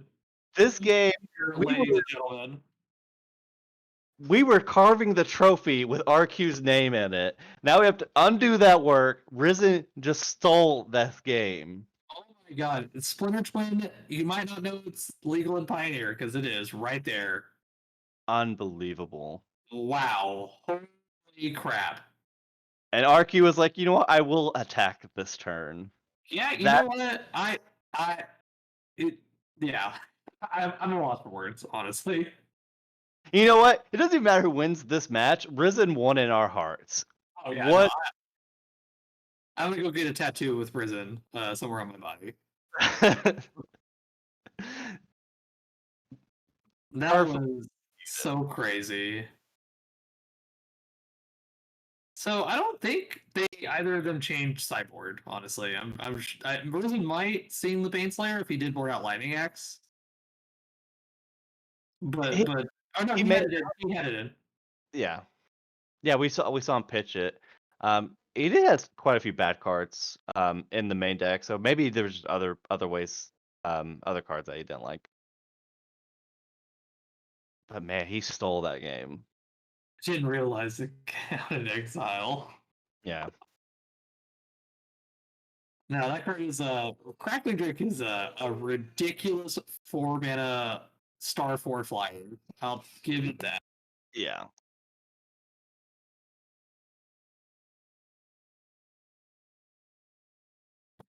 No, and it's so crazy too because we were talking about attacking with the Typhoon token, and for that first turn he just was like, yeah, I'll just leave it back. Block a Phoenix if you get it. You know, Yeah. didn't expect the random Splitter Twin combo of losing the game. Yeah.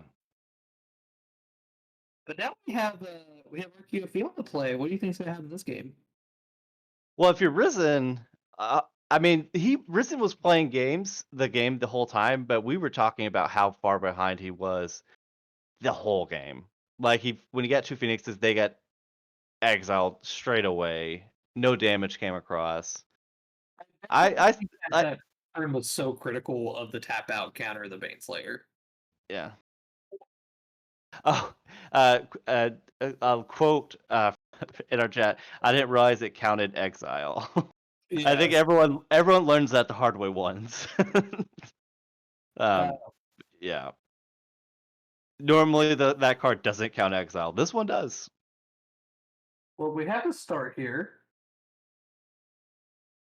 Good old Fable passage from RQFE. Yep. It's in Evolving Wilds mode since it was played early.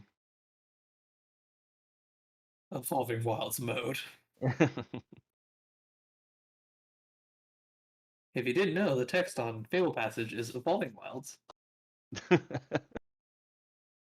If you use it for anything else, you're wrong. Fable Passage, that's may have been the best, like one of the best, healthiest cards that came out of Throne of Eldraine. Just like strictly better at Evolving Wilds.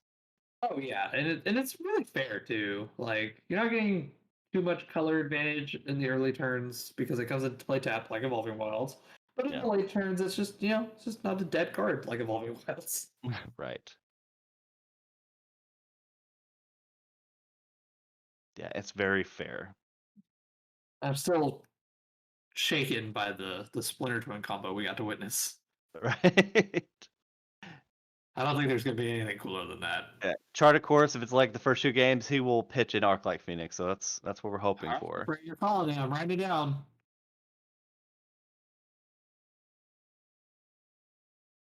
Ow. Nope. Ow. Yeah, the fact that it wasn't quick made me think it wasn't going to be arc like Phoenix. Nah, he said for this game he's gonna hard cast all of them. There you go.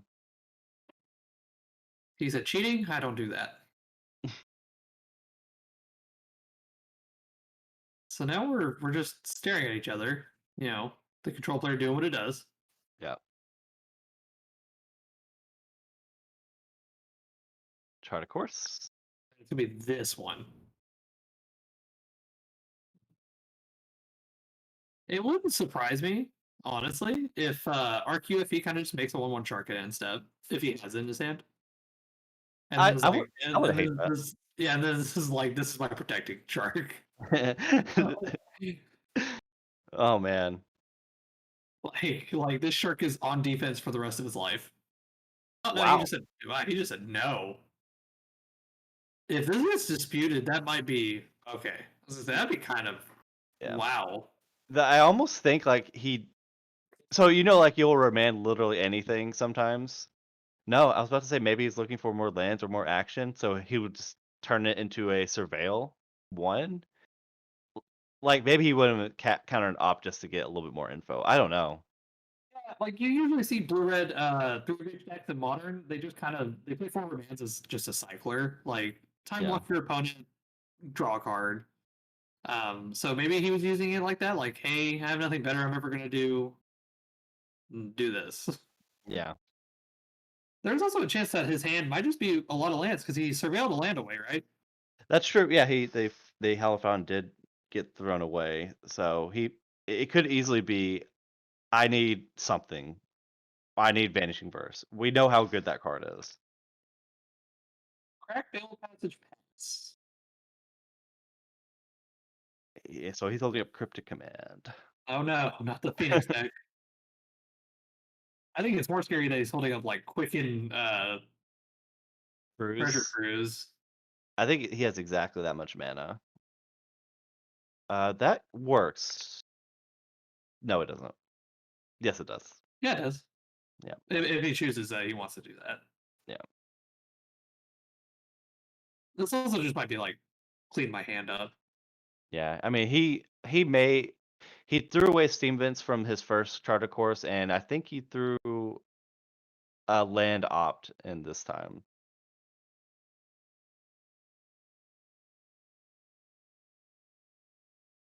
Five cards in hand from the control player. Yep. Holding up 5 open mana. He's gonna flash into Baneslayer Angel. She has secret text flash. Oh hey. Hello. 4 cards. Oh, the Phoenix player only has 4 cards in hand. And there we have on screen right here, we have Ancestral Recall. Treasure Cruise.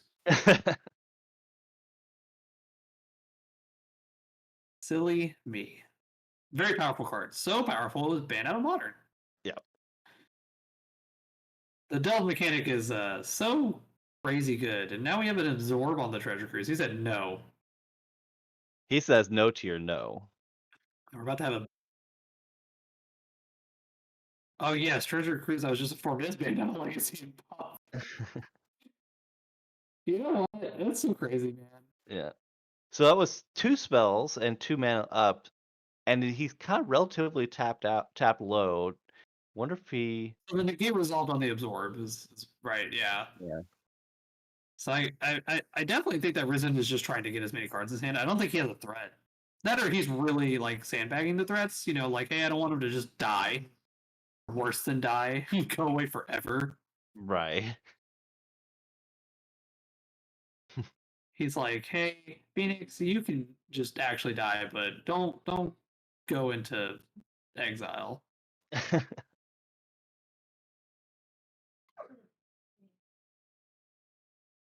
Oh, let's see. Whoa. Ooh, whoa. Sorcery That speed? sorcery speed dig through time. He's fully loaded. Whoa. That's Wow. And I got destroked? Oh my god. so I wonder if I'm expecting is the Arclight Phoenix is a Viceroy. Alright. So Cole, what does Viceroy do? That is your favorite card ever. Yeah, obviously that's my husband. Alright, so +1, you look at the top 2 cards of your library. You may put one in your hand and the other in your graveyard. Very strong, obviously, in a Phoenix deck. You know, you get to go through your deck, you need to churn, spin the wheels, kind of find your Phoenixes, put another guard, pick better cards. His -3, which isn't going to be relevant too much. Like I mentioned earlier, it kills Baneslayer. -3 rel is that Viceroy deals damage to target creature equal to the number of instants and sorcery cards you own, exile, and in your graveyard. Kind of like the text of Crackling Drake. Okay. But one of the big things, as most planeswalkers have, which is an ultimate, that game-winning ultimates. His is -8. You get an emblem with whenever you cast an instant sorcery spell. This emblem deals 4 damage to any target, and you draw 2 cards. But it looks like we do have a Baneslayer Angel. Yeah, so he can't. So his play almost seems a little forced. You definitely got to kill the Baneslayer Angel. Oh yeah. Oh.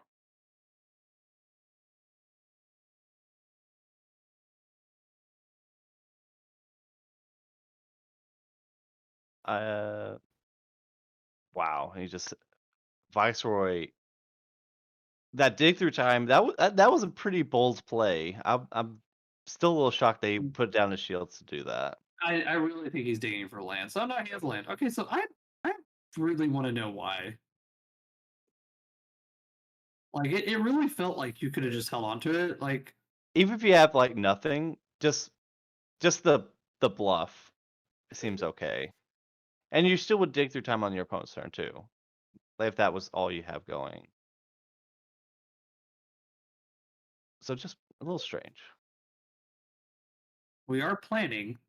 There is a chance, if he finds Lightning Axe, that he just does that to the Baneslayer, so that Rao could get up to that ultimate level. Because the ultimate in this matchup will just say, "Hey, I win the game. Yes.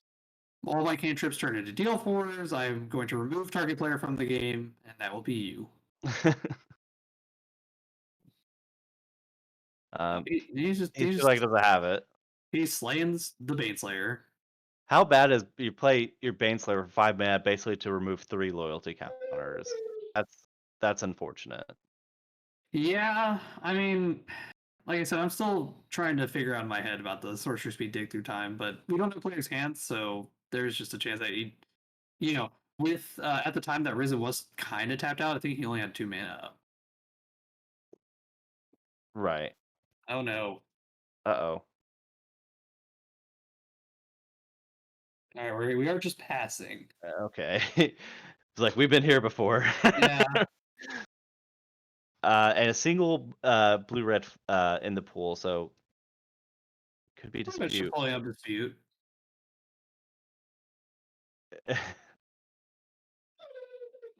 is an 11-4. It is a big boy. Yeah.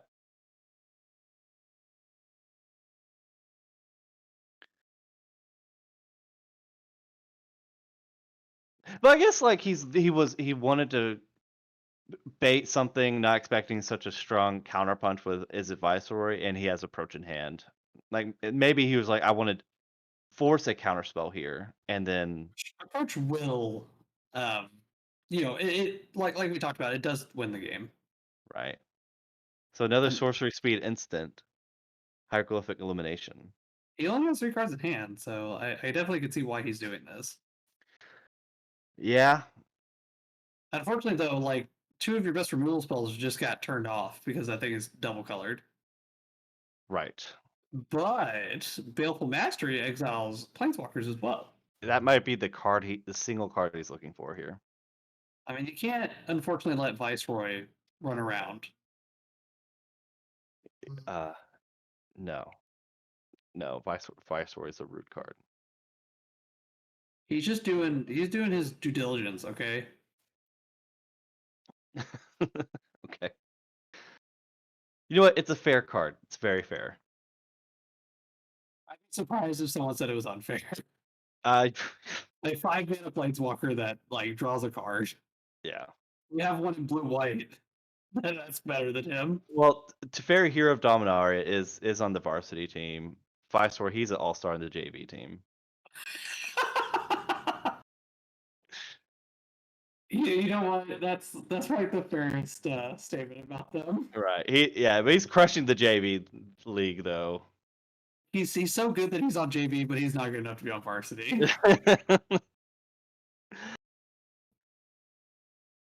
Tell you what, if there's anything that's JV, it's Pioneer when Modern is Varsity.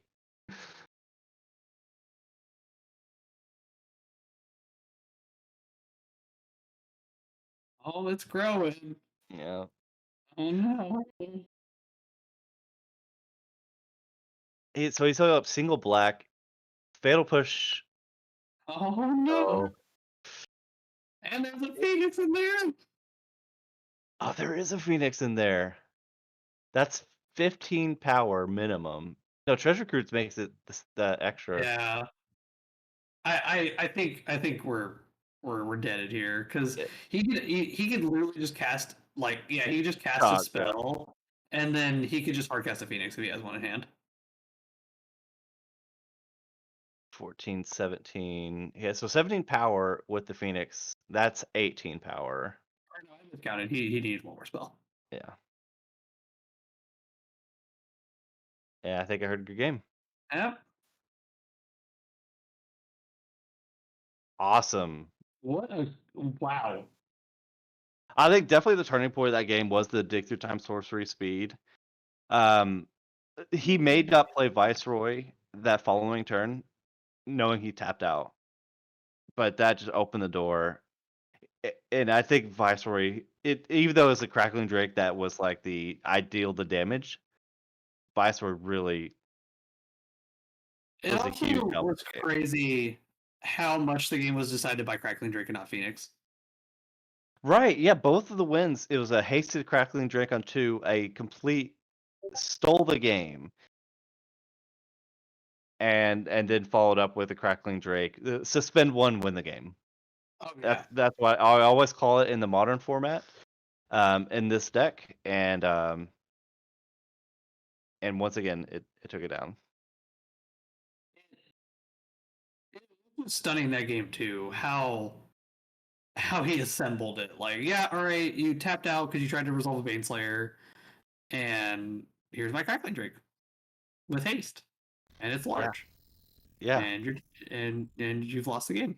Up until that point, Risen was behind the whole match. I thought it was going to be a 2-0 for RQ, and Yeah. Risen said, wait, hold my beer," and and was just able to just haste the Crackling Drake and just get there. Oh no, it was quite stunning how I played a lot of Magic, and I've watched a ton of Magic, and to see that happen, you don't see that often. Right. Like the underdog story of like, hey, I'm losing. Like it wasn't losing; it was losing like real bad. Yeah. So very very fun games of Magic were played today. Yeah, very, very good. And we're gonna have a rematch from the first game we watched coming up. It's gonna be Uncle Drew on Sultai Stompy going against Blue Red Phoenix once again in the losers bracket. The winners bracket is gonna be Sir Epic and Sean B. Epic is on the Abzan. We haven't seen it on this coverage yet, but it's kind of the Abzan mid-range deck. And then Sean, he's on the Niftalite deck that we saw a little bit earlier. Oh, it's gonna be awesome games. Yes. Okay, and that's we're going to be wrapping up myself and Cole Kirkman here in a little bit. We're going to transition over to the other casting team to take us to the end of the tournament. Special special load of Sparkle on Cole's side. Yeah. All right.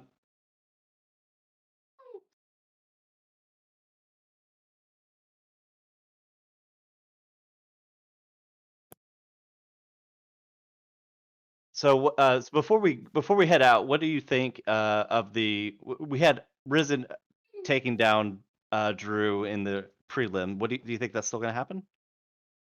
I mean, that game was really close. I mean, it wasn't. You had Drew was on Sultai Stompy, right? And you had him get like so close. What was it? Drew got or Risen was at 2 life. Right. One of Yeah. those games. So I don't know. I think it's just really going to come down to if he can turn to a a big threat and push it through. I know Sparkle. She really wants to say hi. Having turn to Steel Leaf is going to be so critical. I believe. Like, Yeah. I think that's going to be super super strong. But we saw there, Risen. He was like, okay, cool. Like, you can have your 6 power guys. I will return these phoenixes every turn and kill them. Yeah. You don't have infinite get back guys like I do. I have infinite get back guys. So I think the matchup's going to really come down to more so in game 2 and 3. Uh, it's really going to come down to Drew having decisive, stubborn denial, like the interaction part of his deck versus like, yeah, I can play big dumb thing. Right. So that will do it for myself and Cole Kirkman. Everyone, thanks for listening to us. We got Brad and Alex. They're going to take us right to the finish line with the rest. We're going to take a quick break, and we'll be right back. Thanks again, everyone.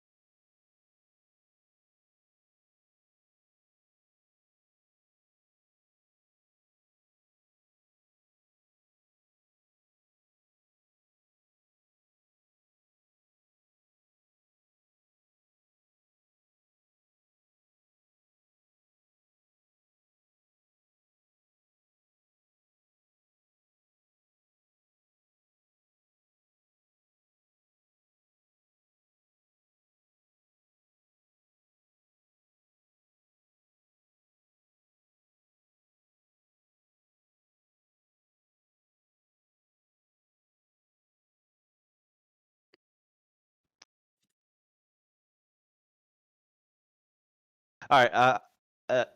I'll. Yeah. Okay. I'm gonna go ahead and bounce. Yeah, we'll both leave. All right. Yeah. Thanks, guys. Yeah. See you guys.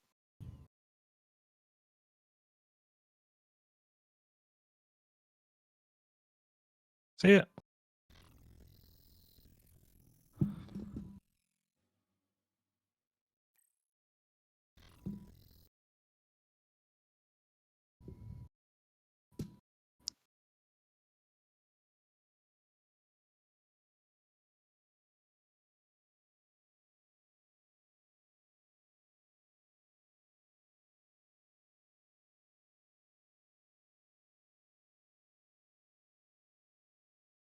Technical difficulties. There we go. All right, we're back. We're here. Alex, you ready? Yes. All right, we have some wonderful matches ahead of us. First things first, let's go ahead and check out the matchups. Looks like we're about to have Epic versus Sean B. Now, Sean, we know, is on Niv. We've seen that. We expected to see some form of Niv in this tournament, and here it is from the Niv player himself.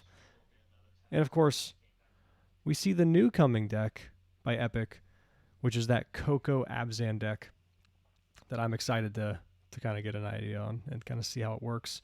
And this is probably its best matchup, I would say, against a greedy 5-card deck like Niv. What do you think, Alex?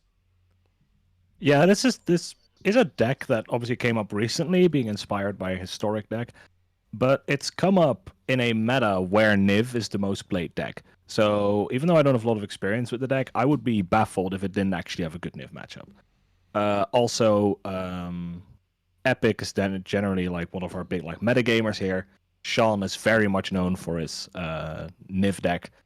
So also like keeping in mind, like knowing that he would be going up against Niv at some point. Again, Epic being Epic, I would be surprised if his deck actually had a poor matchup. Yeah. And I mean, looking at the sideboard, you have stuff you can immediately bring in. I could see them bringing Necromancer to go take out Bring to Light, Niv himself. You have Towers Tracker. Potentially, I wouldn't be surprised if you just put in 2 Thoughtseize, call it a day. That's true. Right. I also just one difference with the deck that I compared it to, which has been coming up, which will say predominantly the green-white version. Epic bringing the Upstun version to make Wasteland Strangler work, get some hand attack in the deck, which, especially the Wasteland Strangler synergy, is amazing.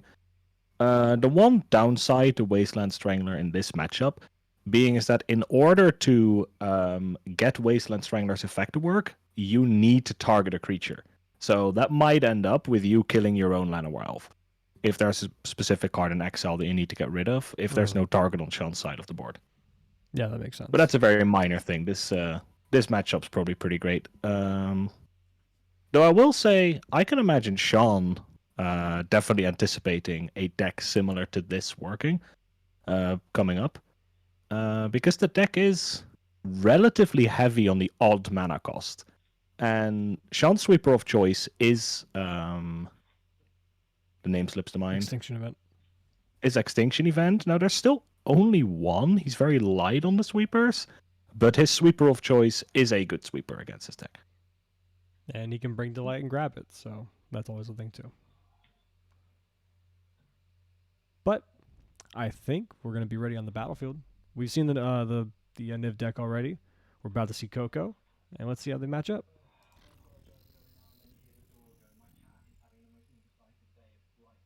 As we head in, before we get started, the quick shout out for Brent and Cole, who are the previous 2 casters, who did an absolutely phenomenal job, and also made it so we don't have to cast for 8 hours straight. So double thank you. The only thing I can't thank them for is that we now are going to be compared to 2 really good casters. So the heat is on, Brad. Yeah, they were phenomenal. Brent casted for us with Jared in the last Modern Invitational and was amazing there. And I was like, hey, come back. Let's do this again. And he brought Cole with him, who was also phenomenal. And yeah, a lot of fun. I've been here the whole time, and I know you have too, Alex, and we've enjoyed watching.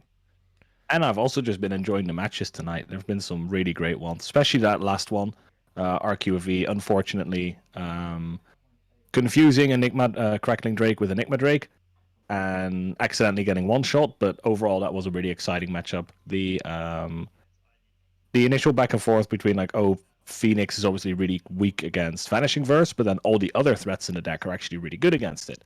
So that was an interesting dynamic to see. I wouldn't be surprised if RQV died with 3 copies of Vanishing Verse in his hand. Yeah, very good card. We've talked about this before, but it was a really awesome card to get with Strixhaven. And even with the sets being powered down as they have been, we're kind of moving away from the fires. We see our players expressing their feelings about this matchup. Epic making the smiley face out of his cards, and Sean Yeah. making the sad face. Yeah, definitely makes sense. Very smooth smiley on Epic side. I mean, yeah. But yeah, with all the new sets coming out, Kaldheim, Strixhaven, even Zendikar Rising last year to an extent, disregarding the Oops All Spells archetype and Omnath, we've seen quite a decent jump in terms of power level going downward, but you're still seeing a decent amount of cards finding their way into Pioneer from these sets. You still have good cards like Vanishing Verse. So it's nice to see. How it should be. Yeah. And we see a Breeding Pool come in first. Tapped, obviously. There's no turn 1 play for Niv. And right off the bat, we're going to get a nice Not even elf post here. board. That is the perfect start here. Obviously going with the elf. I believe this is a Time Spiral remastered Old Elfish Mystic. This makes me hope that he has modern Llanowar elves. Just to mess with people. Yeah, maybe. And a Now, carry just speaking from of the perfect start, we do also see the Llanowar elves being matched by Sylvan Caryatid, with Sean being on the play, as we see a Anafenza being played, which is a good card, but not one of the cards you are really looking for against Niv. It's not the Elite Spellbinder or the Archon that potentially buys you all the time. This is really just your fast clock, and that's about all it does. Still a good card. Again, also a card that is actually very effective with the popularity of Vanishing Verse, but funnily enough, Sean's list actually containing only 2 copies of Vanishing Verse. So he's a little bit more set up to deal with these multicolored cards, which, especially with Risen's win, would he be able to get past Epic, would actually set him up quite well. And now let's see if there's a land drop here. Getting Coco online turn 3 is very powerful for any Coco deck. Yeah, he made a land drop, he got the Triome. So this sets him up for, I believe, the Triome. Does that Triome tap for red? I'm really bad at recognizing the Triomes. That bottom one looks like the Zagoth Triumph, I think. Which is Sultai. Because that, even with Sultai, that means at least there's the black mana, so he does actually have 5 mana by now, 5 colors of mana by now. So the only thing that would really be able to stop this from Epic side is a piece of Hand Disruption, either an Elite Spellbinder or an Agonizing Remorse. As we see the Rumble in, again, Anafenza giving a counter on the Llanowar Elf for the Quick Clock. Tap for a Gilded Goose. Yeah, Playing a blocker of his own. That looks like the Zagoth Triumph to me. And another Growth Spiral. Very nice, actually. There's some semblance of counterplay if you want to keep up the Growth Spiral against Elite Spellbinder, because it just means that you're drawing into more cards that potentially couldn't be disrupted. Yeah. But we don't see a land drop being made off that Growth Spiral, so this makes me think that Sean has a really spicy hand. And a Fabled Passage comes in. Looks like he just probably drew that on his draw step. Considering he had no land to make, I'm going to assume there's some very good spells in his hand. I would not be surprised if the first Bring to Light here finds an Extinction event on Odd, sweeps up the board, and just stalls Epic out for like an hour. Yeah, so the board here would be nice. Epic is stuck on 2 lands, so getting 2 mana dorks off the board and putting him right back down to 2 when the majority of his deck is 3 and 4. Yeah, that's going to be nice. But we see 4 colors being spent on a Slaughter Slaughter Games. Calling Coco. And there's the Coco in hand. We see Coco, 2 Apparition, a Wasteland Strangler, and a Llanowar Elf. If Coco was the named card, which I assume it is. It is, yeah. Yeah, that sets up Sean quite nicely. Very reactive hand from Epic here. I would safely assume that most of these reactive cards were his draws. Yeah. I'm sure he opened with, like, let's say, Anafenza, a Dork, a couple lands, maybe a Coco. And he's like, yeah, I can draw no lands. and proceeds to not draw into lands. Mismatching his caryatids, love it. Yeah, we love the promo one. I've actually talked to Sean about this, and he's incredibly frustrated by having the promo and the regular. He wanted all regular, I believe. He doesn't like the promo art, but the place he got him from only had a 2/2 sweat. But now we see the hand coming in agonizing remorse off the top. So let's see what's actually shown, which is just 2 lands.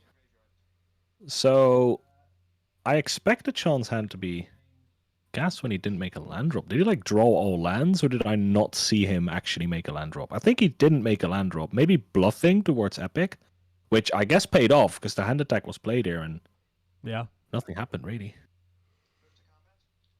I have a suspicion that he had Slaughter Games. But we see counter on the elf.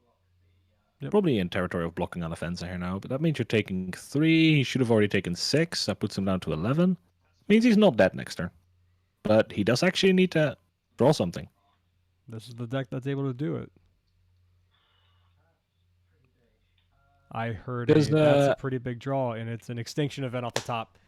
On odd. Yeah, that buys him a lot of time. Like, that means now we're looking at... He even needs to draw a land, and then he can only play a Wasteland Strangler or a Skyclave Apparition, which both aren't amazing blocks. This is just Especially with... So, amazing. there is the 3rd land, so we're playing. Probably just gonna get out a Wasteland Strangler. Yeah, because the Skyclave Apparitions could be blocked. There is a 4-turn clock, so again, this is a lot of time. And a great top deck and Collected Company not available to Epic, so this is looking good for Sean unless his draws are really dry. Cycle to try him. Well, at least he drew some into cycle.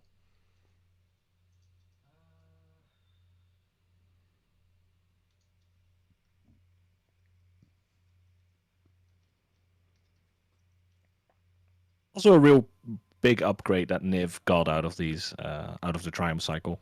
Just also making its colors better, but the ability to like allowing yourself to run maybe like 1 or 2 more lands in your deck, but actually being less susceptible to flooding. Mm-hmm. 3 Domri, for nice. Domri. Yep, Domri Anarchabolus.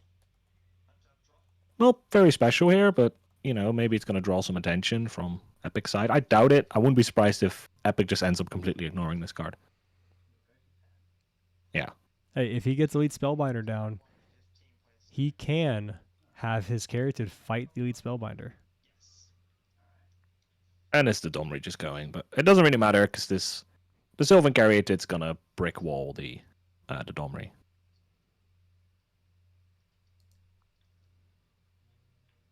So he is actually gonna fight because as people might be able to note from Sean's list if they are more familiar with your average Niv list, is that Sean, as he draws a Yasharn, which is a good blocker. Whoops. Though a good blocker that is just going to be eaten by a Skyclave Apparition. So it's really deck thinning at this point. Yeah. But Sean does not run a companion in his Niv list. There's a split in the Niv community, or at least a Niv deck list, between Yorion and Giganta. And Sean runs none of them because he really values the Thought Distortion in his sideboard for the control matchup, but it does cost him in other matchups. Like, Sean being able to just play a vanilla 5/5 here would have been huge and potentially lights out.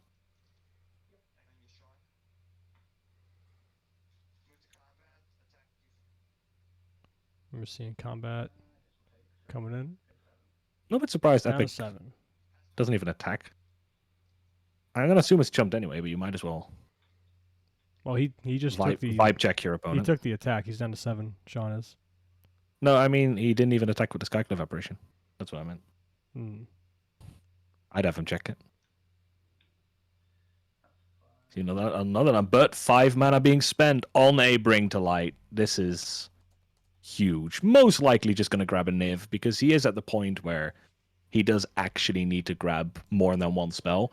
And he's even run out of sweepers, so that wouldn't even be an option. He drew his 1 sweeper.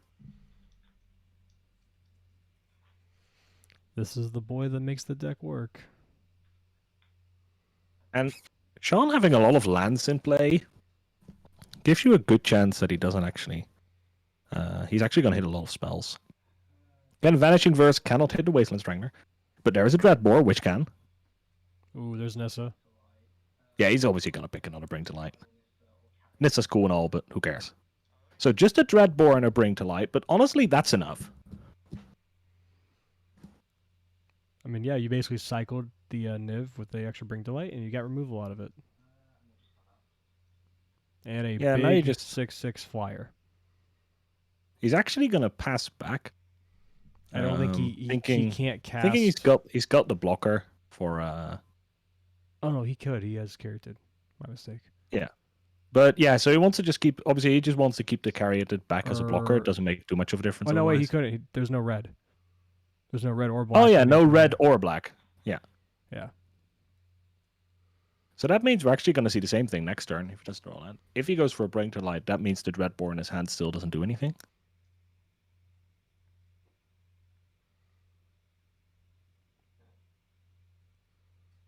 Let's see. I don't think Epic lost a life for the Agonizing Remorse. Did he at one point lose a life for one of these mana confluences? I think he did. Yeah, he did yeah. to play. So this is a 3-turn clock from Niv. Because aside from being a 5-mana enormous value engine, Niv is also simply a 6/6. Yeah. Another Wasteland Stringer comes down. That's gonna put potentially one of the cards from exile, shrinking Niv. That does mean Niv trades for the Wasteland Strangler. Does it swing? But I think you take that. Yeah, and Niv's in a pretty good spot here. If Sean ends up taking this game, that's quite literally stealing game one in this matchup, in a matchup that you are pretty... Yeah, so he's offering the trade with the Niv. I think if you're Sean, you take this. Because you're going to Bring to Light for another Niv. He's actually going to chump with the Sylvan Caryatid. I mean, you do have a lot of lands at your disposal.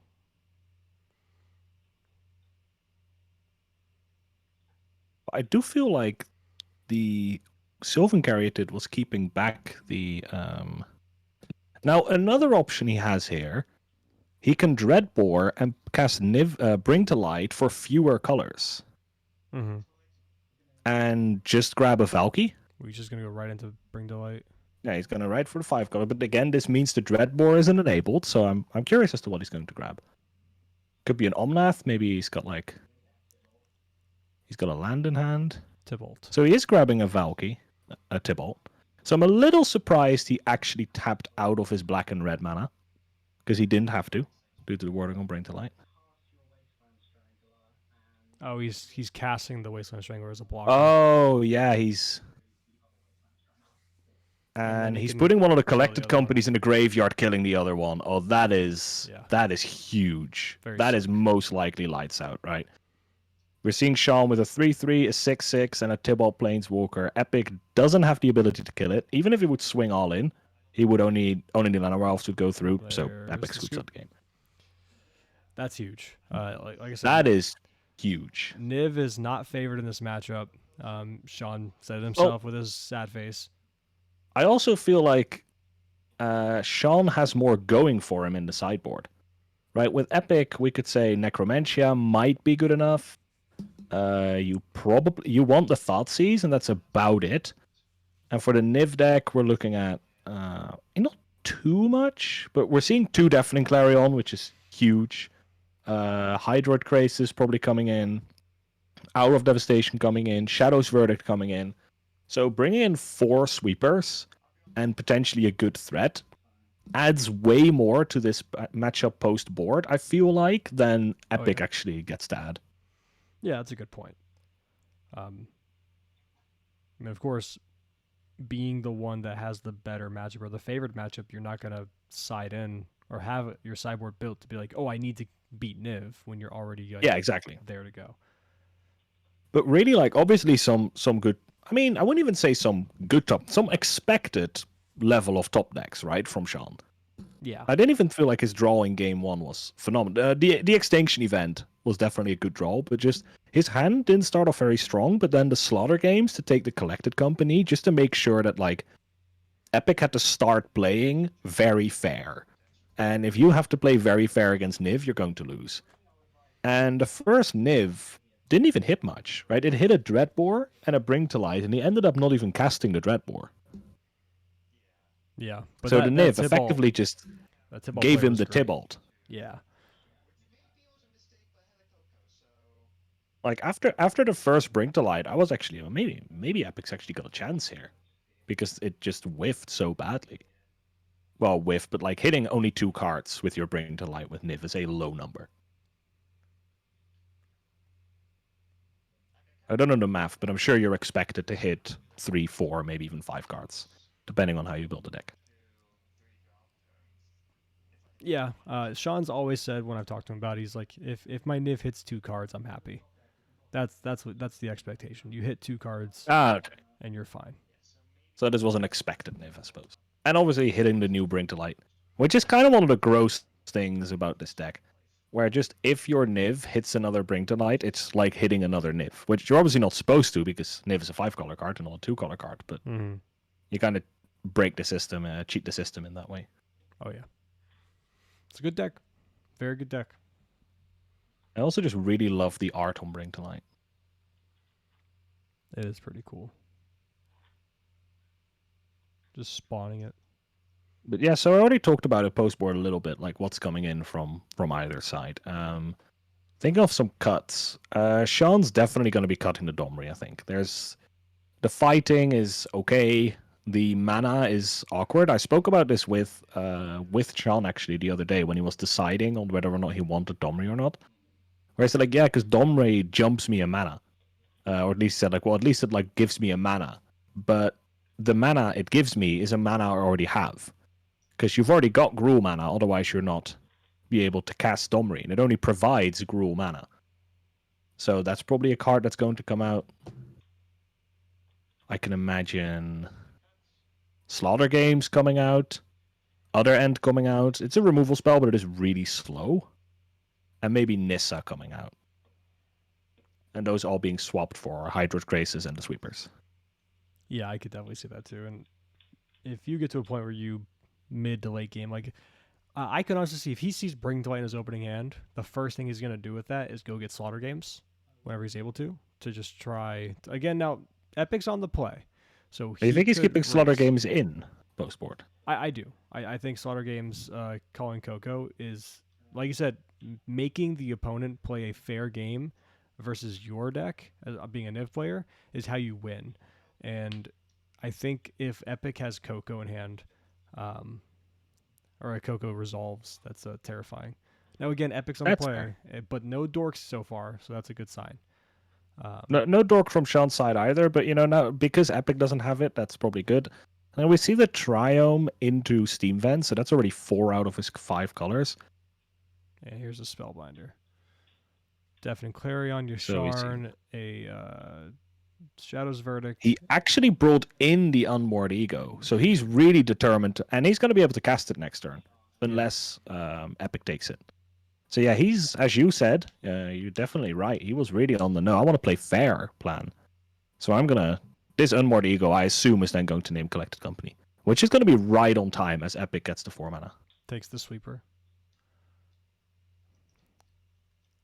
I'm a little bit unsure about taking the Sweeper there.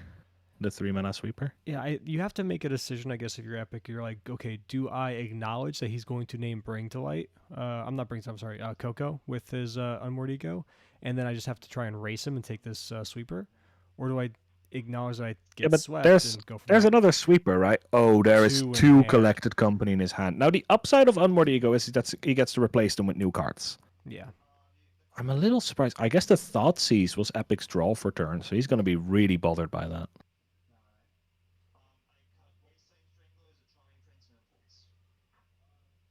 Now, what surprised me about taking the Sweeper, because Epic's going to go next turn, he's going to be able to attack with the Elite Spellbinder and play 2 creatures, well, 1 or 2 creatures, presumably put approximately like 4 or 5 power on the board.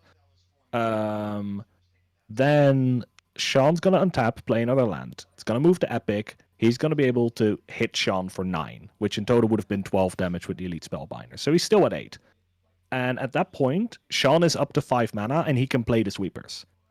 So I don't think it does much, right? He wasn't going to sweep this turn because he was going to play the Unmoored Ego. You're not sweeping to kill one Elite Spellbinder. Yeah.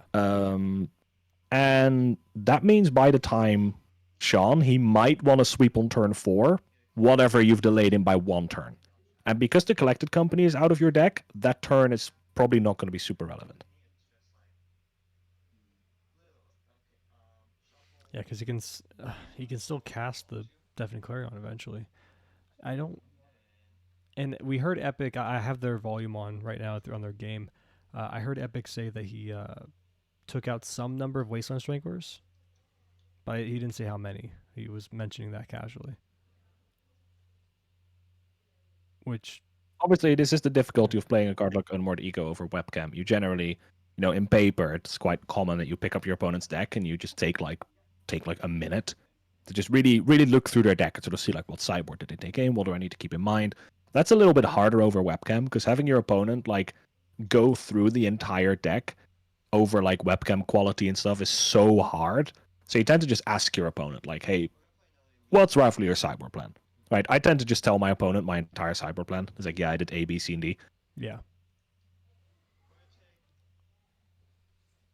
So here's an interesting one where Epic could actually take the Caryatid. Oh, actually, the Caryatid can be cast next turn. I was thinking you could take the Caryatid, make it. No, he could. There's a Fateful Passage, and that'd be his 4th land. Oh, no, that's a Triumph. I'm sorry. That's a Triumph. My bad. Gold bordered. Thought it was Fateful Passage. Makes sense. And he's gonna Thoughtseize again, take Shadow's Verdict. Or not again, but in addition to the Spellbinder. All right, so again, what I said. So Sean should be on 17, I believe, after this hit. Unless I'm mistaking something, I believe he's going to be on 17.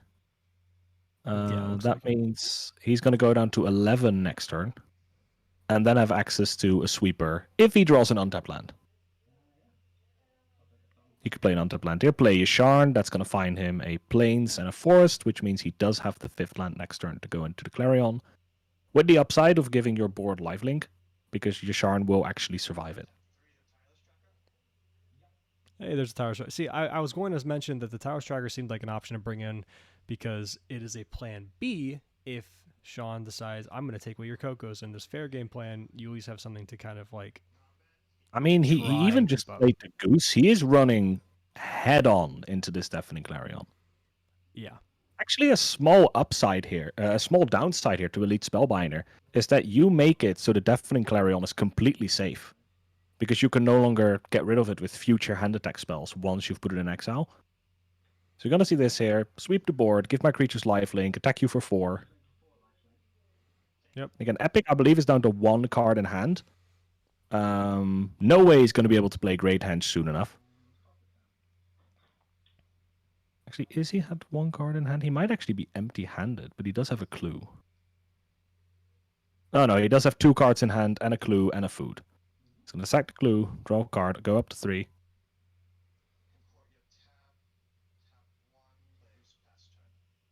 Just a Goose and pass on turn. Play a Goose. This is not the position you want to be in. Honk honk. Throwback to when it had the soaring eagle sound effect on Arena for like a week or 2 before they fixed it. Oh, and we see Nahiri being played. Very nice card here, actually. Gonna be able to get rid of probably the Sylvan Caryatid, or maybe he's just flooding. Yeah, he's just getting rid of the plains he found with Yasharn. That works too.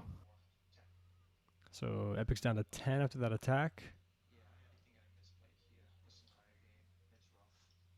This is going to be a very... I mean, I would be safe to call that this game is over. Yeah. Like, Elite Spellbinder coming in, finding Growth Spiral, 2 lands, and a... So again, like, he gets to look at his hand right now, take the Growth Spiral, but the Growth Spiral is easily castable at that point, and you can cycle both Triumphs. So, if he wants to, Sean's going to have a completely different hand by the end of this turn. So even the information isn't as valuable here. So blocks make some food before damage.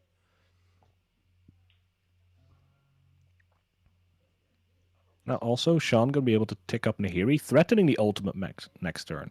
this basically means that Epic is forced to attack the Nahiri. Because if Nahiri ults, finds a Niv Mizzet, and then bounces the Niv Mizzet back to hand, that's going to be lights out if this isn't already, Another Bring as to we see Light. Bring to Light. That should just hit a Niv, right? Yeah, I was about to say, like, the Spellbinder had to go and kill Nahiri, hit Nahiri, and then Nahiri would have been able to downtick, get rid of the Spellbinder, and would still be at 1 loyalty, so that would have already been a terrible position for, I believe even a 2 loyalty, but a terrible position for Epic to be in, and now it's even just a Niv to Light. It's just going to grab. I don't think it matters at this point. Oh, You Tibalt. could grab Extinction Event, right? And the game would probably be over anyway. True. And can he cast his lead Spellbinder? Yeah, he can cast it as a threat. Sure, why not? Plus first. Or, I mean, he can minus and then cast it if he wants. Oh, no, wait. The cards next to his Epic is hand conceding, are I his think. open. Yeah, I was a bit confused there because Sean plays open-handed after the Thoughtseize, and that was next to his land, so I thought he had way more mana than he actually did. But yeah, none of it really mattered. The game was over after that sweeper, really. Yeah. Now, one thing to keep in mind. So Epic did mention in game, he admitted, hey, I think I misplayed a bit this game, or quite a lot this game, and that's unfortunate. He has a chance to see this matchup again. He is favored. This can be a learning experience if he gets through the losers bracket and comes back around to face Niv yet again. That, you can't count him out. You still can't. Like, this is still a very favored matchup for his deck. It's just, I find the play right into the sweeper when you knew about it because you got it with Elite Spellbinder was odd. But we'll see.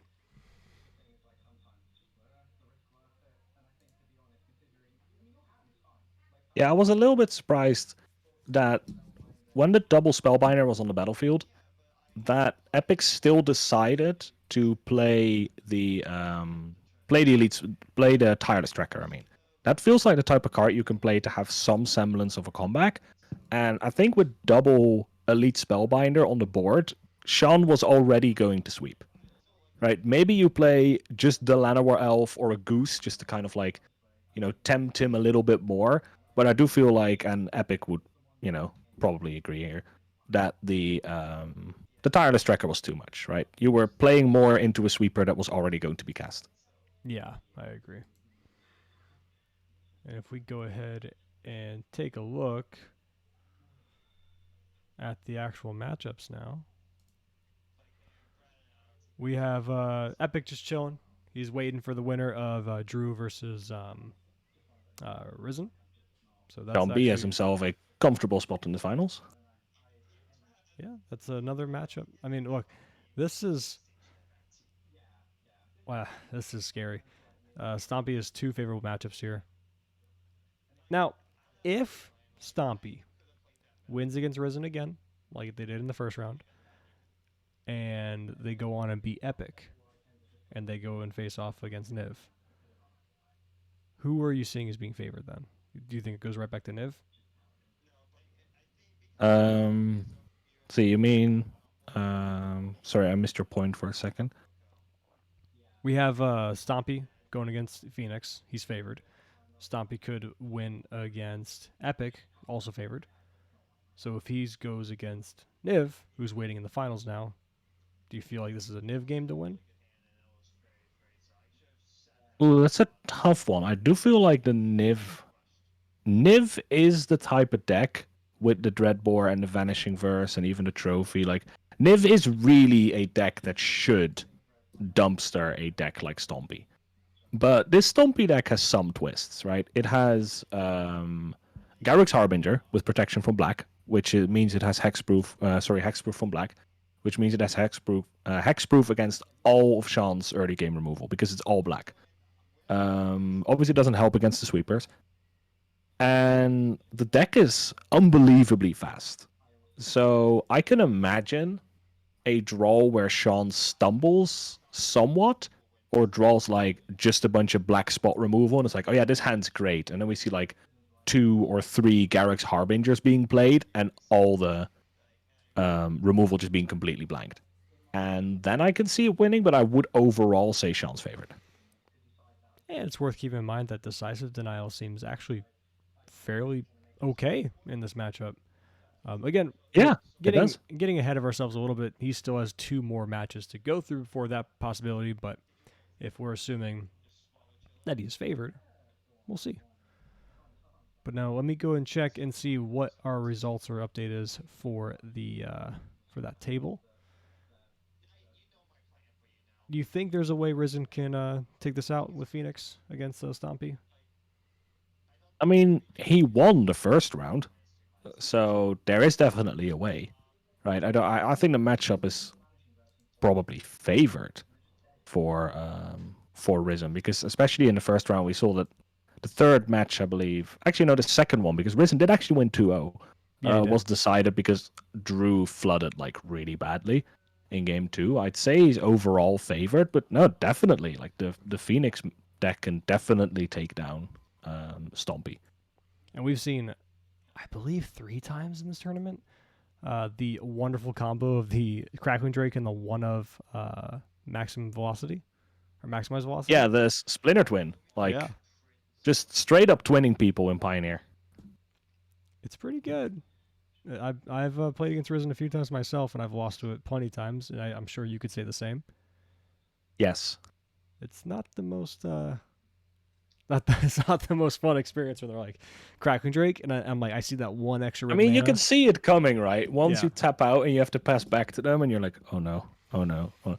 But Phoenix, for me, as the deck, really has that oh no experience, right? They go like, turn 1, they do nothing because it's Phoenix, or maybe they play Nopt, or a Quicken. And on turn 2, they go like chart a course, and they draw 2, and you're like, please no, please no, please no. And they don't bin a Phoenix, and it's like the relief, right? Whew.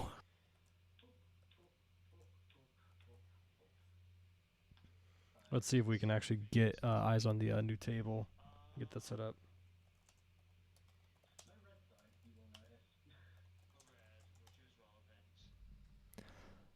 But yeah, and I just, it's so weird with Pioneer in general, because this Phoenix list we thought would have all these new inclusions and like over the last year of Pioneer, because it's essentially been absent up until the last like couple months, and it's just the same list that they used day 1. Like I don't think, I mean, Yeah, there's 2 Prismari command on the side here for Risen. There's not even a test of talent or something. Like it's basically the same list. We see a couple of additions throughout like the growth of Pioneer.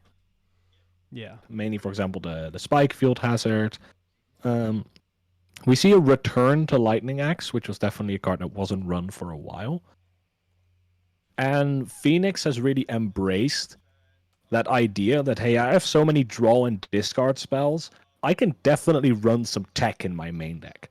So that's where we see like the 1 Anger of the Gods, the 1 Aether Gust, the 1 Magma Spray, all showing up in the main deck because you have so much draw power and selection through like pieces of the puzzle, a strategic planning, where if you're playing against like Dimir Control, you do a strategic planning and you see a Magma Spray, it's like, yeah, cool, that's, treasure cruise fuel. well, we just got an update that the Phoenix game against Stompy is actually done. It Wow. looks like Risen got it 2-1. Yeah, Risen got it again. Look at that. So Okay, now Risen is going to go into the matchup against Epic, which he lost 2-0 last time. And on paper is a dreadful matchup. Yeah. You have a lot of spells to cast. They have ways that just say, you're not allowed to do that. Stop that. And you proceed to cry if you're the Phoenix player. That's where we hope for Risen's side that we find the main deck Anger of the Gods. That's the type of matchup where that card is for. Yeah, 100%. Now, as we're waiting for them to get set up on the battlefield, I'm going to take the moment to thank everyone for being here today and watching this Invitational. You saw it earlier with Cole and Brett in the beginning, and now you're with myself, Brad, and Alex from the Pioneer perspective. We appreciate you. This would not all just wouldn't be possible without you guys. It's awesome to have people here to watch some Pioneer. And yeah, we're just happy to be here casting some cool games. Like we saw some really awesome games. I still think that Phoenix Esper Control matchup earlier was really awesome to watch. It was a lot of fun. Yeah, like generally tonight, there's obviously been some exceptions, or like maybe the second game between Epic and Sean seemed that way, but the decks were kind of doing what they're supposed to be doing, right? And we see every deck like showing its plan. Like, sure, we see some floods, we see some screws, but overall, I feel like we've just seen like good quality matches, which I agree. I'm very happy to see. Right, I've been asked by people like, who you rooting for, what do you think's best, and my answer consistently has been, I don't care. I just want to see good games, and I think we did get to see those tonight, and I hope it's going to continue, and we haven't just cursed it. So I'm just going to knock on some wood by muting my microphone, because it's going to sound awful. Now,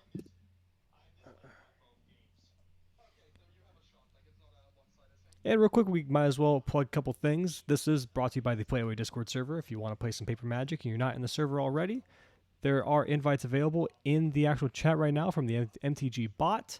Click the link, hop in, play some Paper Magic. We have Pioneer, like you're seeing right now. We have Modern. You can play some Legacy. If you can find people to play Vintage, we got that. We have everything you could want if you want to play some Paper Magic, as well as any other TCGs you want to play. People have decks for other games. Play some of those too. Also, my Yu-Gi-Oh decks are in the mail. Yeah. So I if anyone want to play some Goat format, yeah, I'm excited. And of course, we also have some merch. We have some playmats, whether it's for the Pioneer perspective, which is what Alex and I are from. And we also have some Playaway merch as well. Link is actually in chat right now. It's under Ink Gaming Collection and the Pioneer perspective. You have our mats, you have Playaway's mats, and anything that can help. It goes back to helping the server is essentially what it comes down to. And even if you don't like any of the stuff from us, we also have an affiliate link I can put down in there as well, where if you find anything else in Ink Gaming in general and you go through that link, same thing, helps us out, helps us get more invitations like this, more graphics, all that good stuff. But I think, and also a quick shout out, because we have this weirdo backstage who does both the streaming and the casting, and I don't know how he pulls it off, but I think his name is Brad. Hi. So quick shout out. Brad is actually doing the streaming and now the casting for the later rounds, which is also the reason why we don't have the webcams up, because Brad already has enough to do. Yeah, I mean, I don't have the webcams on because it's more of a thing for you guys than for me, because usually if you're casting and you have webcams on, you would like to, be able to be attentive and have everyone, see your face and just kind of give a presentation. Where if I'm also streaming like I am right now, my face is never going to be looking at that webcam, and I'm going to always be looking like a palish, like blue ghoul looking at my other monitors, just trying to figure out what's going on. And that doesn't make for great commentary. But live in the chat, Brad is a legend. He is. Oh, Eldrazi Titan. First time I've ever cast a Wasteland Strangler. Good game. Oh, so that's now we know what Sean's Twitch handle is. Well, I've actually never cast a Wasteland Strangler. I believe I have a play set, and I just never ended up putting it in a deck. I have foils that I got in anticipation for Kaldheim, because I'm like, if Foretell is a good mechanic. Yeah, that's why I got them too. I was so scared of that mechanic. I was like, oh my god. But hey, it's pretty mid. It's not the best. Risen also joining us in the chat while everyone's getting set up. This is the worst matchup in this entire tournament, and I get to play it twice. Yeah, that's the nature of it's the nature of the beast sometimes, Risen. Oh, I need to fix that. As we see. Daisies. But, while he's complaining about the matchup, we're going down to the battlefield. Let me flip these boys around so we can make sure they're facing one another.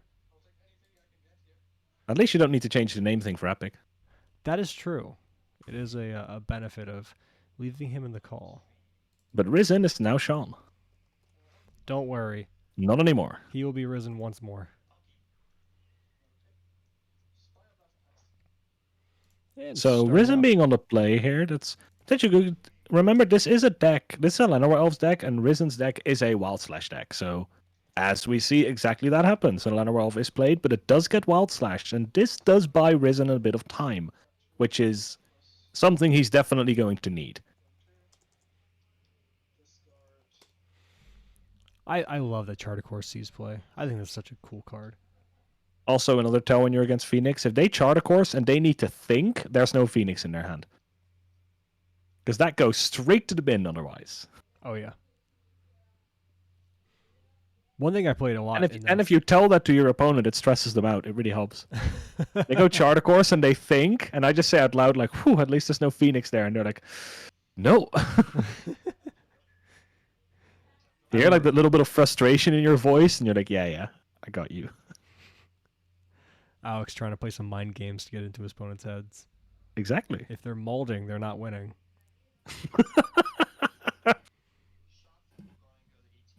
All right, as he goes to 18, getting in a Temple Garden. What's he gonna do? Charming Prince. Play a for Charming Prince. Scrying? I assume he's not gaining life. He is scrying. Hey, I mean, he'd get the life back for the Shockland. That'd be pretty, pretty great. I just see him bottom a thing.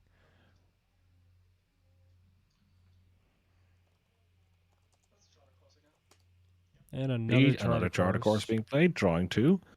Now there's been 3 cards drawn since. Is it a Phoenix? No, it's not. Keep in mind, Epic did keep one of those cards in the Scry 2 on top, so he did like something. Do you have that thing, Brad, where you're like, whenever you get to scry multiple cards, you always get greedy? And you're like, yeah, this is fine, but it's not the best. And you're always tempted to bottom it? I do that a lot. I think I do that a lot. Maybe too much. It's like when you play Ponder, right? 90% of the time you end up shuffling your deck because you're like, nah, I can do better than this. You know, one thing that I just realized about Charming Prince is that it's literally a charm on a stick, and it's named after such. Most people figured that out 2 years ago, Brad. Never once considered it. I was like, yeah, cool. He's quite charming. I mean, this is usually the thing that zooms over my head, and I was just told. I mean, I just thought it was just 'cause he's Prince Charming. That's all I thought it was. Nothing more than that. But he also is a charm. And there's Paulo himself. Our other charming prince, Paulo Vitor da Rosa. You and I were quite low on this card, but having spawned its own archetype is pretty sweet. So we see I'm Treasure still Cruise, undecided on the Kraken's card. Rig.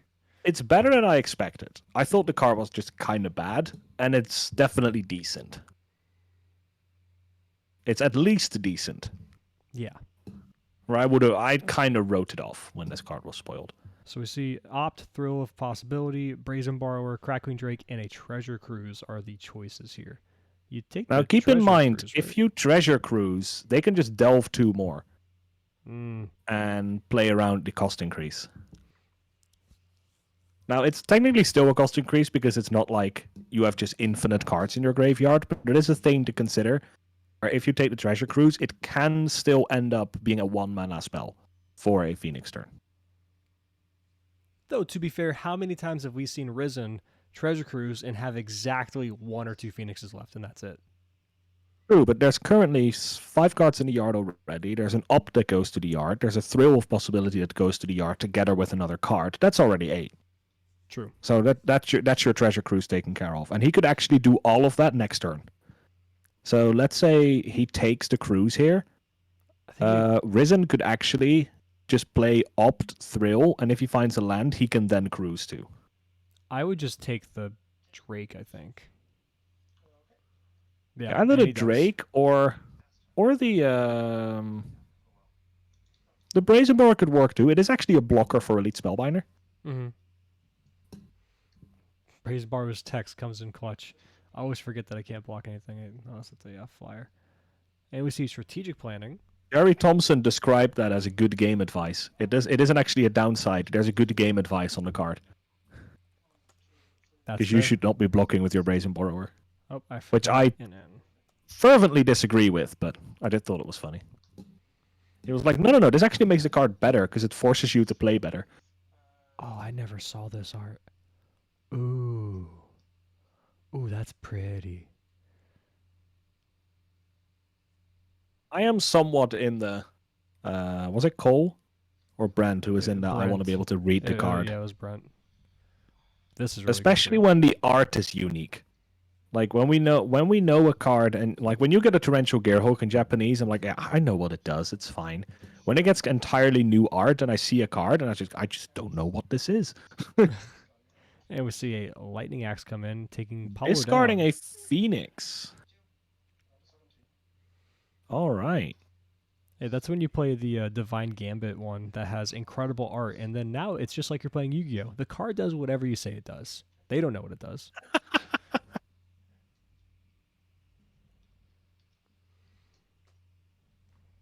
Fun Life keeping track of the life totals in chat. What a legend. 17-18 currently. As we see the Archon of Emeria being played. Now, yeah, I was about to say, like, Risen's just going to start off this turn by just bouncing the Archon of Emeria, and now he can just do Phoenix things. Yeah. That goes for the opt. Sweet card, though. I like Archon a lot. I didn't like it as much after I played that Commander game where I accidentally locked the table out with Archon, and nothing happened for hours. Actually, Epic and Risen were both in that game. Okay, As we see... this art is wild. That is fantastic. Alex, would you ever guess that this is the real possibility? No, I would think this is the weirdest rendition of Harmless Offering, but the mana cost would be wrong. There's Phoenix coming out. I love it. So now, you know, like, Risen's drawn a lot of his cards, the clock is on a bit. Like, this is about as good as it gets from your Phoenix side. Yeah, Bar, 15 like, all. the turn 2 discard should have been a Phoenix, then it would have been perfect. But aside from that, life totals are 15-15. Voice of Resurgence, we love our boy. Especially now Voice that of he's a rare. Resurgence, you have to play at sorcery speed. But Risen's like, sure. but not like Teferi. And we see... That's the Archon. So it's the Archon and the Voice of Resurgence.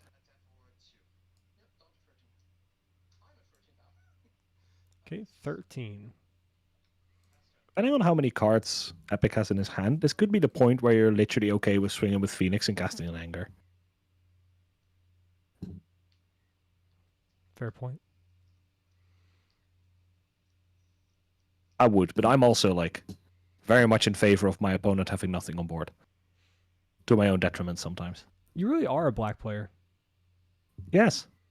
It's quite Because literally if I see an thematic. opportunity to wipe all my opponent's cards off the field, I will.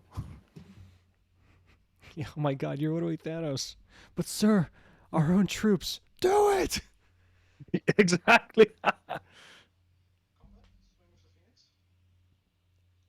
Even especially when you play Extinction Event, and you do actually just kill roughly half the board. Yeah. 13-12 now. But as we've noticed, is Extinction Event can just take out the entire All board right. because a lot of decks happen to play the same mana cost. So he uses Chart of Course here to draw 2. That's just one spell per turn for the turn. So if he now wants to be able to play a spell on Epic's turn, that is going to trigger the Voice of Resurgence. Which is a little scary.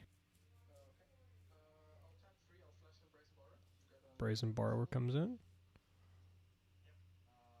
Or is Voice of Resurgence only instant and sorcery? No, it's not. Okay, so he's going to use it to block the Archon. Now, Epic knew this, right? Like, he knew going into it, the card's in the adventure zone. It's just face up there. Mhm. So he either has another Archon, or he's just, like, totally okay with what's happening right now. Skyclave Apparition taking the Phoenix. Risen has 6 lands, right? Am I counting that correctly? Yes. So he can play Crackling Drake. Yeah, he can Crackling Drake. Potentially Splintered Venom.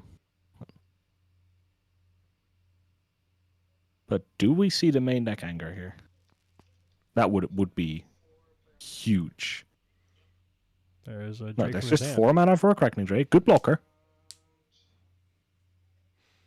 If he has the velocity, it's also a very good attacker. I mean, Epic is at 12. How high is the chance that he actually dies if there's a velocity? I don't think he's quite dead, but it's going to be very close. Lightning Axe. Discarding Art like Phoenix. Skyclave dies. Presumably killing, the Skyclave Apparition. That's going to give him a 4/4. But it's also just a fantastic blocker against Epic's board. Also taken down a token from the Voice of Resurgence a notch.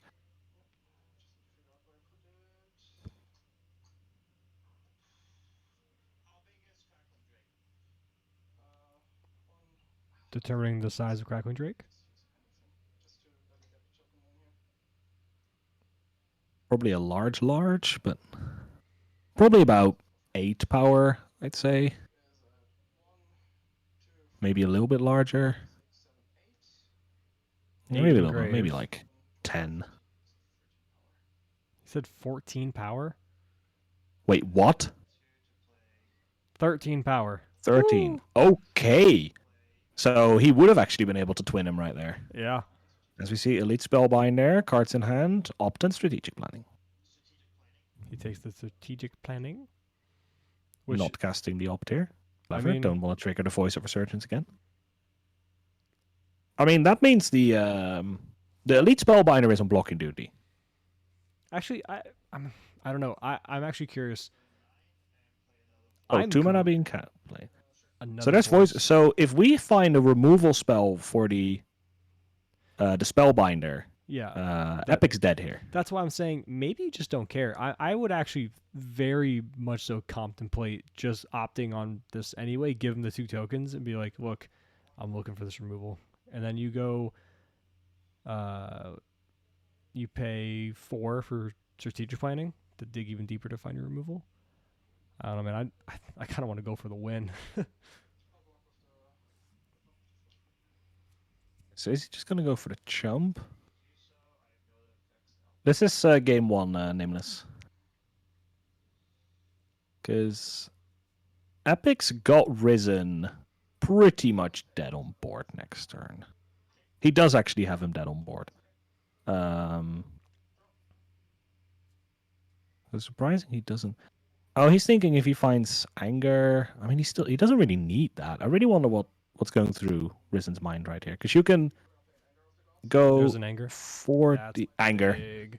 That's game. It sweeps up Epic's entire board because the tokens will shrink after everything else dies. The Voice of Resurgence will not trigger because they get exiled. And the Crackling Drake survives. Wonderful. And he just said it was a top deck. Go Epic. I mean, I'm sorry, go Risen. It was a top deck, but he had an opt, 1 draw, and a Strategic Planning to find either an Is a Charm, a Shock, an Anger, He does run a or one of Spikefield Hazard, Yeah. or Magma Spray. So he had a lot of outs there. But again, so we're looking at the sideboards. Who's better set up for the post-boarded game? Well, let me take a look at the Phoenix sideboard again. I know they have some extra copies of The Magma Phoenix Spray. sideboard has an extra Magma Spray, which can come in handy. An extra Anger of the Gods. Actually, 1 Search of Ascanta if you want to go into the hardcore control plan. 2 Prismari Command, which will probably come in. And a Raw is advised. Well, I'm not even sure, but probably. And a Raw is advised, Roy, I'm unsure about. And the sideboard of Epic contains 2 Thoughtseize, 2 Declaration in Stone, 3 Glass Casket, 2 Remorseful Cleric, 2 Necromantia, 2 Knight of Autumn, and 2 Tireless Tracker. So, Declaration in Stone, probably coming in. Remorseful Cleric, probably coming in. Yeah, that's going to come in. Remorseful Cleric's coming in. Declaration in Stone is coming in. Potentially Thoughtseize is going in, and I guess Necromantia? Yeah. Glass Casket feels really bad that it's only 3 and less. Everything in Risen's deck dodges it. But we've heard Risen say before, even if that or the artifact was a way to deal with it, he would bring in Prismari Command if he felt that it was a good sideboard card anyway. So.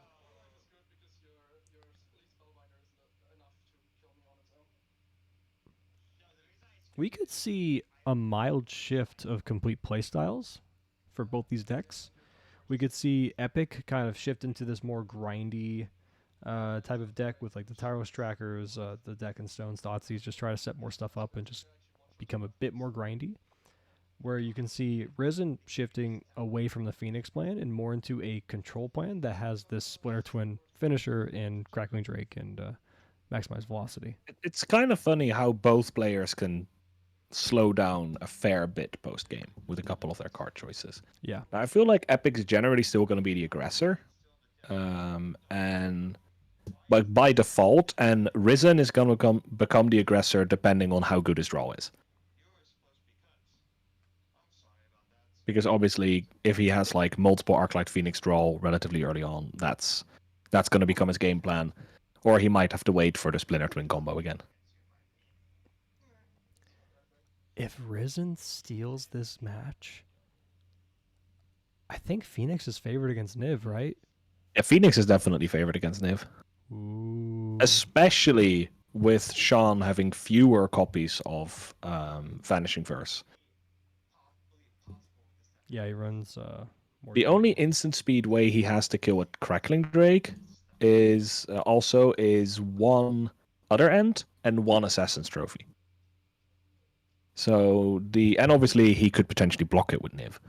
So the Splinter Twin combo is pretty good in that matchup. Yeah, it looks like. But he have would we bring just in- been evaluating this deck wrong? Should we just build Izzet instead, just like in that Crackling Drake Splinter maximize- Twin? I mean, maybe it's proven to be very good, and it's lining up very well with a lot of the removal options in Pioneer. Like you said, Vanishing Verse doesn't hit it. It's split colored. You have things. I mean, maybe Baleful Sorcery speed Mastery. never works. Yeah, Baleful Mastery would probably maybe catch on in that sense, because Or just traditional Heartless Act. oh, that too. I was so focused on the exile thing.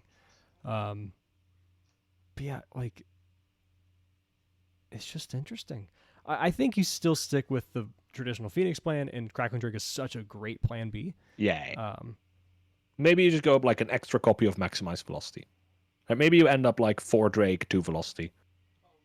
Just to go into something like that. But I believe our players have shuffled up, are deciding on opening hands, or We have a still mulligan from shuffling? Risen, and I think Epic is keeping that.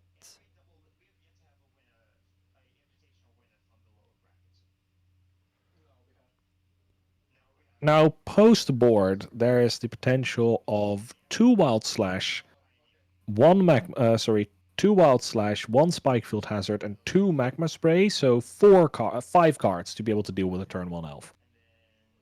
Safe assumption that Epic has a turn 1 elf if he keeps a 7. And a Or a safe goose. assumption that Risen is looking for that removal. If he's Yeah, looking. exactly. Especially now, if you mulligan and your opponent is keeping a 7, you're like, yeah, you kind of know 1 out of the 7 cards in their hand, and that might change your mulligan decision a little bit.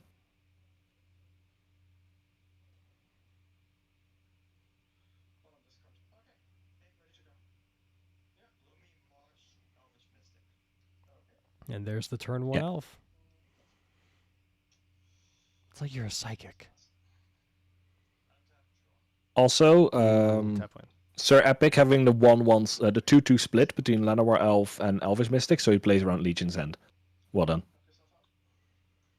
So the Spellbinder, obviously Phoenix is really nasty to hit with the Spellbinder.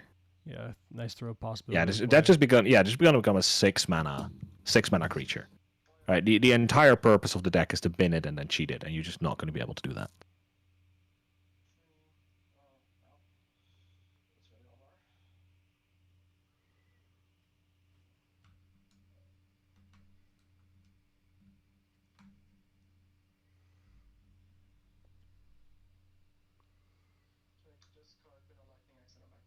Lightning Axe and Magma Spray into the bin off that strategic planning.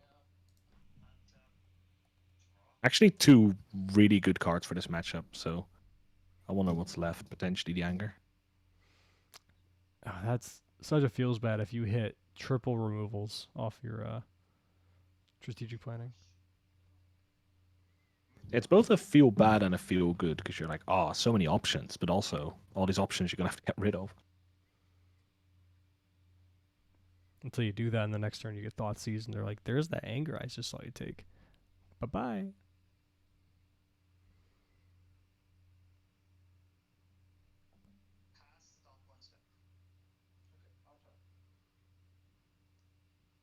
So we see a pass. Definitely Coco, right? Yep. There she blows. And Coco resolves. So this is the whole point of this deck. Let's see what he hits. If he hits like double Spellbinder, this could be very painful very quickly. Or like Spellbinder, Archon of Emeria. There's an Archon. Archon and just a 2/2 beat stick. But that doesn't matter. It adds to the clock. Archon is one of the key cards in the matchup. Yeah, agreed. Will This we deck see is definitely Risen functioning in his do favor. something? Well, now you can only spend or cast one spell. What do you even want? I bet you it's on a turn order. I believe I see Risen play a land here, so I'm going to assume it's his turn. Yeah, it is. This was on his upkeep that the Coco came down. He was trying to get cheeky. This is where we could see... This is obviously a point where an anger immediately wins you the game. Well, we're Pretty not much. seeing a windmill slam onto the mat, so I don't think he has it. Which makes it way more curious onto what he grabbed in that strategic planning there. Yeah, if Spray and... Epic has 3 cards in hand right now. If Spray and Lightning Axe weren't good enough, I'm very curious as to what it was. Potentially just a land drop. Maybe just very badly needed a land drop. I'm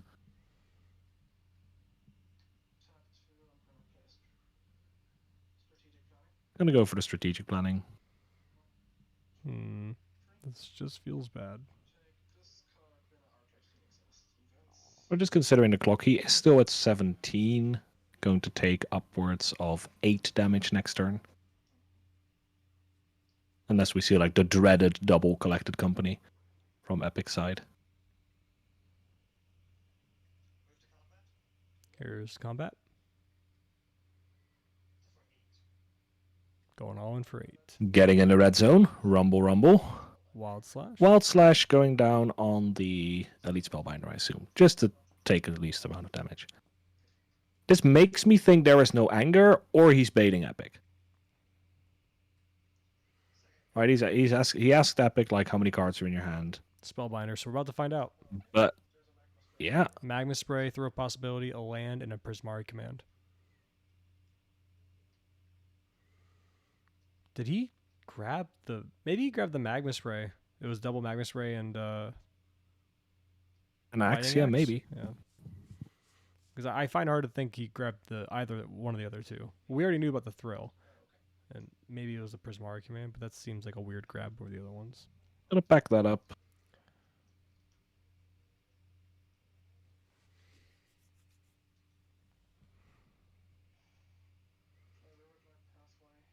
Is this gonna be a cruise?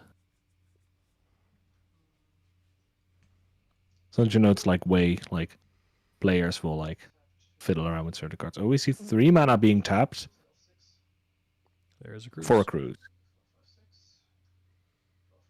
I mean, as far as He's thinking one spell I've turn, only got 1 spell per turn, so you know I'm definitely gonna keep the Phoenix in. There's no way for me to fuel it because it is a sorcery. Already played a land, so he's probably just. I would assume he's going to go for another spray on the Spellbinder.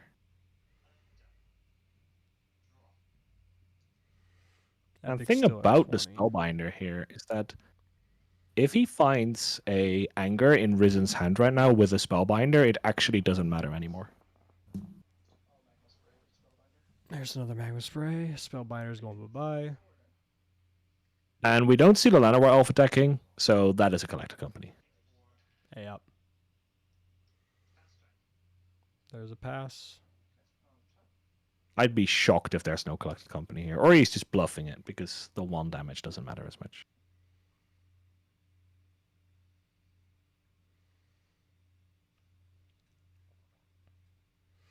That's where you see Archon being so good. Yeah, definitely. Archon is a complete blowout in this matchup. Which makes that strategic. By the way, planning that makes even me more realize confusing. last turn, didn't Risen play an untapped Riverglide pathway? I believe he cast a 3-mana spell and then Magma sprayed, right? Oh, maybe he played it tapped and then, like, the way he communicated, right? Like, played it tapped and then cruise for...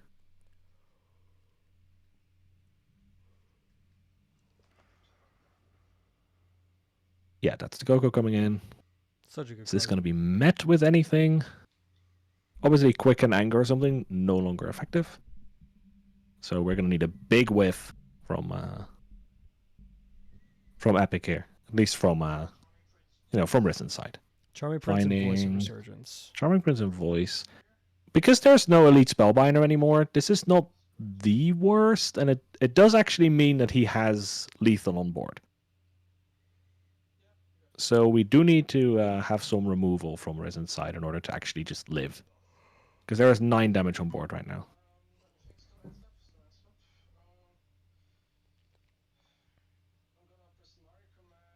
Prismari Command. Hitting, I guess, Voice. Yeah, you can hit Voice here because it is still technically your turn. So Voice and Loot. Oh, he hit the Skyclave Evaporation to get himself a token that can block. It gives him a 0/0. So I don't quite Oh. understand where this is coming from.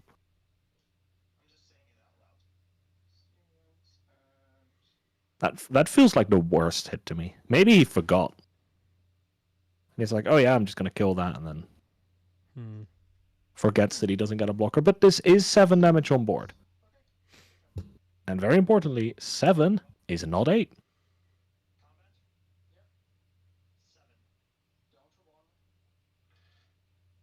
Down to 1. It's Anger or Bust. Yeah. And Archon of Emeria, so there's no redraw. I mean, he did get to loot twice last turn and has a draw now, so he had 3 draws at the anger. There's the scoop. And that's good. He actually had 6 draws at it because he played the Treasure Cruise in the previous turn. Oh no, wait, that was the turn before already, never mind.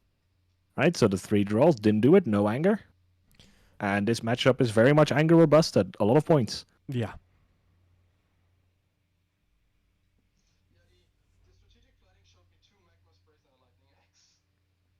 So this shuffling up, I don't expect like any game one on the play, on the draw type of changes from this matchup, really.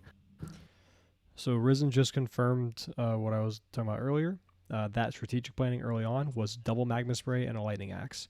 Though I'm curious as to why you chose Magma Spray over Lightning Axe when Archon is such a blowout. Yeah, I'm curious about that too. Like, Archon wasn't on field yet, that's fine.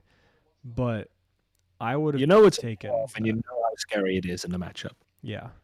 He said himself in the interview, right? What do you think of the matchup? And just the first thing he said, I hate Archon of Emeria. Yeah. That's a card that should be in your head rent-free at all times, but it feels like it wasn't there.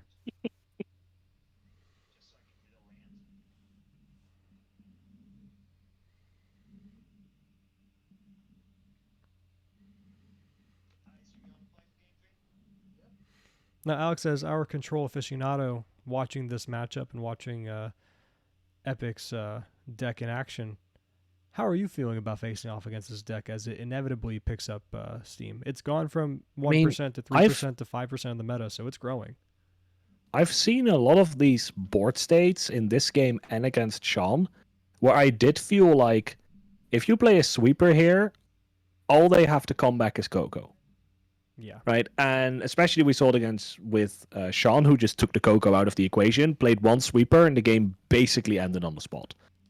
So I feel like in that way, you might just want to start looking at like more sweepers, especially the 3-mana ones, because the 3-mana ones, even when tagged with the Spellbinder, becomes 5-mana ones, and the deck feels slow enough that 5-mana sweepers are fine. Right, you can cast 5 mana for a sweeper, and you're probably not dead at that point.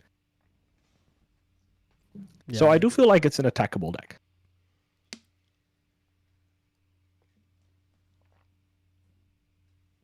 It falls into the standard trap that a lot of these decks do, where once you get swept, your deck becomes so slow, right? And you're playing like one creature a turn, and maybe sometimes you double spell with like a land or elf, and then the deck feels really bad. So I do feel you need to like hit the ground running, get all your disruption at the right time, and stuff can very quickly fall apart by a good top deck. And here's the opening elf. That's literally the best thing you could ask for. Yeah. And The there's a number one slash. thing, and he's Bye-bye. gonna slash it and play tap Steam Vents. Very slow, controlled start from Risen, which is kind of a thing you can expect on the play, because you've got that like tempo advantage, and again, the main hate that Epic has is Spellbinder, and all it does is it slows you down. So you might actually just settle in for that slower game plan. And here's Chart, of course. Like, I would have not been surprised at all if he played a Search for Ascanta there. I was like, yeah, that's my game plan is definitely, like, I'm going to take it nice and easy this game. Granted, it's a one-off, so probably wouldn't have been drawn at this point, but...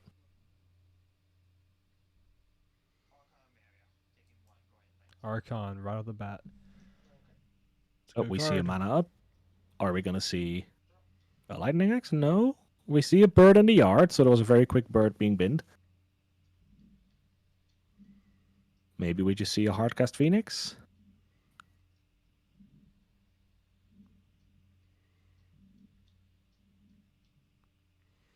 I mean, that's a way to kind of deal with this Archon. Eventually, they have to block it, I guess. Yeah, you can't cast 3 spells per turn to bring this out. And they're like, yeah, I only need to cast 1. And they just put the bird on the field. Epics should be at 19 because of the mana confluence, too. So, should have. It's 2019. This matchup feels like I'm in 2019. It's turn 3 and the game hasn't ended yet. Come on, guys. Get with the program. No, that's modern. Pioneer slower. Oh, We don't have Clever Luminancer with 1 mana storm spells and Metamorphose, right? yet. Epic kind of just like flexing with his hand. It's like, yeah, I've got a lot of spells. Just wait till Pioneer Horizon. And Is It Phoenix is like, what are you talking about? I've got 9. Strategic planning. So hopefully he finds a lightning axe on this top bit. I and can then, imagine like, he's got like the anger in hand and he's just waiting. Like, I'm not going to anger for 1 Archon, but yeah, let's see what that's- you play that's next. true. Right, running a little bit of the risk of the Coco, but again, the Archon's hitting for 2. Right, even if Epic goes land Coco here, then Risen is completely fine just casting that Coco, casting that anger the turn after, and having taken like 6 extra damage. Right, you can take that. Yeah. Again, the deck has no haste, the deck has no burn, so you can easily drop down to like 5 mana if that puts you into a position to comfortably start controlling the board. Takes 2. Take 2. It takes 2, baby. Me and you hit for 2. Oh, look, that is a 4/4. And it's actually a 4/4 that is going to pump the Archon of Emeria out of range. So this is kind of scary from Risen's part. So it prompts a response, which is just a throw of possibility.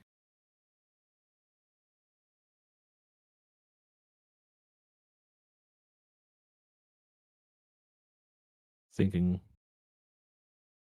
did he just discard a Fabled Passage, I think?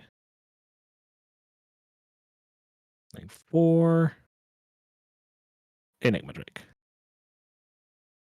So Enigma Drake's obviously a really good blocker here, right? And Offense's trigger is an attack trigger. So that does mean that at this point he actually needs to be a little bit wary. But if I'm Epic, I mean, he might just have like, yeah, it's just Skyclave Apparition here. But even with the Enigma Drake on, I might actually... Oh, wait, no, an offense attacks, it puts a counter on another tapped creature. But this is really scary, right? This immediately means the idea of Anger or Bust is out the window.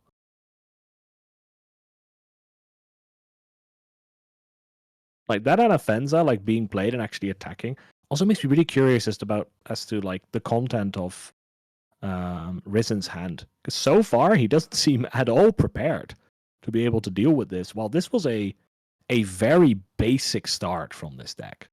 Right? He killed the elf, played a slow 3-drop, played a slow 3-drop, played a 3-drop, right? And that's just the baseline plan of this deck. For mana, another Drake.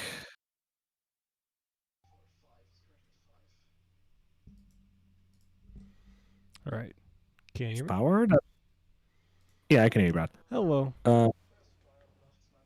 Wait, even like Wasteland Strangler would actually be. Oh, there's no cards in exile, so there would be nothing for Wasteland Strangler to hit. Yeah.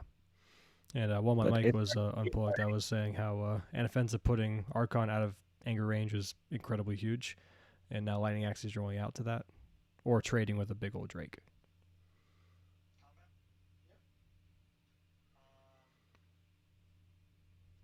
So he's going to combat, maybe. There's not really any instant speed stuff here, so Spray the Skyclave Aberration. ooh, spray the Skyclave. That's gonna make him a 4/4. That can trade for Anafenza, Yep. and then the Enigma Drake can trade for the Archon. And that actually completely resets the board. I'm not Obviously, sure. Epic is at 4. Wait, he's not blocking the. Oh, he doesn't want to trade his Drake away. He'd rather keep the Drake and just race at this point. Wow, that is. I mean, players can only cast one spell per turn. That does count for Epic too. So, And if he finds an out Lightning Axe, it's the NFNs is gone. So this is now a 4/5.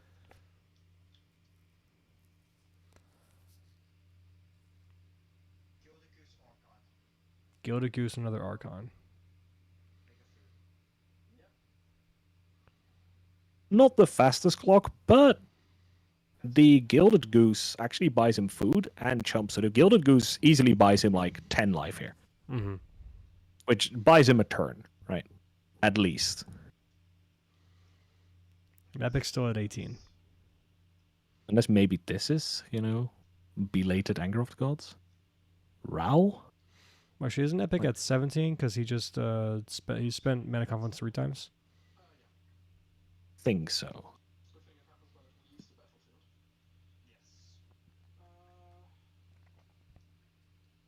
Yeah, sadly, we had some difficulty with the plugin. Otherwise, we would have just been able to see this on screen as the players Yeah. adjusted.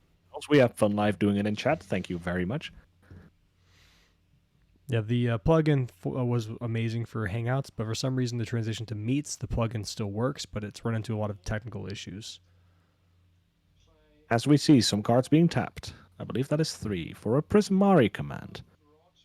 I assume that's going to kill the goose.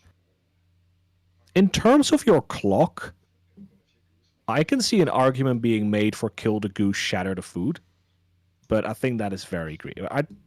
Is he just going to go treasure, draw 2, discard 2? I'd be inclined to kill the goose here.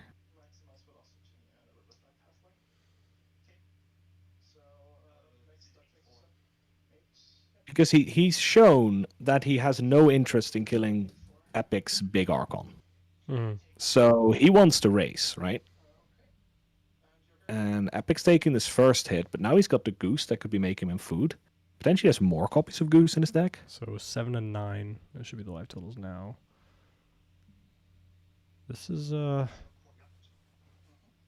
you tried. Hey, I really appreciate you tracking the life totals like that. I hope for next time we have our invitational, we should be able to have a better solution for this, or we're at least going to try and see how we fix this. We do have one lined up. It just wasn't fine-tuned for today, which is why we opted for this. But for the next one around, and even the next Pauper/Modern ones, we will have the new solution up and running for life totals. Alright, so we see the swings here. Not attacking with the goose. Wise. You gotta flex. I mean, you got to block. No, you flex. Throw the game away. No blocks, down to 1. I'm really unsure what Risen's plan here is. Well, maximize velocity gives him +2. He goes up to. Yeah, but he's Does he have removal for Goose? Charming Prince that could just like gain you some life. It could reset one of the Archons, so you've got an extra blocker. Like there's so many ways. The only way I can imagine is here is he plays an He anger. gains the life. He plays an anger. He swings at Epic, and then he has some sort of like a lightning axe or a brazen borrower to deal with the big Archon. That's the out I can see here for Well, Epic. he's got to have something at instant speed here for the end. Well, no, he doesn't even need that right now. He could have anger and then an instant speed way to do something on Epic's turn. Yeah. So we could just see like a draw spell here, maybe like a throw of possibility or an Izzet charm. He's definitely thinking about casting something. Imagine some form of draw spell.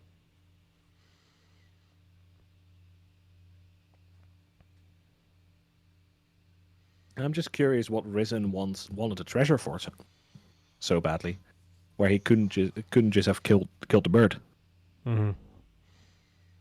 or even I mean, you kill the bird before you shatter the food, but like, I get the loot because you're looking for something, but I don't know why you'd want a treasure and not just get the blocker out of the way and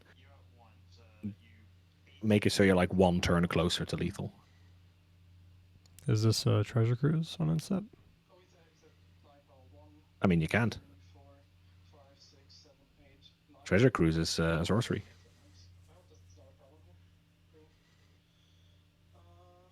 For some reason, I was thinking about Quicken. Forgot about the Archon momentarily. Archons, there's two negatives make a positive. You can cast spells normally again.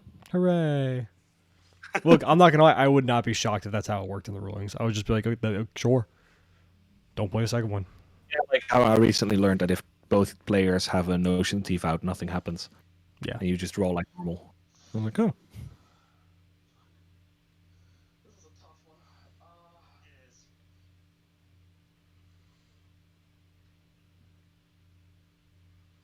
Wonder what Risen is thinking about here. Goose is gone. Gonna bounce the Goose. Okay, Epic's not making a food. Now there's no, as far as I know, there is no interaction at this speed from So he's Epic. at 9. A one spell. Oh no. Epic's at, according to Fun Life in the chat, he's at 12. Yeah. So maximum velocity doesn't do it here. He goes up to 15 because of the food he can crack. So that leaves me like Prismari command, Anger. deal to. But still, anger leaves the big Archon up. Oh, but he does have the Brazen Borrower that he can use to block the Archon. As well as the Crackling Drake itself. Yeah, but he's probably just going to be interested in swinging for 10 here. Swing, because the only instant speed interaction that Epic has is Collected Company hitting some form of removal. So if you wait for him to declare That's true. attackers, splash in the Brazen Borrower, and he's already played a Collected Company, there's only 3 cards in his deck, and then the Coco isn't even guaranteed to do that. And maybe he just has another Brazen Borrower and he could just play it safe and play actual removal for it. So down to 5. Goes Epic after he cracks the food.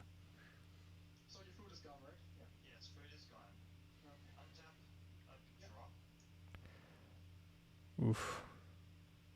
Back down to 5. Let's see what's happening here. This is a tight match. Yes, Epic goes So here comes Brazen Borrower. Do we have a Coco in response to try to find the win? Coco would have a fair... No, he just has to jump. And There's Epic a Goose. has a Goose. So we're gonna have to find some removal for the goose. Otherwise, we're back on blocking duty.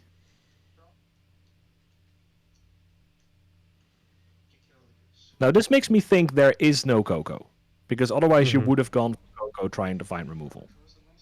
Yeah. Cruise. But we just see a cruise. Yeah, but cruise means no other spells this turn. So we're gonna He have to needs find a some lightning axe. some instant speed way to deal with the Archon, or he's gonna have to call it instant speed way to deal with the Archon, or he has to Swinging in, what? forcing the. he's block. got some way to deal with the Archon. There is a lightning axe or a or something else. Well, he's not. He's undoing the attack for now. I'm not sure what's going on there.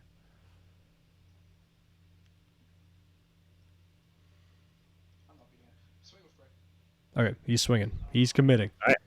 Yeah, there is some way of instant speed interaction to deal with this Archon, and Gaining the 3 upside again. from how do you call that? The upside from Risen's side again is that if this is something like a lightning axe or a brazen borrower, there is actually no way for Epic to protect it. So he knows he's safe if he has some sort of. There's the lightning axe.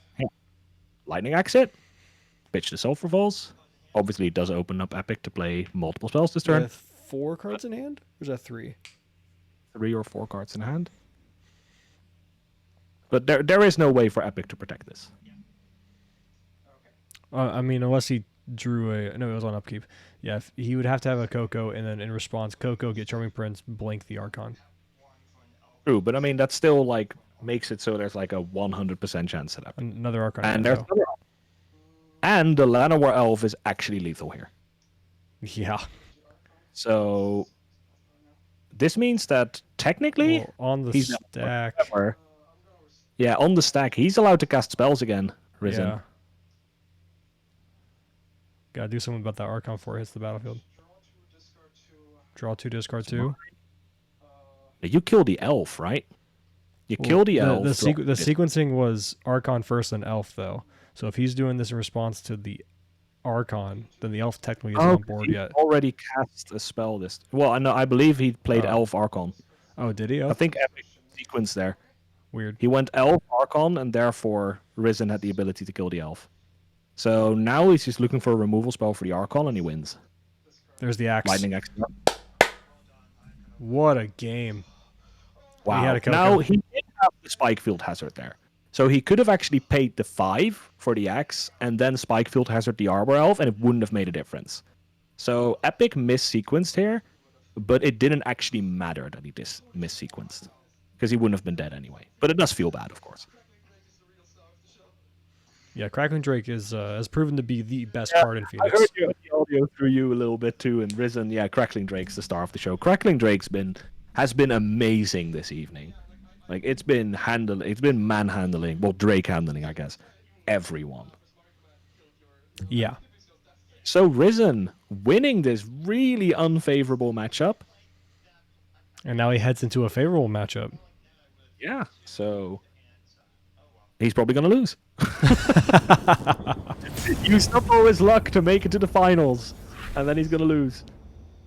I mean, we've got an interesting match going on, right? We've got Niftalite versus Phoenix, and Phoenix went through Upson Company, which are like the top decks in the format. So we actually see like people bringing like the Pioneer, well, at least like the Pioneer sort of like A-tier decks definitely pushing through here and like making the top very interesting.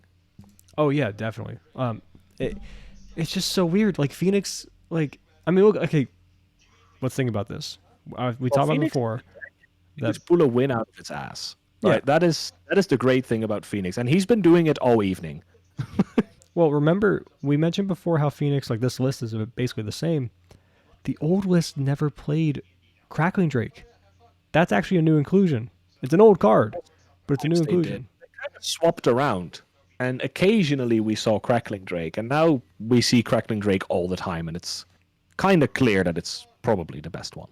Yeah. I remember always seeing it as like a one of, a two of, or we seen like the Pyromancer a lot early on. We saw a Thing in the Ice a lot early on. And I like, mean, obviously these are responses to metas, right? yes, Like now, if your opponent taps out for like a Niv, and you just bounce it Drake maximize velocity, that is a very obvious way to win the game. Where before, earlier on in the format when we were playing like more maybe like some more board centric decks, maybe we saw like more creatures with reach or more instant speed interaction for threats like Crackling Drake, while the card was less popular. But in the current meta, it just seems really good. all right, getting the battlefield set up. We should be ready to go in about 30 seconds. Going into our last matchup, potentially not our last match. Because the way our system works, I don't know if you can quickly put it up, Brad. Yes, I can. So the way our system works, so we've got a round robin, double elimination, excuse me. So Sean B went to the finals through we can't see that part of the bracket, but that's fine. So he made it to the finals through the top bracket, so through the winners bracket. And Epic came to the finals through the loser bracket. That means Sean has the advantage of that they're going to play two best of threes, but the moment Sean wins one, it's over. So Sean's going to have to win only one out of two, and Risen, excuse me, I think I said Epic, Risen is going to have to win two in a row in order to take the trophy. So there is a definite advantage here for Sean, which I would wager probably outweighs the disadvantage in the matchup. So in individual matches, I think Risen is probably favored. But if we're looking at the overall, like having to win two matches in a row, it's going to be very difficult for Risen. Also because Risen and Sean are two European players, so Europe represent, and they know each other's decks, right? Everybody knows Sean is on Niv in Pioneer. Everybody knows Risen is on Phoenix in Pioneer. So they've played each other quite a few times in our weekly events. They're probably going to have some tech, or at least a good grip on how the matchup is supposed to be played. Yeah, I agree.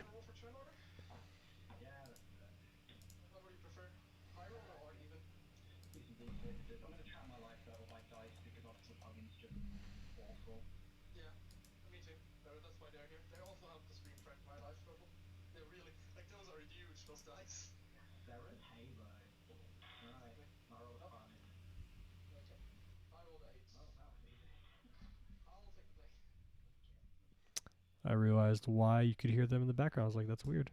But it's because my mic volume was all the way up. Usually is not. So, quick overview before we head in. So we see some cards out of Sean's deck, right? I think we're mostly looking at Sean's deck here, like because Niftalite is like a very diverse deck in how you can build it and what type of answers you want. So how well is this set up against Phoenix specifically? Obviously, Niv is a great blocker. We've got 2 copies of Clothis. And Clothis is going to be able to eat the yard. That's both going to make the Phoenixes vulnerable. So we're less likely to see like these early Phoenix discards. Oh, I'll leave it in like 3 or 4 turns before I get it back. Because you risk it being eaten by Clothis. Or you see the Clothis, you've got a Phoenix, and you're pressured into like going all in very early. And in Phoenix, it's not always correct to get out a Phoenix as soon as you can, right? Like if your Heptus like opt double wild slash, it's often not correct to do like opt double wild slash your face for 1 Phoenix. But if there's a Clothis out, you might feel pressured into doing that. So that's going to be pretty big. Omnath is just a good card, but not particularly great in this matchup because it doesn't fly. I mean, the next Omnath will probably fly. You have Mizzet, big blocker. Nahiri is going to be able to exile tapped creatures. That's kind of nice.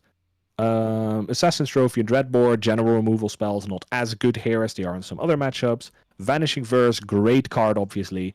Extinction Event as the sweeper of choice. They're all even costed, the threats in the deck, and just good against the Phoenixes in general. 1 copy of Slaughter Games. amazing. It could. I mean, looking at the previous matchups, maybe your slaughter game should just name Crackling Drake. That's actually a fair And point, yeah. and one copy of Other End, which is just a general instant speed exile removal spell, so it hits every threat in the deck. And in the main deck, in game one, there's no real way for Risen to protect them. As we see, Risen is on the play, which is always good. And we'll talk a little bit more about the sideboards as we actually get into them. But I can tell you that Sean does have some nice ones.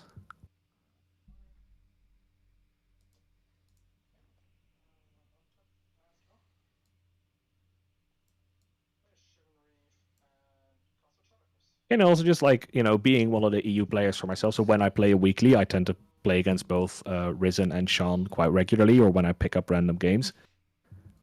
I have such a hard time picking who I want to win because Risen and Sean are both two phenomenal human beings.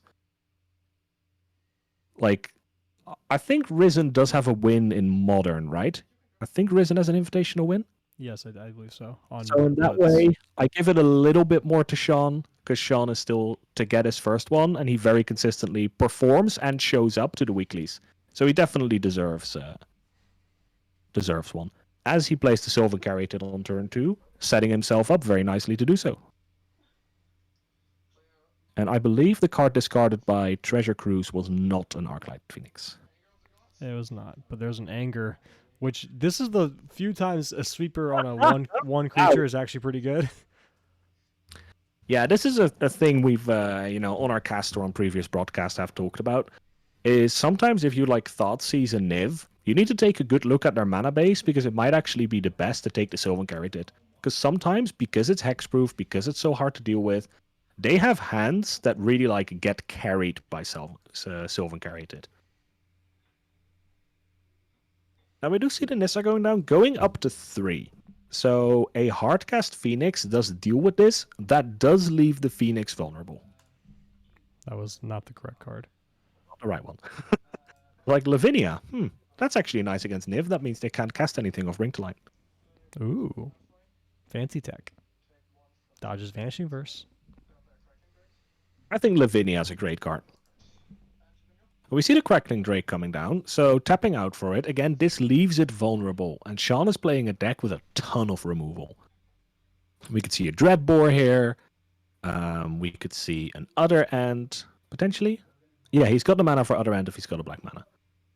But he's going to 0, which flips a Steam Events, because he scryed 2 last turn. Now he could play a land, and now we're Bring to Light. Ooh. Now there is no black mana, but it doesn't matter because there's a Bring to Light to 4 and it's going to get a Valky and it's going to exile the Drake. And now Sean is the one with the Drake in the future. So... I've talked to Sean about this in our playtesting, and every time I've played against him, and I've told him I have been thoroughly impressed by that Nissa. Yeah, this is this Nissa flexing, right? This was amazing. Very well sequenced by Sean, right? Setting up this beautiful turn 4 jump with his Planeswalker still up. So fantastic. Now the Wild Slash is going to come down, deal with the Tybalt, which is mildly annoying, right? But he got rid of the Enigma Drake, as we've seen in a lot of matchups. Very big threat. And this Niv deck plays a healthy number of instants and sorceries. So it's going to be very... it's very likely that this Enigma Drake, I keep saying it, Crackling Drake, it's just going to be big enough to just block another Crackling Drake. So that's going to be another problem for Risen to deal with.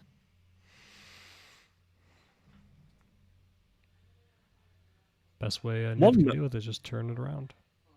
One notable interaction here between Crackling Drake and Risen's deck is that if Risen casts Petty Theft on the Drake, it will actually go back to his hand. So in that way, if he has that card in hand, he might be saving that, and that's going to give him an extra threat.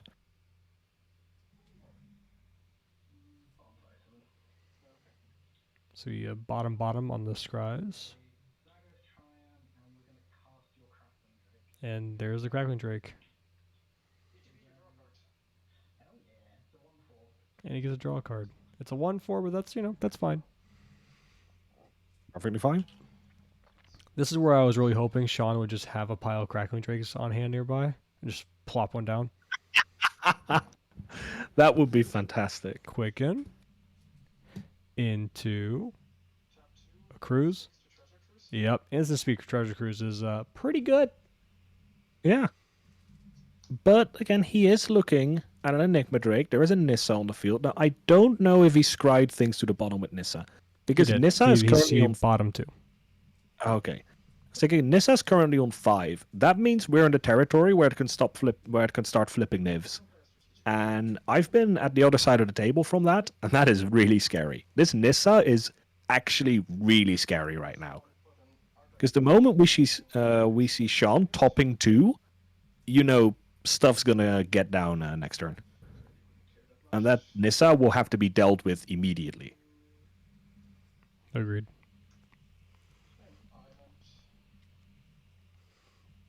Also nice that the Enigma Drake obviously drew him a card. Crackling Drake. God, I keep calling it Enigma Drake. I played so much with that card in Standard that in my head, Izzet Drake is just Enigma Drake.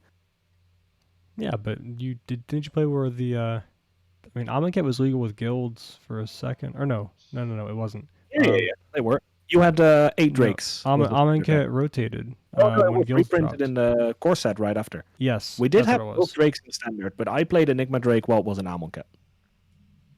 Because I was new at the time, and I was a new player, and it was a very cheap win condition. As in, like, 25 cents win condition. Yeah, it's a fun deck too. Why do I spend $20 on a Gearhulk if I could spend 25 cents on an Enigma Drake? Oh, how naive I was. So we see the Lightning Axe coming down. Kind of a feels bad here. Axing your own Crackling Drake that drew them a card. But, you know, you gotta do what you gotta do. But you do get double Phoenixes out of it. And you kill the Nissa that was getting scary. Yes, so... But this means there is a Drake dealt with, and Risen is... I don't know if it's going to go for another cruise. An Extinction Event here is going to deal with 2 out of the 4 Phoenixes, and then there's 2 Crackling Drakes left in the deck. So let's see if there's like a Bring to Light Extinction Event here or something, or just a straight-up Extinction Event. Actually, straight-up Extinction Event would be uncastable. He needs to Bring to Light into it. Or play something else.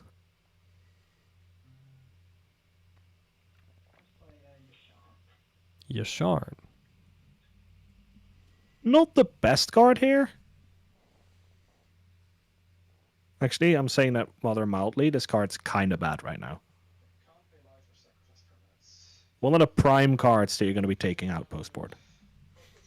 Yeah, it's main decked in the anticipation of like there being some kind of food or Jun Sack lying around. Yeah, obviously only 1 Plains and 1 Forest in the deck, and the 1 Forest is already on the battlefield, so doing the slightest amount of deck thinning, but generally, if I'm Risen, this tells me that Sean's hand's not good. Because if there was any Niftalite shenanigans to be done here, it would have been done right now.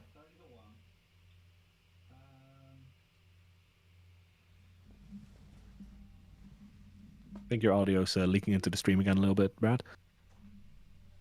Yeah, I got But we see Sean thinking, tapping 2, not tapping 2. That's my mic. What do you think? Randomly Like, going up again. Upside there's the Domri could fight here, and that means Risen is gonna have to work to get that Phoenix back. It's probably not very hard, right? The deck's named Izzet Phoenix for a reason, but you know, it means that he has to like do that now, and he can't like sandbag it for a future turn potentially. But obviously, it's all done through cantrips, so there's a very good chance that this is completely meaningless for Risen.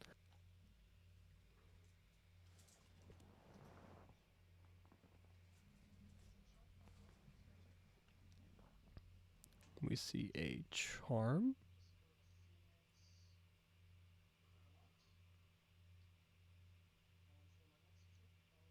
Now, if you're Risen here, I'm unsure if you even kill the Domri. Considering it only ticks up with 1, it gives a mana that Sean has enough of, both in colors and quantity. He even has enough to cast Tybalt, except he doesn't have black mana. which is something we keep saying a lot with Sean's deck.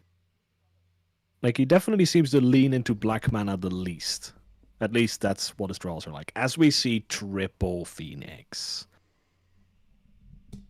That's pretty good. Yeah, let's go ahead and just ignore that Domri and just go for the 2-turn Eve. He's going to dedicate a hit to it. Okay.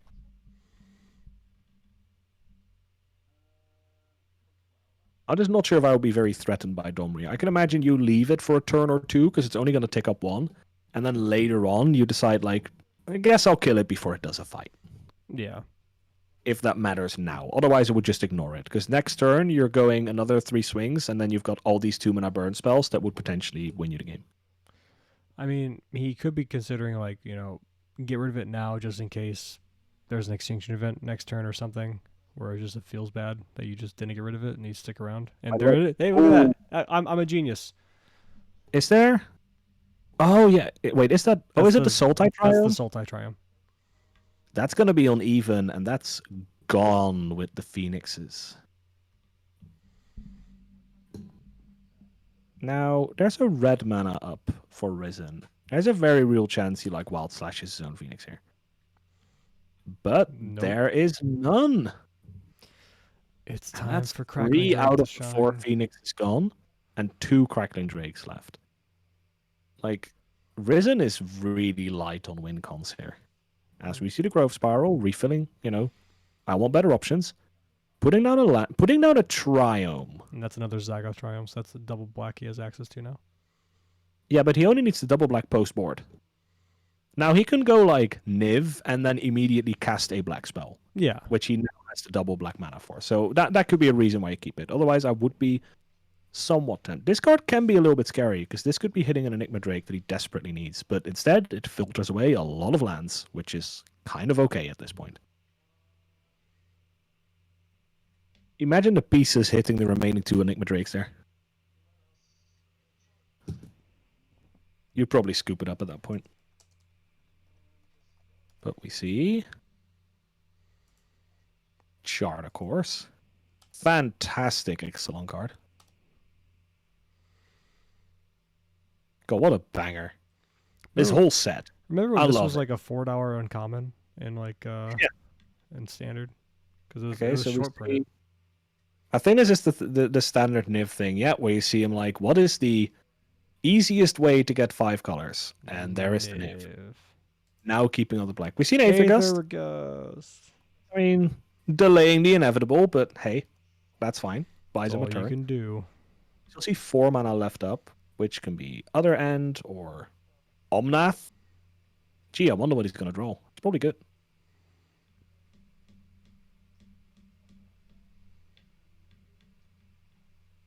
Did we see Sean draw the card? I'm not sure. I'm not sure either. I didn't see it. But I'm going to assume he did. Unless this is on the stack in response, he's opting right now. Maybe he finds a Lightning Axe or something. Risen untapped. We see always mana's untapped. He's casting an opt. He was tapped out for the 8th there. But yeah, next turn, because he played the Triumph for the double black, we can see Niv, and that could hit either a Vanishing Verse or an Other End, which is the answer you need for the last Phoenix. Strategic planning. And if there's an Enigma Drake here, you're taking it. Otherwise known as a Crackling Drake. Crackling Drake, thank you. God, am I ever going to get this right? It's like once it gets stuck in your head with the wrong name. See, I like Crackling Drake more than Enigma Drake, so it's not hard for me. He can twin it. 5 mana. Sean's at 12.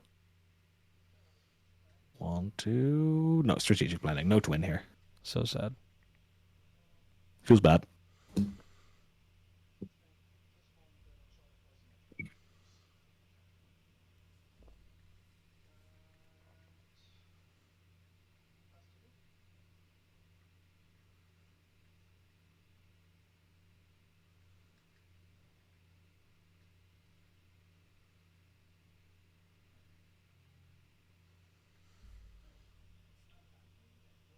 And we're probably gonna see him just attempt to jam down Niv again. Yeah, I can't imagine the game plan's changed. He's still got that pile of 5 mana. Omnath rumbling in. We saw it in the match against Scratch. It's a clock. It is. I mean, it's for lethal next turn. No, actually, he's 1 off. No, he's Risen's at 9. I can count. And we see... Resolution. You need to make a lot of room for Niv. It's also, you can see, like, how often Sean has played this because of how cleanly he It's does like the a Niv lot thing. of lands to me. Dreadbore. I mean, I see a Clothes, a Dreadbore, and another Bring to Light, which he can actually cast. Oh, he can right now. Ooh. And there it is. What's he gonna go get? He already got Tivol, right? Yeah, I'd want to grab something. Oh, you can you slaughter games, right? You get slaughter games for Enigma Drake. Wait, what happened? Oh, he is a charm. Is a charm. Is a He charm. is a charm. I thought he was scooping for a second. I was like, oh no. All right, I'll Bouncing. I'll cast that again in a sec. I think he's twinning. Crackling Drake. Maximize velocity. Oh my god, he did it again. That is the 4th time on camera he's Right, done it. Twinning, right? Yeah.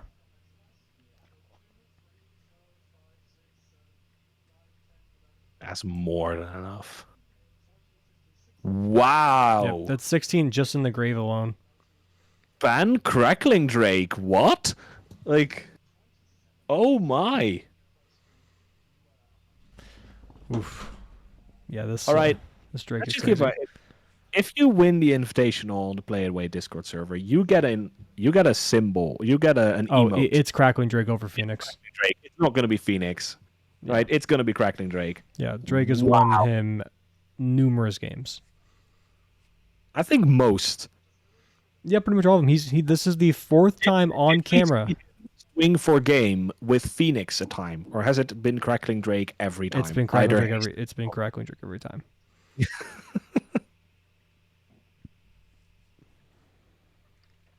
Oh, that Slaughter game, so Crackling Drake was going to be so good. He had to counter it. Yeah. He had the Is a Charm. Everybody wrote off Is a Charm as we got Prismari command, clearly. Yeah, Ianif in chat, Drake is the MVP of this Invitational, definitely. Even if Sean wins the next 2 games. Right, Crackling Drake has been the #1 card in this Invitational. Fun Life saying it's just got to be the screaming face of Crackling Drake. That'd be the perfect emote. Well, no matter who wins this Invitational, their emote's going to be a screaming dragon of some sort. Because you have or it's Mizzet. going to be Bring to Light for Sean. Because this is more a Bring to Light than it is an Invitational. I suppose so, but it's more funny. That Bring to Light isn't as great of an emote. Yeah, you can just take Niv's head. Yeah, exactly. Just We've got multiple people on the server who could easily Photoshop chop out, very cleanly chop out just the head.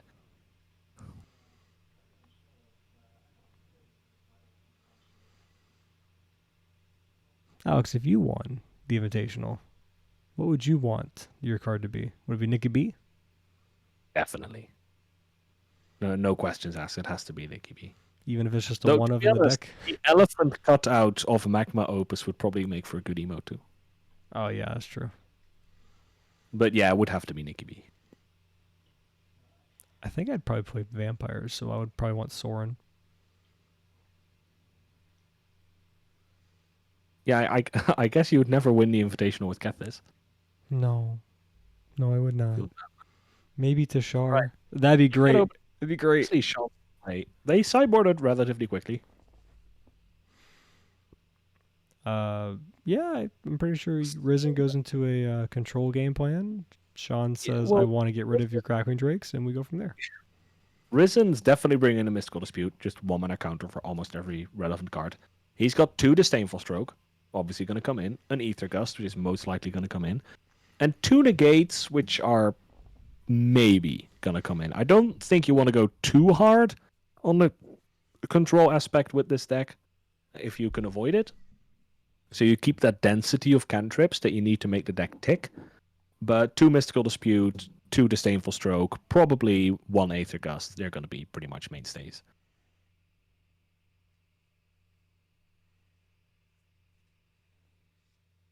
Especially as we saw in game 1, if the things you're looking to negate are things you can probably Izzet Charm early on. So you don't really need the negate. The mana for Izzet is so good that the difference between Izzet Charm and negate aren't as large as they would be in, for example, an Azorius deck, where the difference between Dovin's Veto and negate is larger. Mm-hmm. And then I'm talking obviously in terms of casting cost, not functionality. So I believe Risen plays... Let me pull up his mana base real quick. He plays 3 islands and 1 mountain. Everything else is a dual.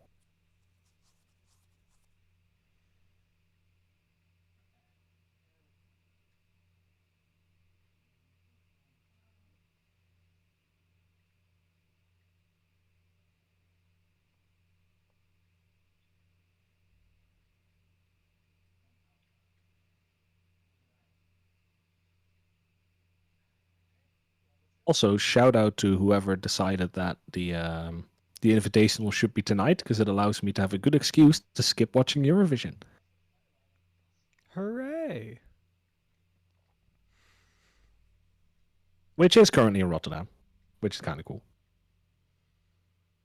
They had a side a zebra crossing across the stage where it is, where now if you walk across, instead of the regular ticking you get, they play Waterloo by ABBA. And it's like a half an hour drive, but my girlfriend had me take her there. It's like, no, I want to see this. It's like, okay, sure. So I drove half an hour just for a zebra crossing with music, and then I drove back half an hour. That sounds beautiful. I mean, it was actually a fun little trip in the time where you get to take no trips. But going back to something way more fun than Eurovision, Magic. We see Sean being on the play, getting out that Sylvan Caryatid. Probably not going to be angered this game. And if it's not going to be angered this game, looking at Sean's mana, that's a good thing, because he's rolling on a Plains and a Stomping Ground, which is not ideal. Yeah. I mean, Glacial Fortress, adding the blue, we're 4 out of 5 now.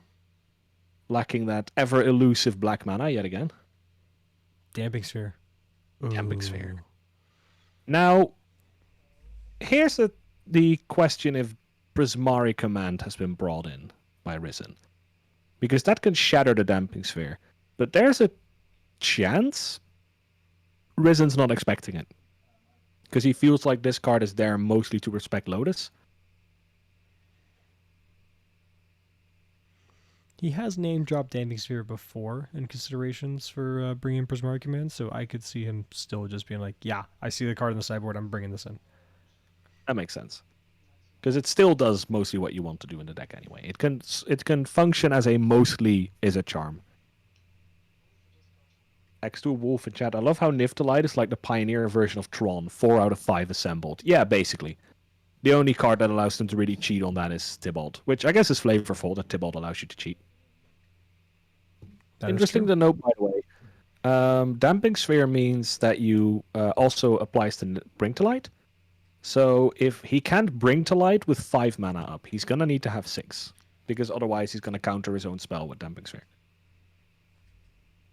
Well, he's not going to counter it, but he's straight up going to be not able to cast it, so it's just going to stay in exile.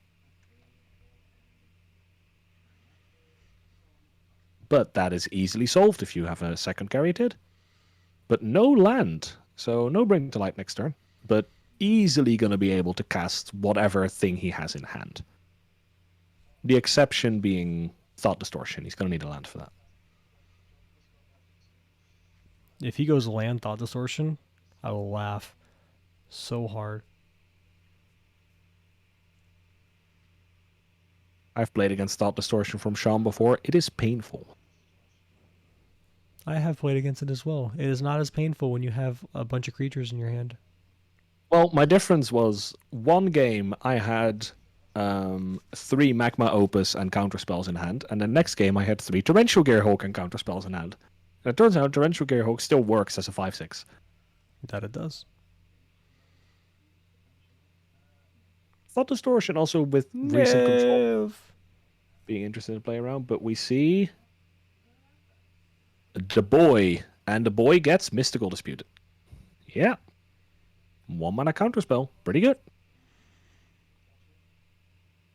That's 1 spell being cast for a Damping Sphere. Binning an Arclight Phoenix. Shocking in a Steam Vents. That screams to me that I have a second Mystical Dispute. Or I'm trying to psych you out and thinking I have a second Mystical Dispute. He's just going to do it. He's just going to take it and be like, yep.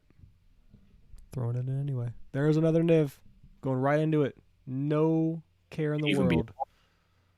Generally, my experience playing against Sean is that Sean is not gun shy, right? If he has a hand with 5 nivs, he's just gonna slam him. And it's like, yeah, 5 nivs, but like a couple of good threats, like 5 obviously being too much, but if he has a couple of threats, he's slamming them. Just like, I don't care. I'm just gonna throw one after the other. You run out of counter magic eventually. As one of the cards we find is Camball, which is actually pretty nice against this deck. Considering Anger is out, it's gonna be difficult to kill, similar to the Archon of Emeria, and it's gonna drain Risen for 2 every time he casts a non-creature spell, which adds up. As we see Search for Ascanta being played, Risen taking the slow approach in this matchup, the glacial approach in this matchup. Ha. No pun intended with the Glacial Fortress. And we see a swing for 6. That's going to be pretty quick. 10 to 20. Land being played. This enables the Bring to Light. But we see 4 mana simply being spent on an Omnath. Lethal is being represented on board. Never mind.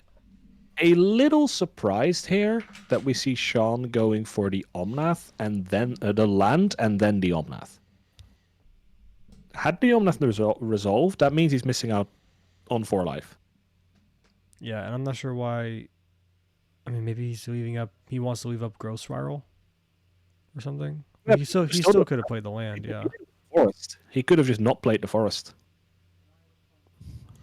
Yeah, I don't know. I don't Maybe he really know.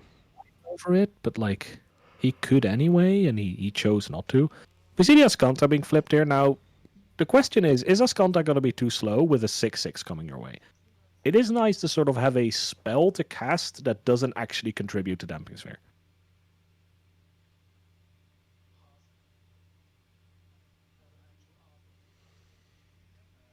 And we see 2 being tapped for, I assume, a Growth Spot. No, an Assassin's Trophy. On the Yeah, we Ascanta. On the Ascanta. Just, Sean is willing to play the slow game. Not surprisingly, he's playing Niv.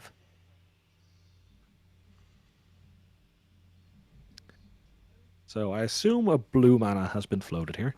Even if you don't do anything, when your land is blown up by a Field of Ruin or an Assassin's Trophy, you should try and get in the habit of floating a mana. Just so you never forget, right? Always float a mana and respond to your land being blown up. Just get good habits in there. For the time you forget, and then you have to do the thing of like, oh yeah, I was going to float a mana, blah, blah, blah, and you get into that awkward conversation. Mm. As we see that floating mana being spent on an Aether Gust. Not the thing you want to do against Niv, but the thing you're probably going to have to. Doing it, I believe, after the draw step. So that denies the Niv being played this turn. So we go 1, 2, 3. Combo!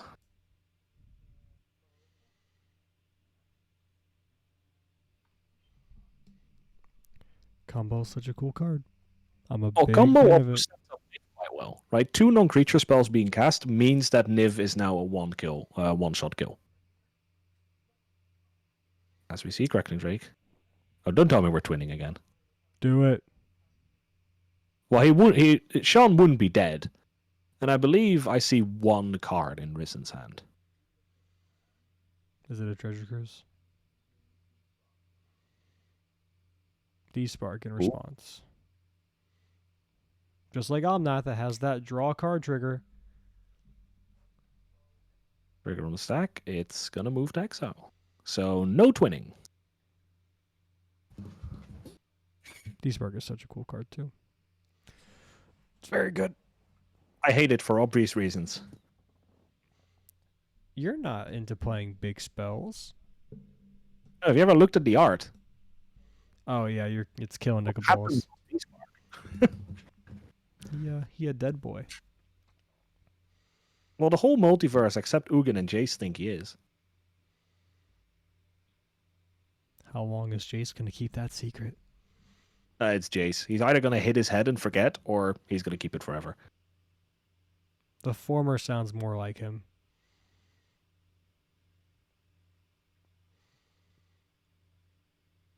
So, Sean, what do you got? And is it, and why is it Niv Mizzet?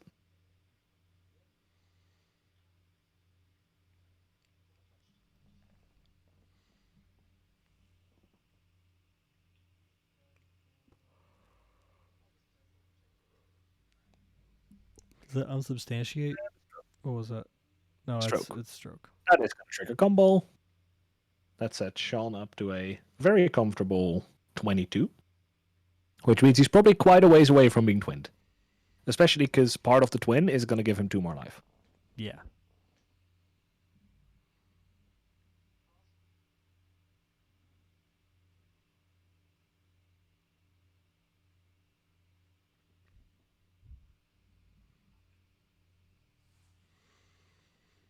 I don't know why, but my mic is just slowly creeping up in gain every few minutes. Mine does that sometimes too. I think there's an update for it, but I didn't want to risk downloading it. As we see the Bring to Light being played, putting a count, well, has Risen. Brad, you're overwriting the screen of Risen with trying to find the update. Ha! Right, Risen going for an opt in response to the Bring to Light. See if you can find an answer. Brad's like, there's an update? It popped up on my screen as you said that as a notification. Be like, hey, do you want to download the new one? And I was like, sure, if it fixes this. Alright, as we see the Omnath being coming in. I mean, Omnath representing a Get that out decent... there. A little bit surprised he couldn't grab a Niv, or he didn't want to grab a Niv. I'm not entirely sure. Does he have a land drop here? Maybe he's just got like 3 copies of Niv Mizzet in hand. I mean, he should have probably played one, but... Roll. See if he finds a land. It is currently... Oh, it is 4 to 24 because of combo. Now it's 4 to 28 because of the Fabled Passage, which he is going to crack.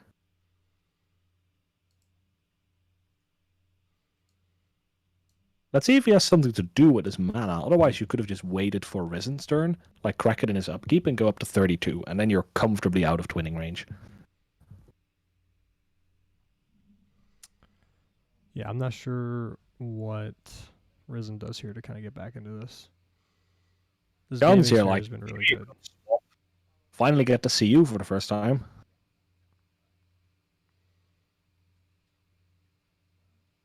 Yeah, Risen has 2 non-creature spells to go before he is dead.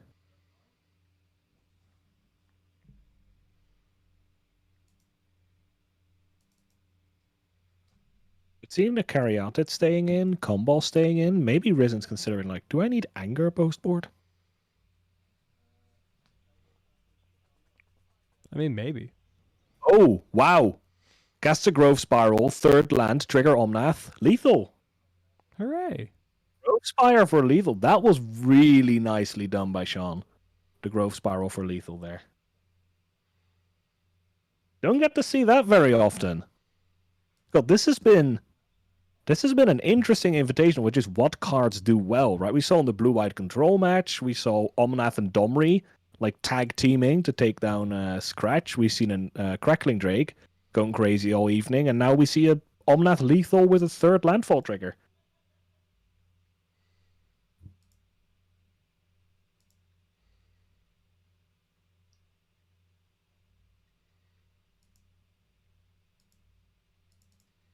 Guess I could have seen that one coming when Sean went for the Omnath rather than a Niv Mizzet of that Bring to Light.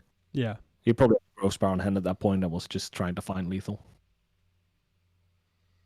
Could have actually gotten a 4th landfall trigger there, but then Omnath's like, man, what do you want me to do? I've done enough.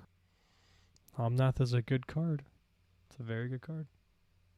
But after the 3rd landfall trigger, he's like, yeah, now you're on your own, buddy. I've drawn you a card, I gained you 4 life, I paid for my own mana cost, and I, cast a Boros Charm. It's fine. So we go to potentially our final game. Because reminder for everyone, if Sean wins this, he is the Season 10 Pioneer Invitational winner. If Risen wins this, because he came through the loser bracket, we're going to go to another best of 3. And the winner of that match will then be the Invitational winner. I think Sean has a pretty good chance to take this based on what we saw with the sideboard options and how he performs post board. Yeah, and he's got a little bit of leeway, and also just Sean's piloting of this deck has been very good. Yeah, I agree. Right, he said beforehand. I played a game against him. I think like maybe like this week or sometimes this week or something. And he's like, yeah, I'm ready to make some misplays on camera on Saturday. And, I think he's been doing quite well for himself. I mean, he's here in the finals, so he's obviously done well for himself, but also just like making good plays, nice calls. We saw against Epic keeping the Unmoored, actually bringing in an additional extraction effect, just recognizing the importance of Coco in that matchup and just, being rewarded handsomely. Yeah, and he's here not only in the finals, but he's here undefeated. Rue, he could have a clean sweep if he wins this one. 2-1 in the first round, then 2-0 in the first round, 2-1 in the second round, 2-0 in the third round, and now off to the finals, looking for that other 2-1. Obviously, Risen being on the play here obviously helps. Sean had the Damping Sphere last game.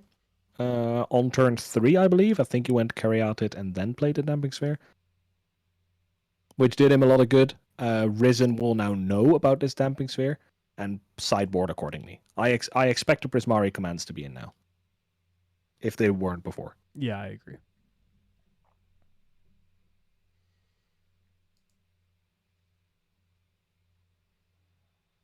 Then we could see Risen do something like hold up Izzet Charm on turn 2, passing it back, and then if a Damping Sphere is played, he would be able to quote-unquote spell pierce it.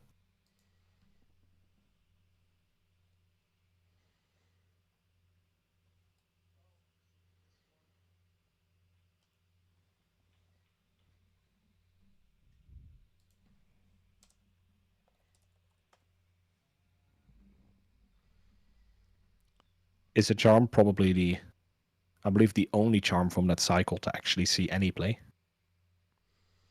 I've seen Golgari Charm a little bit.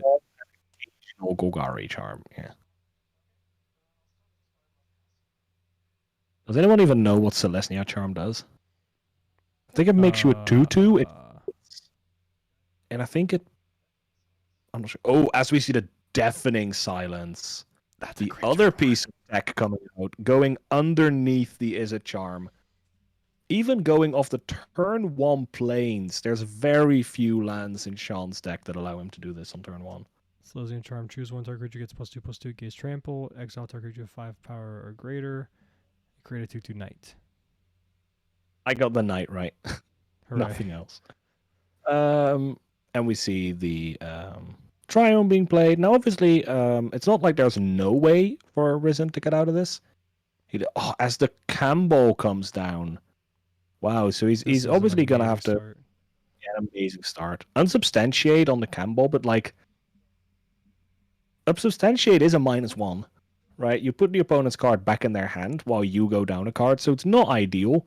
And because Campbell is so easily replayed this turn, this really feels like Risen's trying to buy time. And you're trying to buy time against a Niv deck. as we see combo again.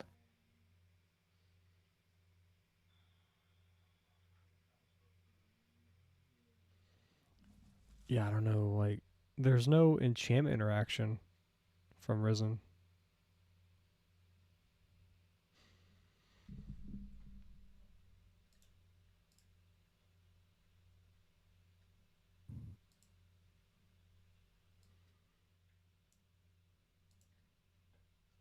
Next to Wolf in chat, there are still players around that played in pre-modern or earlier. I mean, fair enough. But I can imagine you forget what this card does. As we see a pieces of the puzzle, finding that Prismari command being brought in. Not good here. Oh, not the right card. So no, this is gonna be interesting. So I guarantee you, if Sean draws into Damning Sphere, it's gonna be a game of chicken where he's gonna wait to play it, and then Risen might be like, okay, coast is clear. I haven't seen Damning Sphere in like 3 or 4 turns, so I'm just gonna be able to use this to like loot, make a treasure. There is enough mana here. Nissa, Nissa mana too. with a +1. Nissa on 2. No, she's on 4. Yeah, immediately going +2, obviously, for the scry. Shortcutting. She enters on 2, and I was talking about this with Sean. It really feels like Nissa's design is very underexplored. Right? Nissa is a very interesting planeswalker, and having an X mana cost on a planeswalker is something really cool. And hopefully something we see them try more often. I love this card. I have no deck to play this in, but I so badly want to. It's actually funny because Sean came up with this card to play it because Kasmina was spoiled, and people were kind of like hyped about Kasmina, and he was like, "Isn't Simic Nissa just way better?" And he decided to put his money where his mouth is, and Yeah, I think he's right. Yeah. It's amazing So how we we forget about see- cards. I mean, it's the thing we're talking about in on the cast and stuff too, right? Where Pioneer is definitely underexplored, and it's cards like Nissa that can really even add to existing decks, Mhm. and suddenly like come up out of nowhere and actually be great. So, what do we see of the Nissa?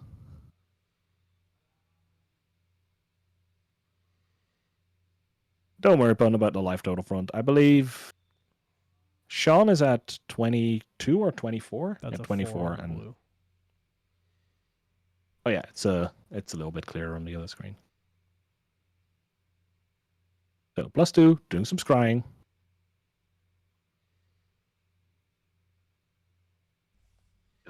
Just like Cosmina. Actually, Cosmina scries 1? Question mark. Yes. Only 1.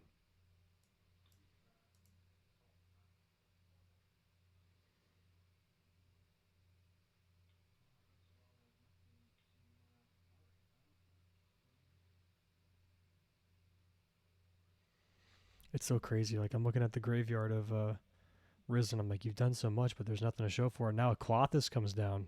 This down to God. This is, and I believe we saw Maximize Velocity being discarded early. Yeah, there's maximum velocity So in there.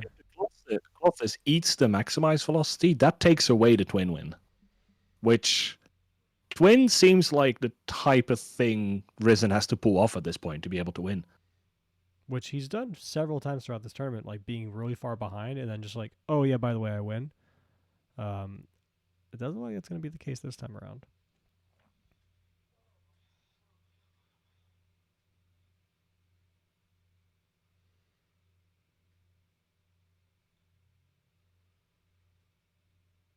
Feel like at this point I might have to start up booting Photoshop and cutting out Nif's face. You might be right. Also, good job, Sean, playing the superior art for Clothis. Yeah, I don't always like these ones, but on Clothis, it's definitely the best one. The Karanos one was weird, where it's kind of T-posing. He's flexing. It's great. T-pose is the best.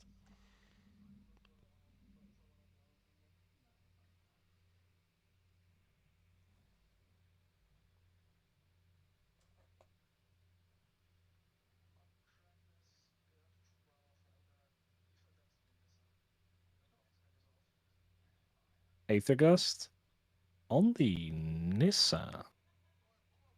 I mean, the Nissa could downtick in the next turn and would immediately deal 10 damage. Yeah. So I guess it makes sense.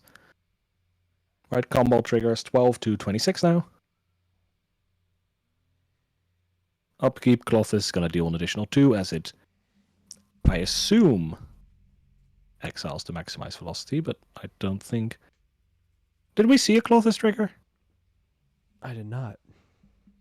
I think we didn't. As we see Cruise. Now, we see Cruise under the lock of a Deafening Clarion. So, You mean Deafening Silence? Deafening Silence. I think we got confused about the turn order, where this was still like the Aether Gust and the Nissa was in Sean's turn. And now we're going to see a Clothis. Yeah. And Getting then rid of the just maximized velocity. Life swing again to 8 to 6 to 28, I believe. Yeah, this is just a death by 1,000 cuts. Or, well, rather 10 cuts, because it's all in hits of 2. But... And there's a hits of dominant. 3! Sean breaking the monotony. This is beautiful.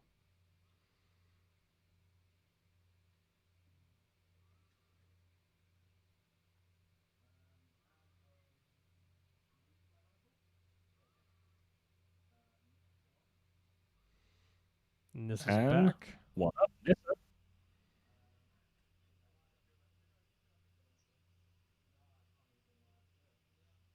Oh, he cannot because of Deafening Silence. It's nice when things are, both ways. Yeah. Deafening Silence is actually just such a good card. It's not always the right format for it, but God. Commander player is literally Right. shaking right now. Going out to 4, but he is staring at an indestructible 2-turn clock in Clothis. Fun life. I don't know what cards other than commons do. Fair enough. It should be 4 to 30, I believe. But I don't think Sean updated his life total yet.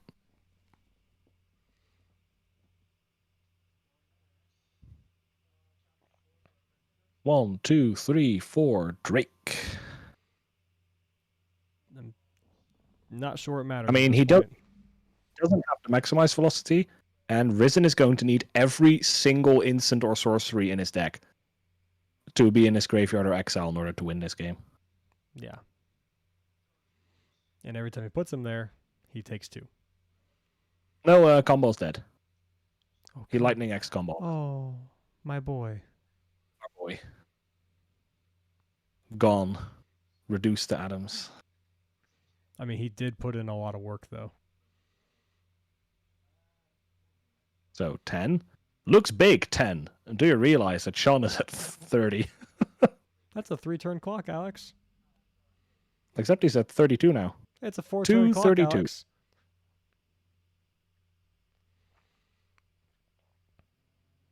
All right, can you deal with the Kothis in 1 turn? See, this is why your suggestion of like maybe Phoenix should evolve into 4 Drake to maximize velocity after seeing this Invitational starts to make a little bit more sense.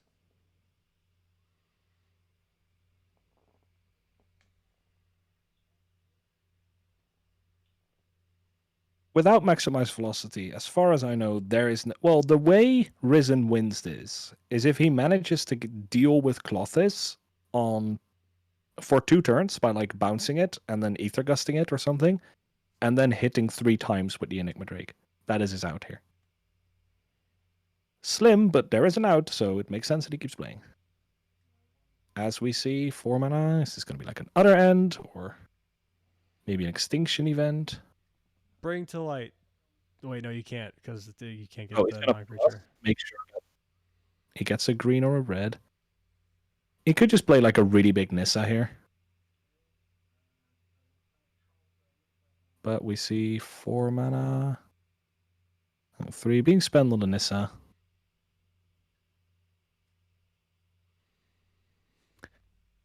Maybe he's keeping up other end here. Perhaps. Because he's holding open 4 mana, which he could have spent on this X spell and didn't. So that makes me think he has another play. So I guess we're going to see like an opt here on the end step, going down to 1. Oh, he's going to try Mystical Dispute. This could be a removal spell on the Enigma Drake then. Oh, he's just going to pay for the dispute. Almost got him.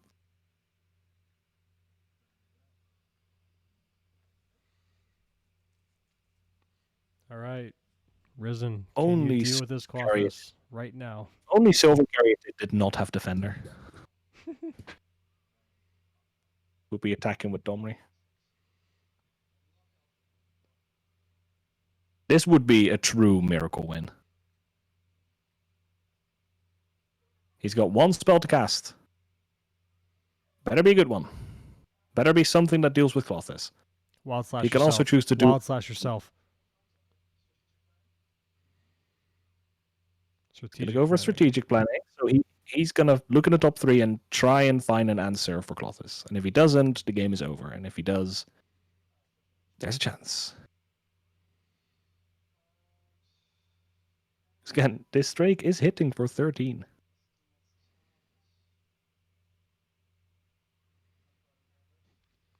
On 1, 2, 3, 4. So 5, get him for 13. 6. Klothys is almost online.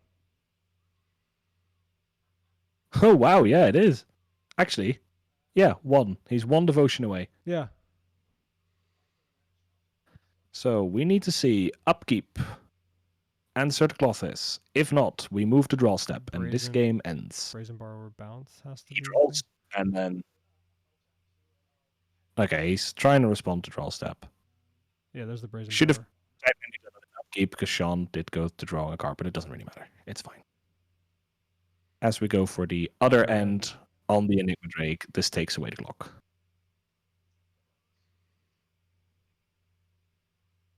So they go to draw. Klothys is a creature, so he can simply play Klothys again, and we're back in the same position. Except now there isn't a 2-turn clock. Yep, and I believe Sean should be at 19 too. But maybe the nerf coming in a little bit. Tap 2, play Klothys. Back to square 1. Man, could you imagine if he had the devotion to let Riot trigger on Klothys and give it haste? That's not this Domri, right? Oh, is it not? Oh wait, it is. Yeah. Yeah. Okay. No, that's the other Domri, right? That gives Riot. This is the War of the Spark one. That one didn't have Riot. Oh, pull it's up, the four, it's Domri the and- 4. It's the 4 mana one. You're correct. Hold on, where's... That would be hilarious. though. This one is Domri Anarch of Bolas. The other one is Domri hasn't seen play outside of Standard, so I don't know the name. Yeah. I think he's got a pig on the art. Chaos Bringer. Yeah. Aether Gust on Klothys. He has another answer. Yeah. We're still playing. We're doing this. Oh, this emblem is hilarious. I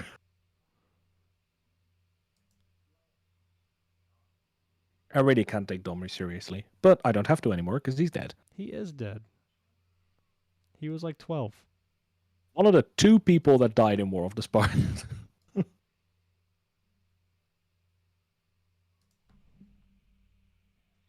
Actually, 2 pigs on the art, and I guess they're technically boars.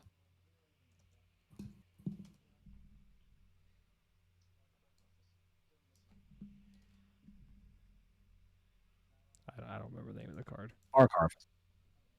Spark Harvest, yes. Oh, wait, no, Soul that- Harvest could. No, it's be a not. card. It's not this. That's not this one. That's not the one he died. Yes, he does. Yeah, okay, he's dead here already.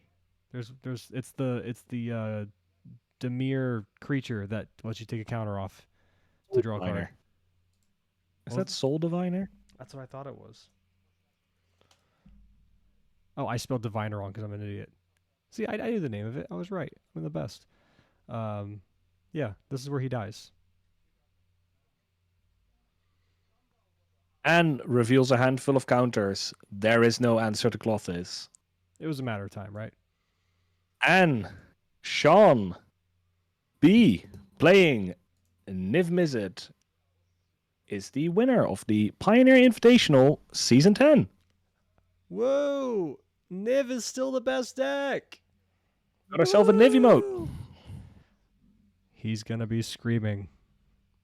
All right, we gotta get Sean in here to tell us how he did it. I mean, we saw most of it, but he's gonna tell us anyway. Niv, Niv, Niv, Niv. Yep. So Wolf. So 2-1 Sean over Risen, and that's the end of it. Let me update the bracket. The bracket's already updated. Wow.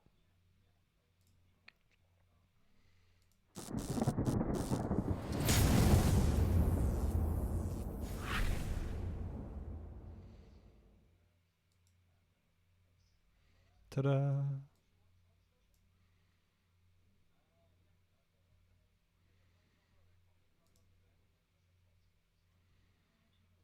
Well, 2x Wolf say, I've been telling Epic that someone needs to bring Niv to your guys' meta for months. I suppose then you mean the meta for the North American time zone side, because we have had Sean on every weekly Yeah. over on the EU side, EU time zone side. Obviously, whenever I refer to NA or EU in any of these things, that doesn't mean that if you're from South America, you're not allowed to play in it. That just means the time zone. No worries, Wolf. Guess they should take Sean's list. It's great. Yeah. I'm very happy to, because Sean was very, very invested in some of the decisions he made, and he put a lot of time and effort and thought, and came up with things like the Domri, which we don't see very often, the Nissa, which we don't see very often, and most of these cards paying off too. So congrats to him. Put in the effort, put in the reps. Definitely, he's a very experienced Niv player, and that pulled through. Yeah, this is great. It's a great tournament. We just got to make sure we tell our boy to get in here.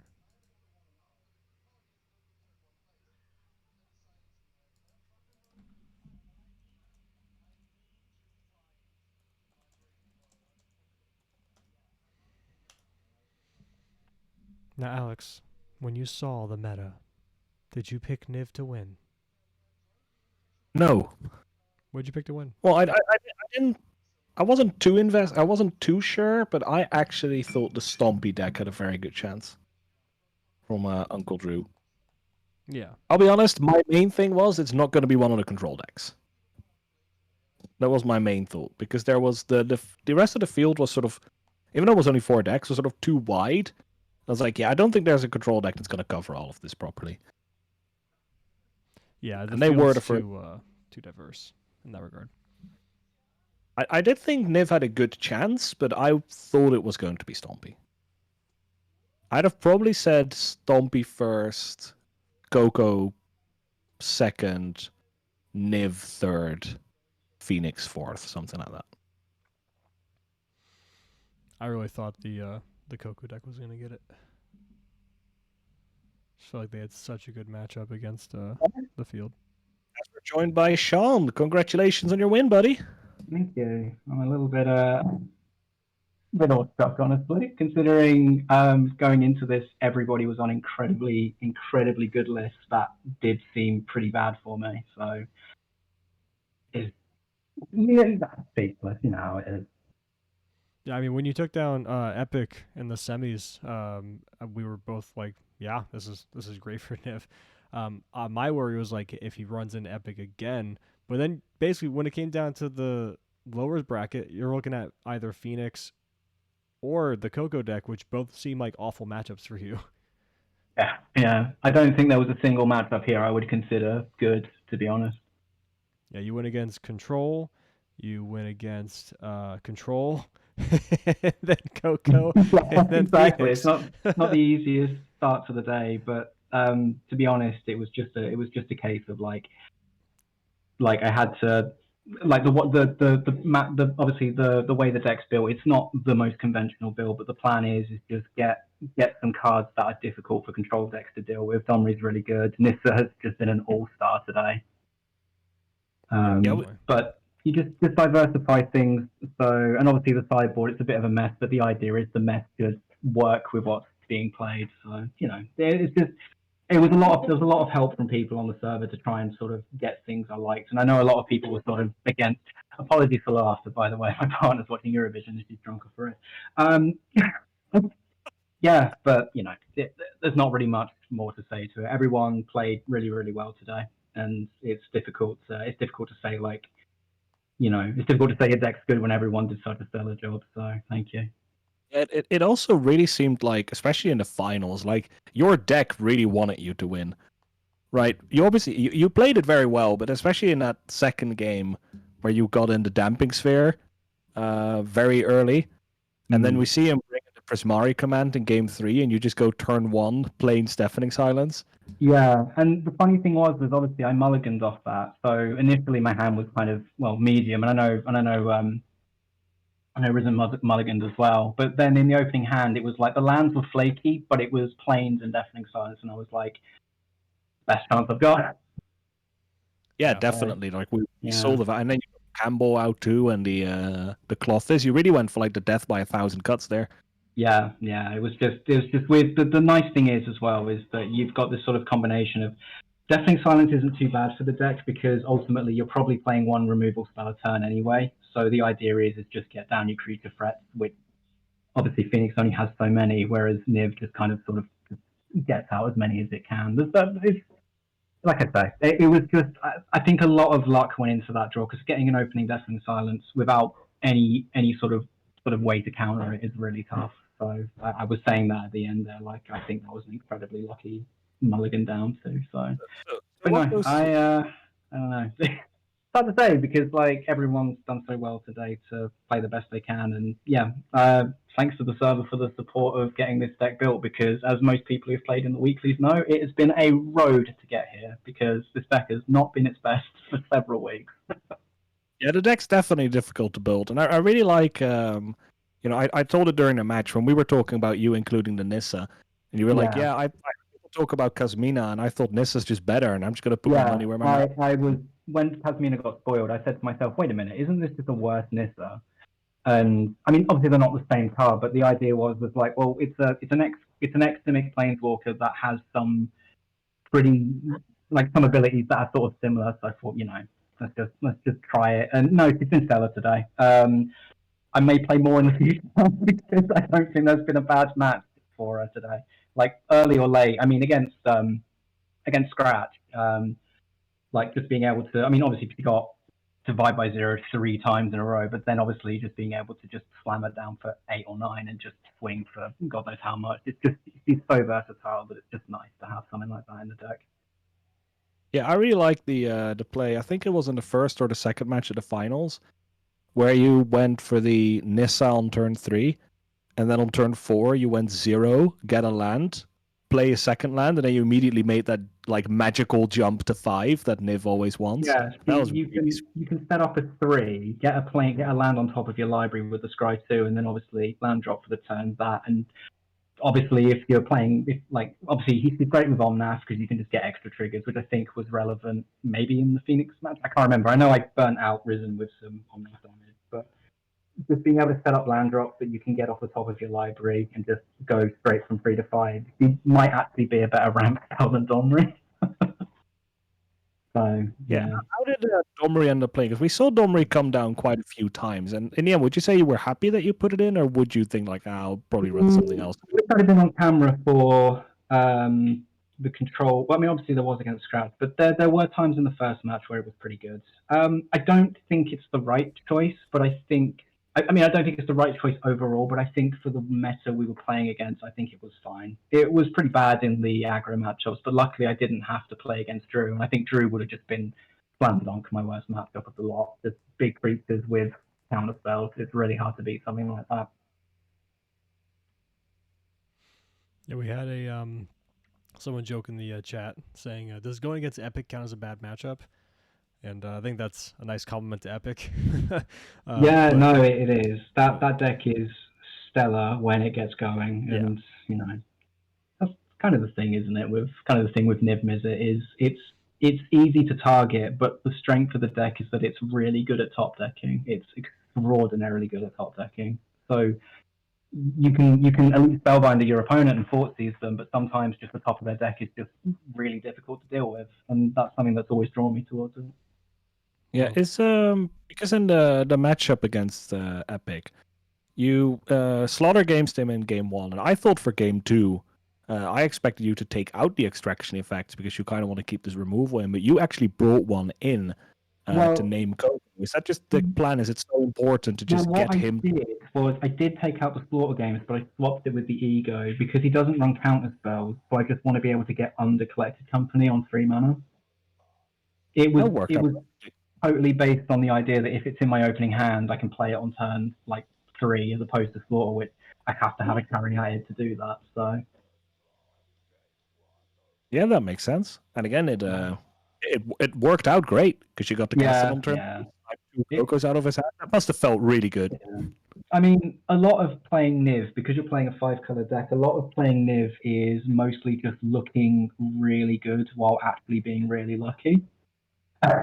You tend to sort of just do this thing where you sort of you run out these really nice spells that are obviously really powerful on rate. Like the deck's just full of rares and mythics that are great for the guild's colors, and because they're multicolored, obviously they're ridiculous most of the time. But like the absolute nuts of going like a non-naf into a Fable into a Niv, that didn't happen today, and it does very rarely happen. Although I think a lot of people see the deck that way, but I apologize for the laughter in the background. But yeah, it's just like I say. I think it probably wasn't the best choice for this weekend, but I'm really glad that I stuck with it because I think it did a stellar job this week. So Niv will be gracing his presence on the server. So well, we're excited to have more Niv being on the server, of course, as long as we're piloting it. Awesome. Well, there are a few other players, and I'll be honest, I'm not looking forward to when they do qualify because I do think they're still better than me.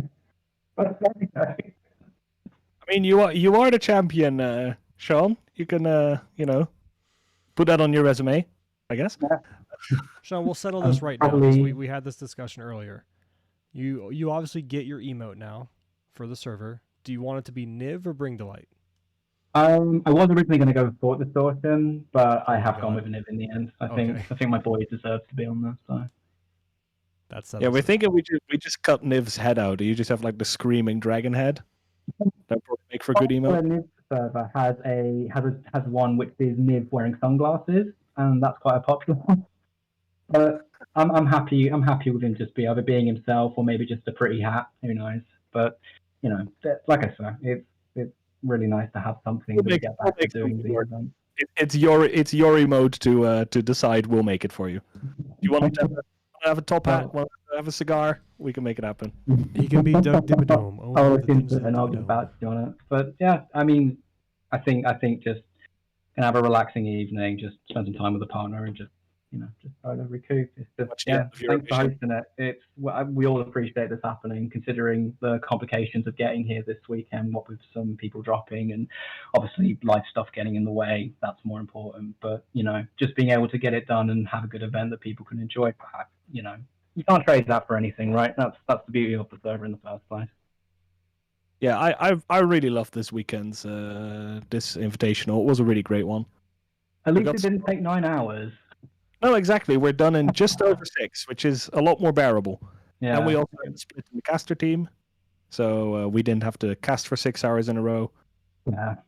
Brilliant. But yeah, I've not really got much more to say, to be honest. Just thanks for everyone for taking part, and thanks for having such a great weekend with it, because I've been really looking forward to and dreading this event at the same time because of how stressful it was going to be. So yeah, thanks for everything, guys. Of course. Yeah. Thank you very much for the interview, and congratulations again on your victory. And I'm sure we'll see you around in the future. Hopefully next. Always. Right, I'm off to go and get a drink. Have a good one, guys. Bye-bye, you earned it. Take care. All right, Alex, we did it. We're at the end. We've gotten here. We've arrived to the finish line 2 hours earlier than we were destined to be. This is the best night ever. We have a new champion with Sean on Niv. We have some great contestants and some great decks that were showcased today. Whether or not you've ended up finishing first like Sean did or finishing second or last, it doesn't matter. We are all here to have fun. And this was a great showcase of Magic all around and a great showcase of the Pioneer format in general. A lot of diverse decks, a lot of options, whether they represented here today or even what Pioneer has to offer in general. If you haven't seen this format before, we encourage you to check it out. This is my favorite format, Alex as well. And it has so much to offer, and like we said earlier, it's underexplored, and it has way more than what meets the eye, right? Yeah, definitely. Like this is like a tip of the iceberg type of thing, right? We saw 9 different decks here because the two control decks were definitely of a different flavor. And this is a small part of the Pioneer metagame. This could have easily been a tournament with 6 completely different decks, and they would have all still been very respectable Pioneer decks. Yeah, exactly. And again, we cannot thank you guys, the viewers, enough for being here. This would not be possible without you. I mean, there's really not much else for us to say. We love you. We appreciate you. Hop in the Discord server if you haven't already. Check out the Ink Gaming merch for the server or for the Pioneer Perspective. Go ahead and listen to the Pioneer Perspective if you like Pioneer and you like hearing myself and Alex ramble. We also have another podcast on the server called Pondering Pauper. The new episode is going out right after this stream is done. So if you like Pauper, there's a new episode featuring Cali Kais and Diego. And outside of that, Alex, you got anything to add? No, everyone enjoy the rest of your evening, enjoy the rest of your weekend, and thanks very much for popping around. I had a fantastic time, and I hope you all had too. All right. Bye-bye, guys. See you next time. See you around, everyone.